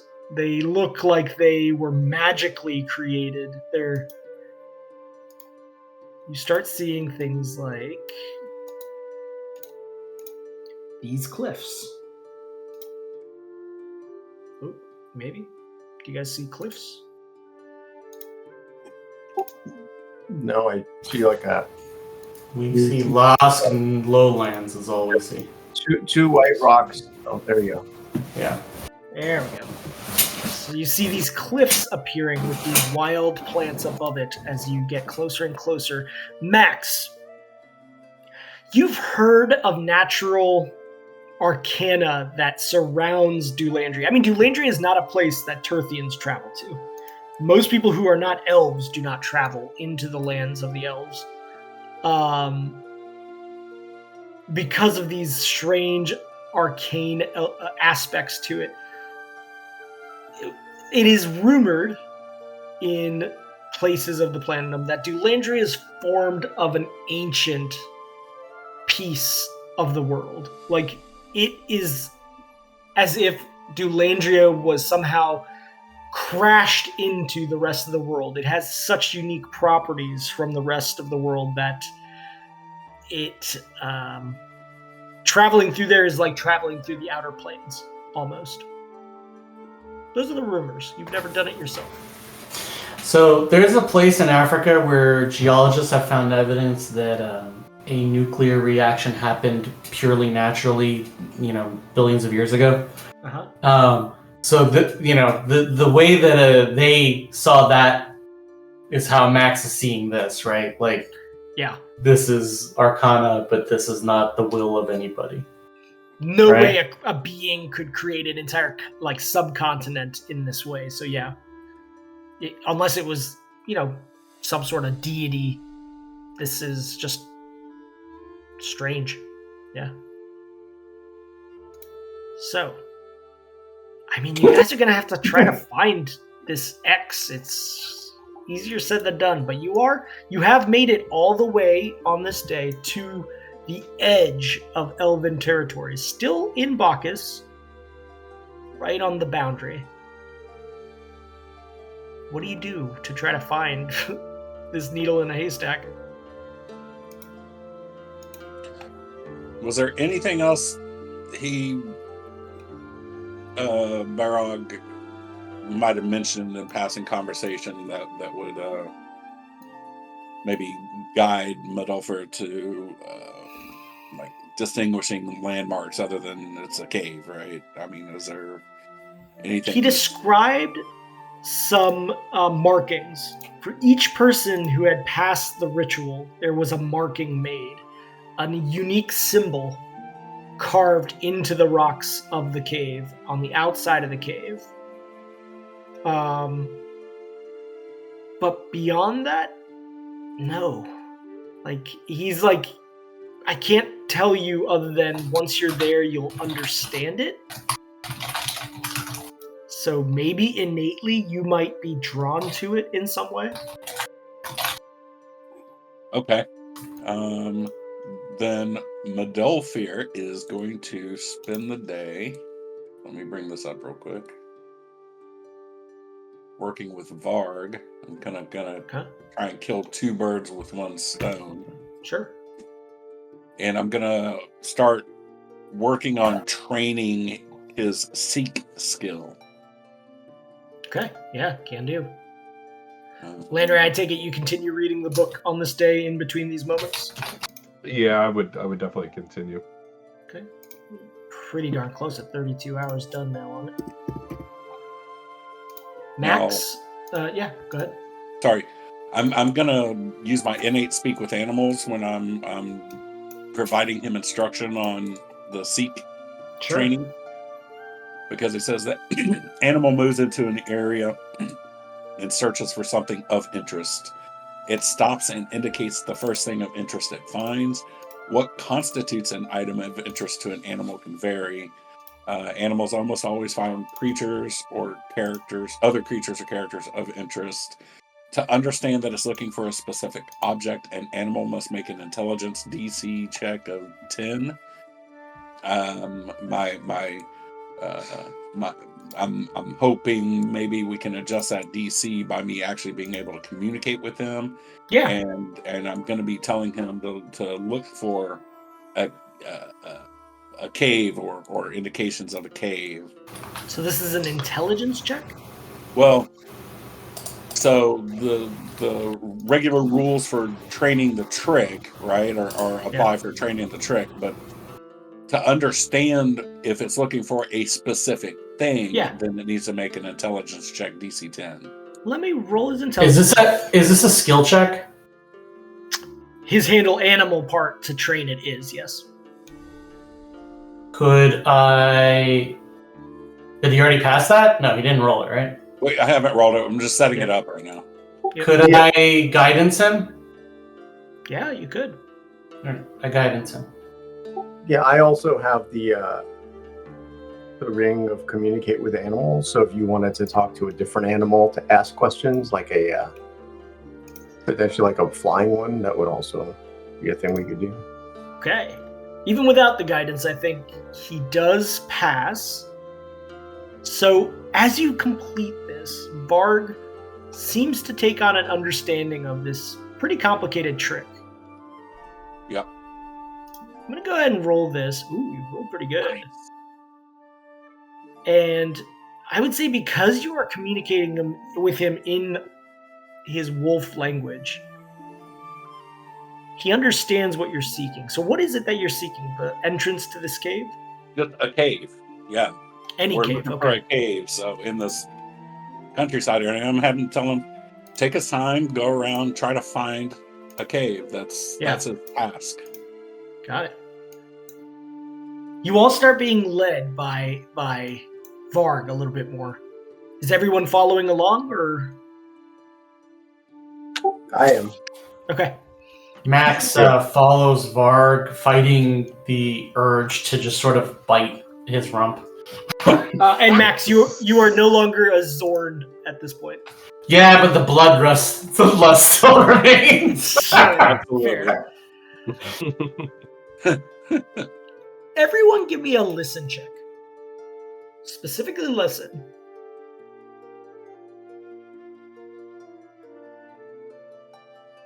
Okay. Lanray. The rest of them feel... Listen, Lanray, this is not where you're from. Reb Halshir is not this place, this borderlands that you're standing next to. And yet, internally, almost innately, there's like a harmony that comes to you specifically walking along these cliffs. And you feel in tune with every sound that you hear. What is cacophonous and strange and unnatural to the rest feels like a bucolic background to you. That is until you hear something that feels like it breaks that harmonic rhythm. And you, unlike the rest who are focused on finding the cave, you kind of look up on a cliff. And you see someone not dissimilar to you standing up there. Now, currently look like an elf because Max has been casting seeming on you, and I would say this is the same day. He could look like a different elf. It doesn't necessarily That's true. mean he doesn't look like an elf. Would you look like an elf still, Lanray? Just a different elf? Yeah, I think a different elf. Okay. Max is definitely an elf. Oh, okay. Interesting. This figure is clearly an elf, dressed in an unusual clothes that you've never seen before in any elf that you've ever met. This clothing is shimmery, almost opalescent. It seems ethereal, almost. Like, it doesn't seem worldly of anything that you've ever seen before. Almost like when Star Trek people show up on an alien planet and, like, you know, the dress code is completely different. He waves. Doesn't say anything, he just kind of waves down at you.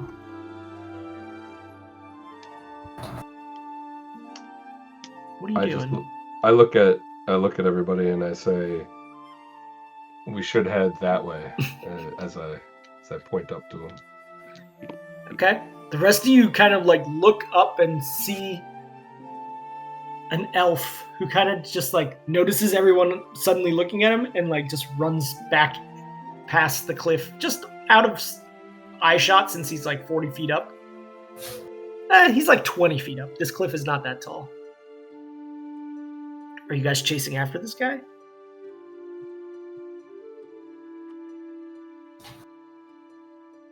I mean, it's within earshot, right? Yeah, I don't know about chase, but I mean, Varg could get there much faster than we could, right? Yeah, these cliffs are not like straight vertical cliffs. There's paths when you go sideways a little bit, you can kind of get up on top of them. Medolfer's gonna pause for a second, though, guys. He's gonna be like, "Wait." Yeah, I mean, the only thing this guy did was wave at us, right? Yeah, and then all of you sort of noticed him, not just Lanray, and then he kind of like ducked away, and you don't see him now. I mean, I'm going to say, should we just wave back? I mean, clearly he sees us. It's not like it's a surprise that we're here. He could have like thrown a fireball at us, so I don't know if he's hostile. Can we just wave and say hi? Yeah.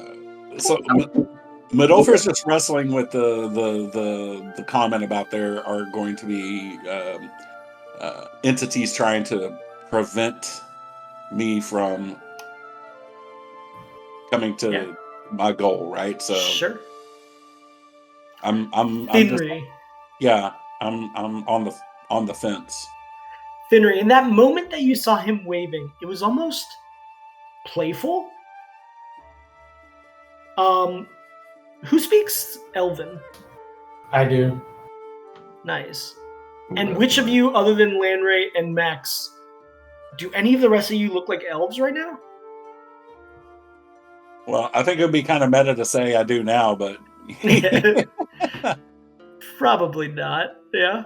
Yeah. No. Okay. I don't feel very. Fenrir speaks Elven also. Okay. So everyone but Modolfir basically speaks Elven. As you guys kind of look up and the sun is glaring through this hills, because you're kind of looking in the easterly direction this morning. All of a sudden, you hear, "Arun Terthus," as you hear somebody say, "Hello, strangers. I haven't seen you around." And as you notice, it's behind you, Lanray. This figure that had been up on the cliff is suddenly directly behind you, waving. Max, what's the spellcraft check for? For what just happened?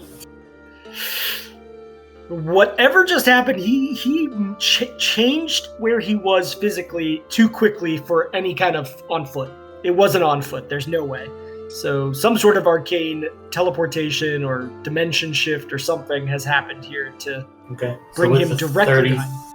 With a 33, do I identify the spell? Yeah, sure. That would be...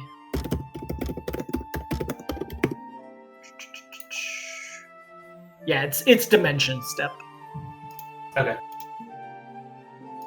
Lanray, he's like directly behind you all of a sudden. He's like taking a look at your different arrows on your efficient quiver.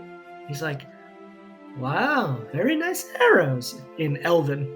Modolfir, you have no idea what's going on. This elf has appeared behind all three of them, speaking in a language you don't understand. I say, "Hello, friend. What's your name?" in Elven. And he, like, kind of boyishly, and now you notice that he's kind of short. He's only like 5 foot, just over 5 foot. And he kind of peers around Lanray, who's in between you and he goes, "Oh, another one who speaks the language. I am Ezekiel." Spell it out. Ezekiel. "Where do you come from? Why have I never seen you? And why is the large one so angry?" He's constipated, I say in Elven. In Elven, you say that? He goes, "Oh, that's easy enough." And out of his pockets, he pulls out like various dried fruits and like sticks his hand out towards Modolfir. Modolfir, all you know is this guy's handing you a bunch of like what looks like weird rotten fruit. He says that, he saw that you looked uncomfortable, so he wanted to give you a gift. I say in common. Okay. I'm with a free hand out to accept it, but my eyes never leaving his eyes, and my other hand staying on the pommel of Bengrafil. I'll accept it. Okay. As you reach out and accept it, all of a sudden the hand that was reaching out to hand it to you disappears. And then Lanray, with your previous, you see and hear the position that he's now in. It's about like 20 feet away, but behind Modolfir. And he's like kind of looking at the group from this new position, scratching his head. "I don't think I've ever seen something like that." And he's looking at your axe, Modolfir. It's like, what does it do? And he kind of like walks up and just slightly touches the blade. No, I'm going to slap at his hand when he does it. Okay. As he reaches out to touch it, you slap his hand, and he goes, "Whoop!" in Elven. I say, "Look, that's dangerous. You could cut yourself. Don't touch his weapons. It's not going to end up well. So just be careful. We don't want to get you hurt." It's giving off such a shine of magic. And then he looks at you, Max, and he's like, "All of you are shining so much." It's our new moisturizer. What are you doing? What can Ezekiel do? Why are you here? I want to know more about you. Where have you come from? Well, can we talk about you? Where do you come from? Why are you here in the woods all by yourself? He takes like this strange looking, almost like a rock, but it's like got a sharp edge to it, and he kind of just like hops a little bit and cuts a branch above him, and from it falls kind of like this citrus fruit that's really super wrinkly, and he starts just cutting into it as he describes, well, I'm from here. I'm from Dulandria. My people live, and he just points up onto one of the higher cliffs, kind of just to the east, maybe a couple miles through the various trees up on these cliffs, not far away. My people live here. We are the tenders of the tree folk.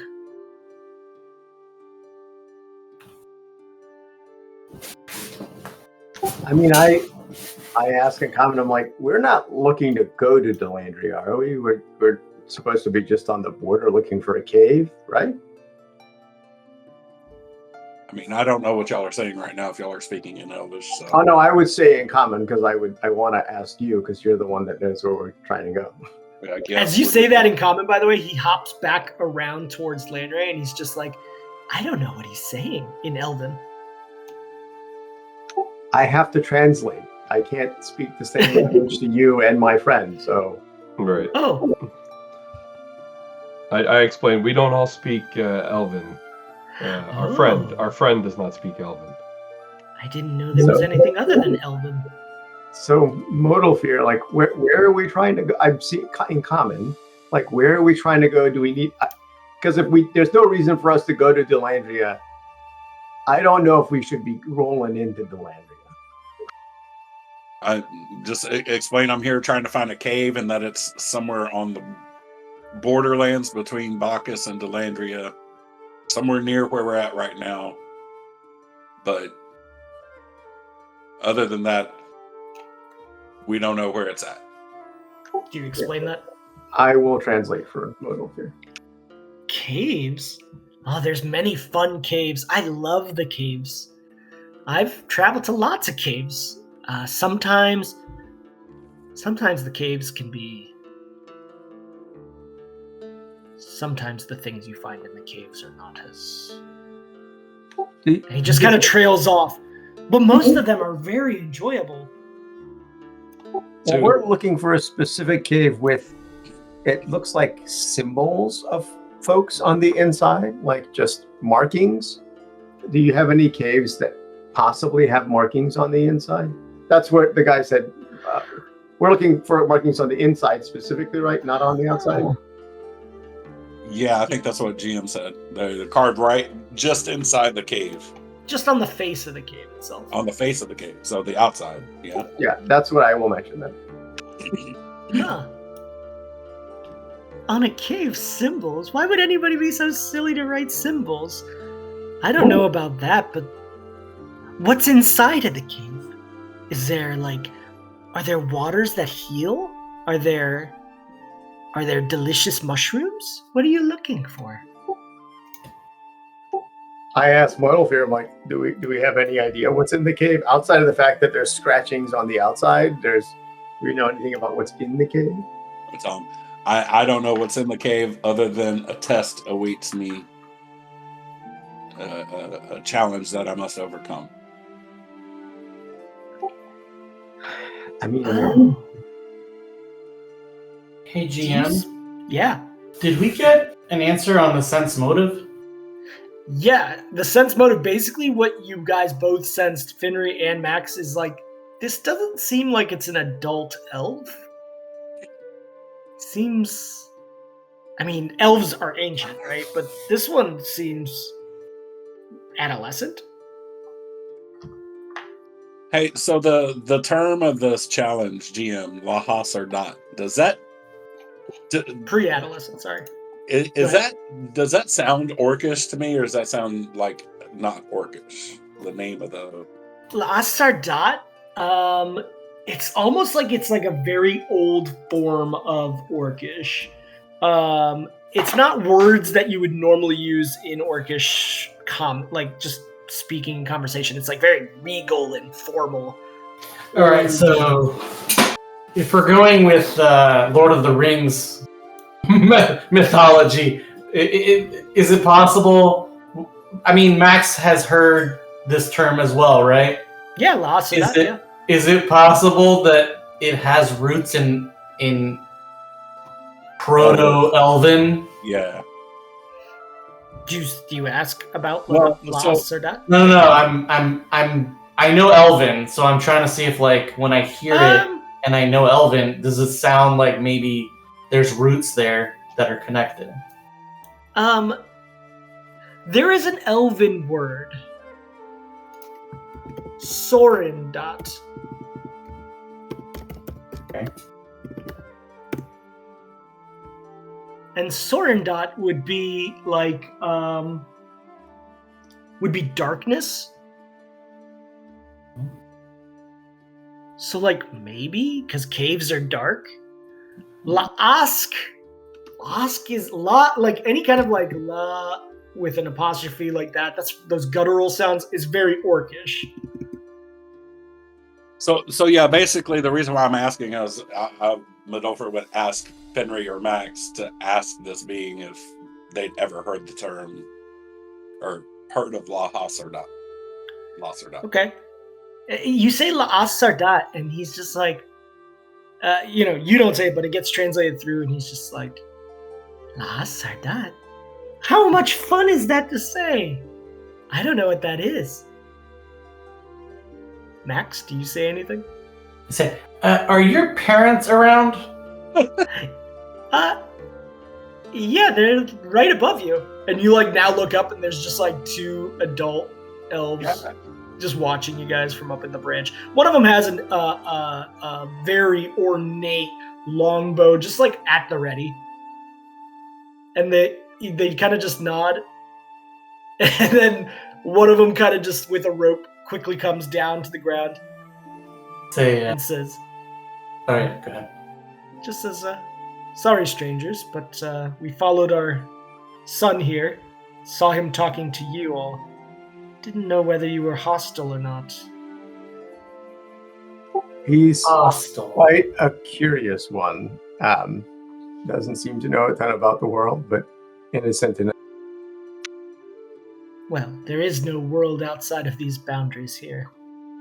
This is the world, Dulandria. The rest is an abyss. What do you seek, strangers, here in our lands? Is he still speaking Elvish, or? He is speaking Elvish to the three that speak Elven.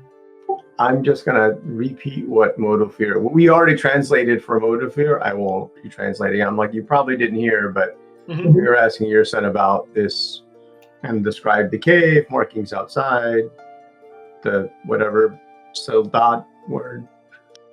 Okay. You say Laas Sardat, and they just look at each other, the wife and husband, and they're just like, Laas Sardat. Max, you know the Elven word that I talked about. Are you doing anything? Yeah, can I alter the term to add in the YN? Sure, Sorindot. Yeah. As you say Sorindot, there is like a weird wind that blows in, strangely timed with it, and they all just kind of like, the husband and wife kind of take a step back and like almost shudder.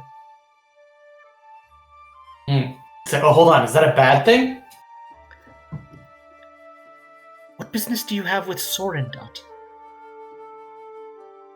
Well, we're not even sure. We're not even sure. I say we're not even sure if that is it. We have heard this other term, and I repeat the original term, right? And then I say, but I, with knowledge of various languages, it sound that term, the word in that term, sounds like the Elven word, right? And I don't repeat the Elven word. I just say the one that caused your reaction. Vinnery. I'm guessing. I don't know. They seemed shaken by the mention of Sorendot. And in response to Max, they both go, "That is a place that no elf should go. You should avoid it. It is an endless abyss that leads to nothing but the great void." What about other than elves?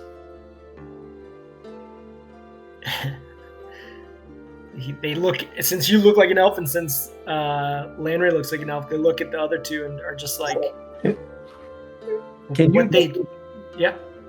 you just tell us of this place? Like, just what is this place and why is it so scary? It is a cave of darkness, evil, but even worse than evil, it is a cave of nothingness. A great vacuum that sucks out the essence of us elves, of our lands. We long ago created wards, curses, and other means to keep those from interfering within it. But even our greatest curses and wards didn't stop some from going in and taking back with them the horrors of that place. It is not of this world. And the wife kind of speaks up now. It comes from a time long ago. A time before that of the small, fleshy ones, humans. This was a time of the little folk, and great giants that roamed the lowlands. We protected ourselves, us elves, for as long as we could. But ultimately, our only way to be safe was to return only to our lands and leave whatever happens to the rest of the world be. Where is this place? Like, is it close? They both look concerned as you are asking for directions to it. We will tell you where it is, if that is what you must do. But I warn you, do not enter Dulandria if you are to travel there. You will be killed immediately by our guards. None who have seen this place shall ever enter Dulandria. So are we not in? Are we in Dulandria yet or not? Or we're just like. You guys are like right on the boundary, this kind of nexus that is occurring between Bacchus and Dulandria. So like the terrain is Dulandrian, but evidently based on these guys, you're just on the edge of it. The boundary. So, in an effort to see if there's any recognition to what we seek, I'm going to ask to be translated that I seek a place where there is a test that I must undertake to remove a darkness that's within me, not to take a darkness out of it back into the world. As this is translated to them, the older male elf puts out a hand to try to touch your face. Do you allow it? Yeah. He takes his thumb and he takes it from like the top of your forehead and runs it down to the bridge of your nose. And he looks at his wife and got your nose. And in Elven, he goes, "He's one of the touched. His kind have been to Sorendot before." And both of them step away and say, "Follow the ridge. You will know it when you find it. You have been touched. You will feel it within yourself, but do not come any closer to us." And from his pockets, you see as they rush backwards, he pulls out some sort of water from a water skin and starts spreading it on his hands. And he grabs the child, and they almost immediately disappear behind the wild ferns and strange mushrooms that grow in the forest. Did this man really just pull out some hand sanitizer after touching me, dude? Come on, man. 100% did. Well, at least we found where the cave is. Let's go. He pointed in the general, like the kid before all of this kind of like said, yeah, there's caves over there in general along the edge. And these guys just basically said, follow the edge and you'll find it. You'll know where it is. I guess continue onward then towards the direction that we've been given. As the day gets longer, you do not sense anyone is following you anymore. If anything, this group of elves like gave you your space and ran off. You follow the edge of the white cliffs until eventually, Midolfir, you feel like that feeling when you're raging, that heartbeat picking up, adrenaline almost, and sweat coming down. And Varg notices it also. He's like, looks up to you and he's like, yeah. He's like, trying to figure out what's wrong. As you guys feel your way along these cliffs, you approach a spot where on the ground you see footsteps. They've been hardened into the soil, but clearly boots have come this way. What are you guys doing? We'll wrap up sort of after you guys tell me how you wish to deal with it. So, I guess I'm going to follow the footsteps. I'm going to let everybody know that, I'm feeling a connection nearby, and it's similar to the connection I tap into when I rage. So, we're obviously close. But before we go in, I want to set up a camp, if you will, and do some meditation and some reflection to prepare myself. Okay. Go ahead and give me a concentration check, Midolfir. Oof. The rest of you, in this weird silence of this boundary land, you look around and see strange vines suddenly growing where you hadn't before. They're not moving or anything. It's just that there hasn't been this type of vine plant growing on cliffs until you've reached closer to here. 10 was what you needed. You look within yourself as you meditate, Midolfir, and calm your pulse. And you can see in your head now a stone wall ahead and very distinct images of like vines growing on boulders. And then like a pulsing light up above the rocks underneath some trees. It's almost like you're seeing the cave in your mind. It is close by. You can feel it. It is within a mile of where you are. Okay. Do you follow sort of where your sense is taking you, or do you set up camp this evening? I kind of want to get to the point where I can actually see by line of sight the cave, but not get any closer than that. Yeah, there's still a couple hours left in this daylight. Are the rest of you going with Midolfir too? Yeah. Okay. You come to a horseshoe space, following the footsteps, following these boots that are clearly not done by elves. These are created by people who wear armor, who wear different kinds of shoes than the elves. You come to this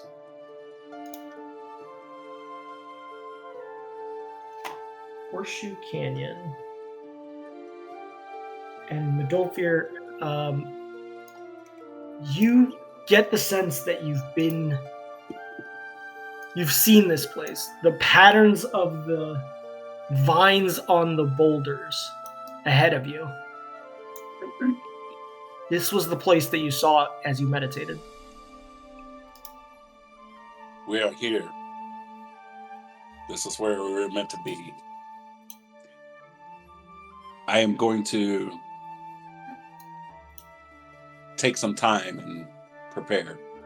Okay. What are the rest of you doing?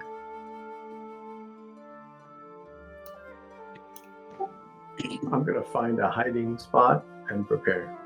Okay. Yeah, and I'm going to just kind of survey the area to make sure that nothing else is tracking us. Are you going to get up on the rocks to do that, or just from where you're standing? Just from like where I'm standing on the ground, and like just give me a spot check. doing a survey of the area overall. Yeah. Go ahead and give me a spot check of that. Max, you doing anything in particular, as MiguelAbuel seems to be going into a calming state? Yeah. Max is going to try to put together a combination of herbs using his alchemy in order to kind of give aromatherapy to MiguelAbuel. You saging this place? Yeah. It's like, gotta get all that negative energy out, big guy. Uh-huh. Okay. Lanray, you get the sense that there is, under most of these trees are growing out of the rocks, but there seems to be something like a flattening that happens up here at the top, up on top of this particular set of rocks up here.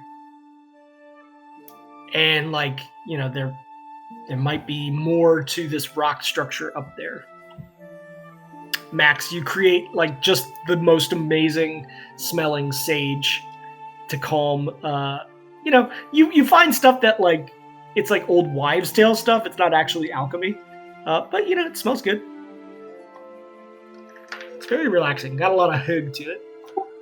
Are there any ingredients for poisons in the nearby region? Interesting. Can I search for that? Yeah, give me a search check. Are we still the same day as the seeming? Yes, you are. Finry, as you do a little bit of a search, you find a particular kind of toadstool. Basically death caps that when cooked down as a poison can be when properly done, can be turned into an actual concentrated edible poison that has to be ingested, but which has extreme lethal. It basically is 2d6 Constitution damage.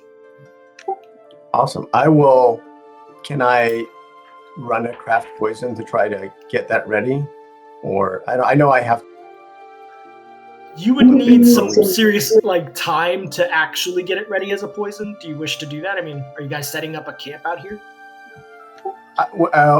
The way I understand the craft check to work is I roll it for the whole week's worth of activities. So I don't know how much time or how long it's going to take, but I want to harvest and then start to prepare poison. So I don't know how you play that. So the harvest is no problem. If you guys are taking more than just a brief moment here, then you can definitely do part of a day, like a check on it. And I'll just apply it for the remainder of the week. If you have time the rest of the week to do it. So are you guys kind of chilling out here today? Yeah, I mean, effectively, MiguelAbuel wants to have a deep meditation. So essentially, we have time to take a long rest, right? So go ahead and roll me the craft poison right now.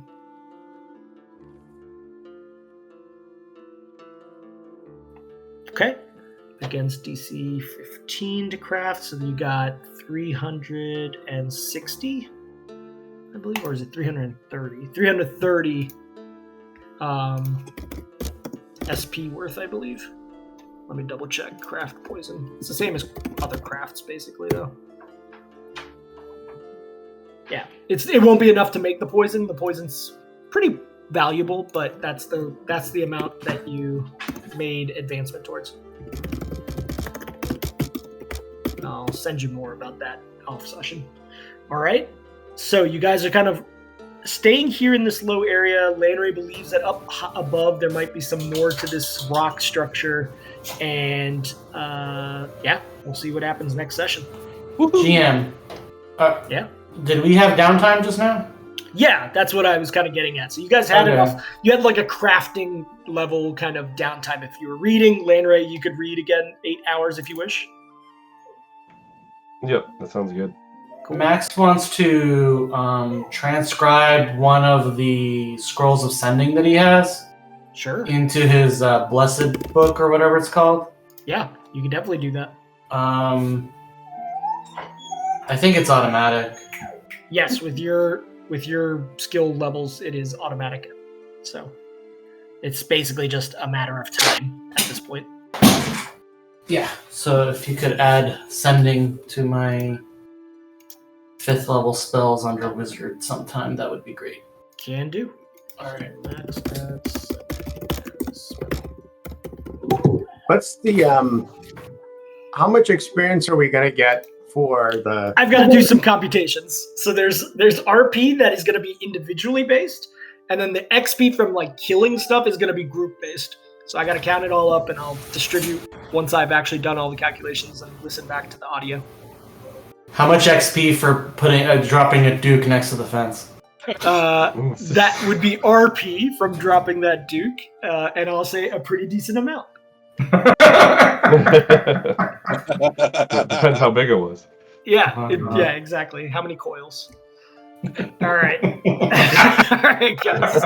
Have a good rest of your Sunday. And the mini game is done, so we're back to regular D&D. See you guys later. Bye. Later, guys. Bye, gents.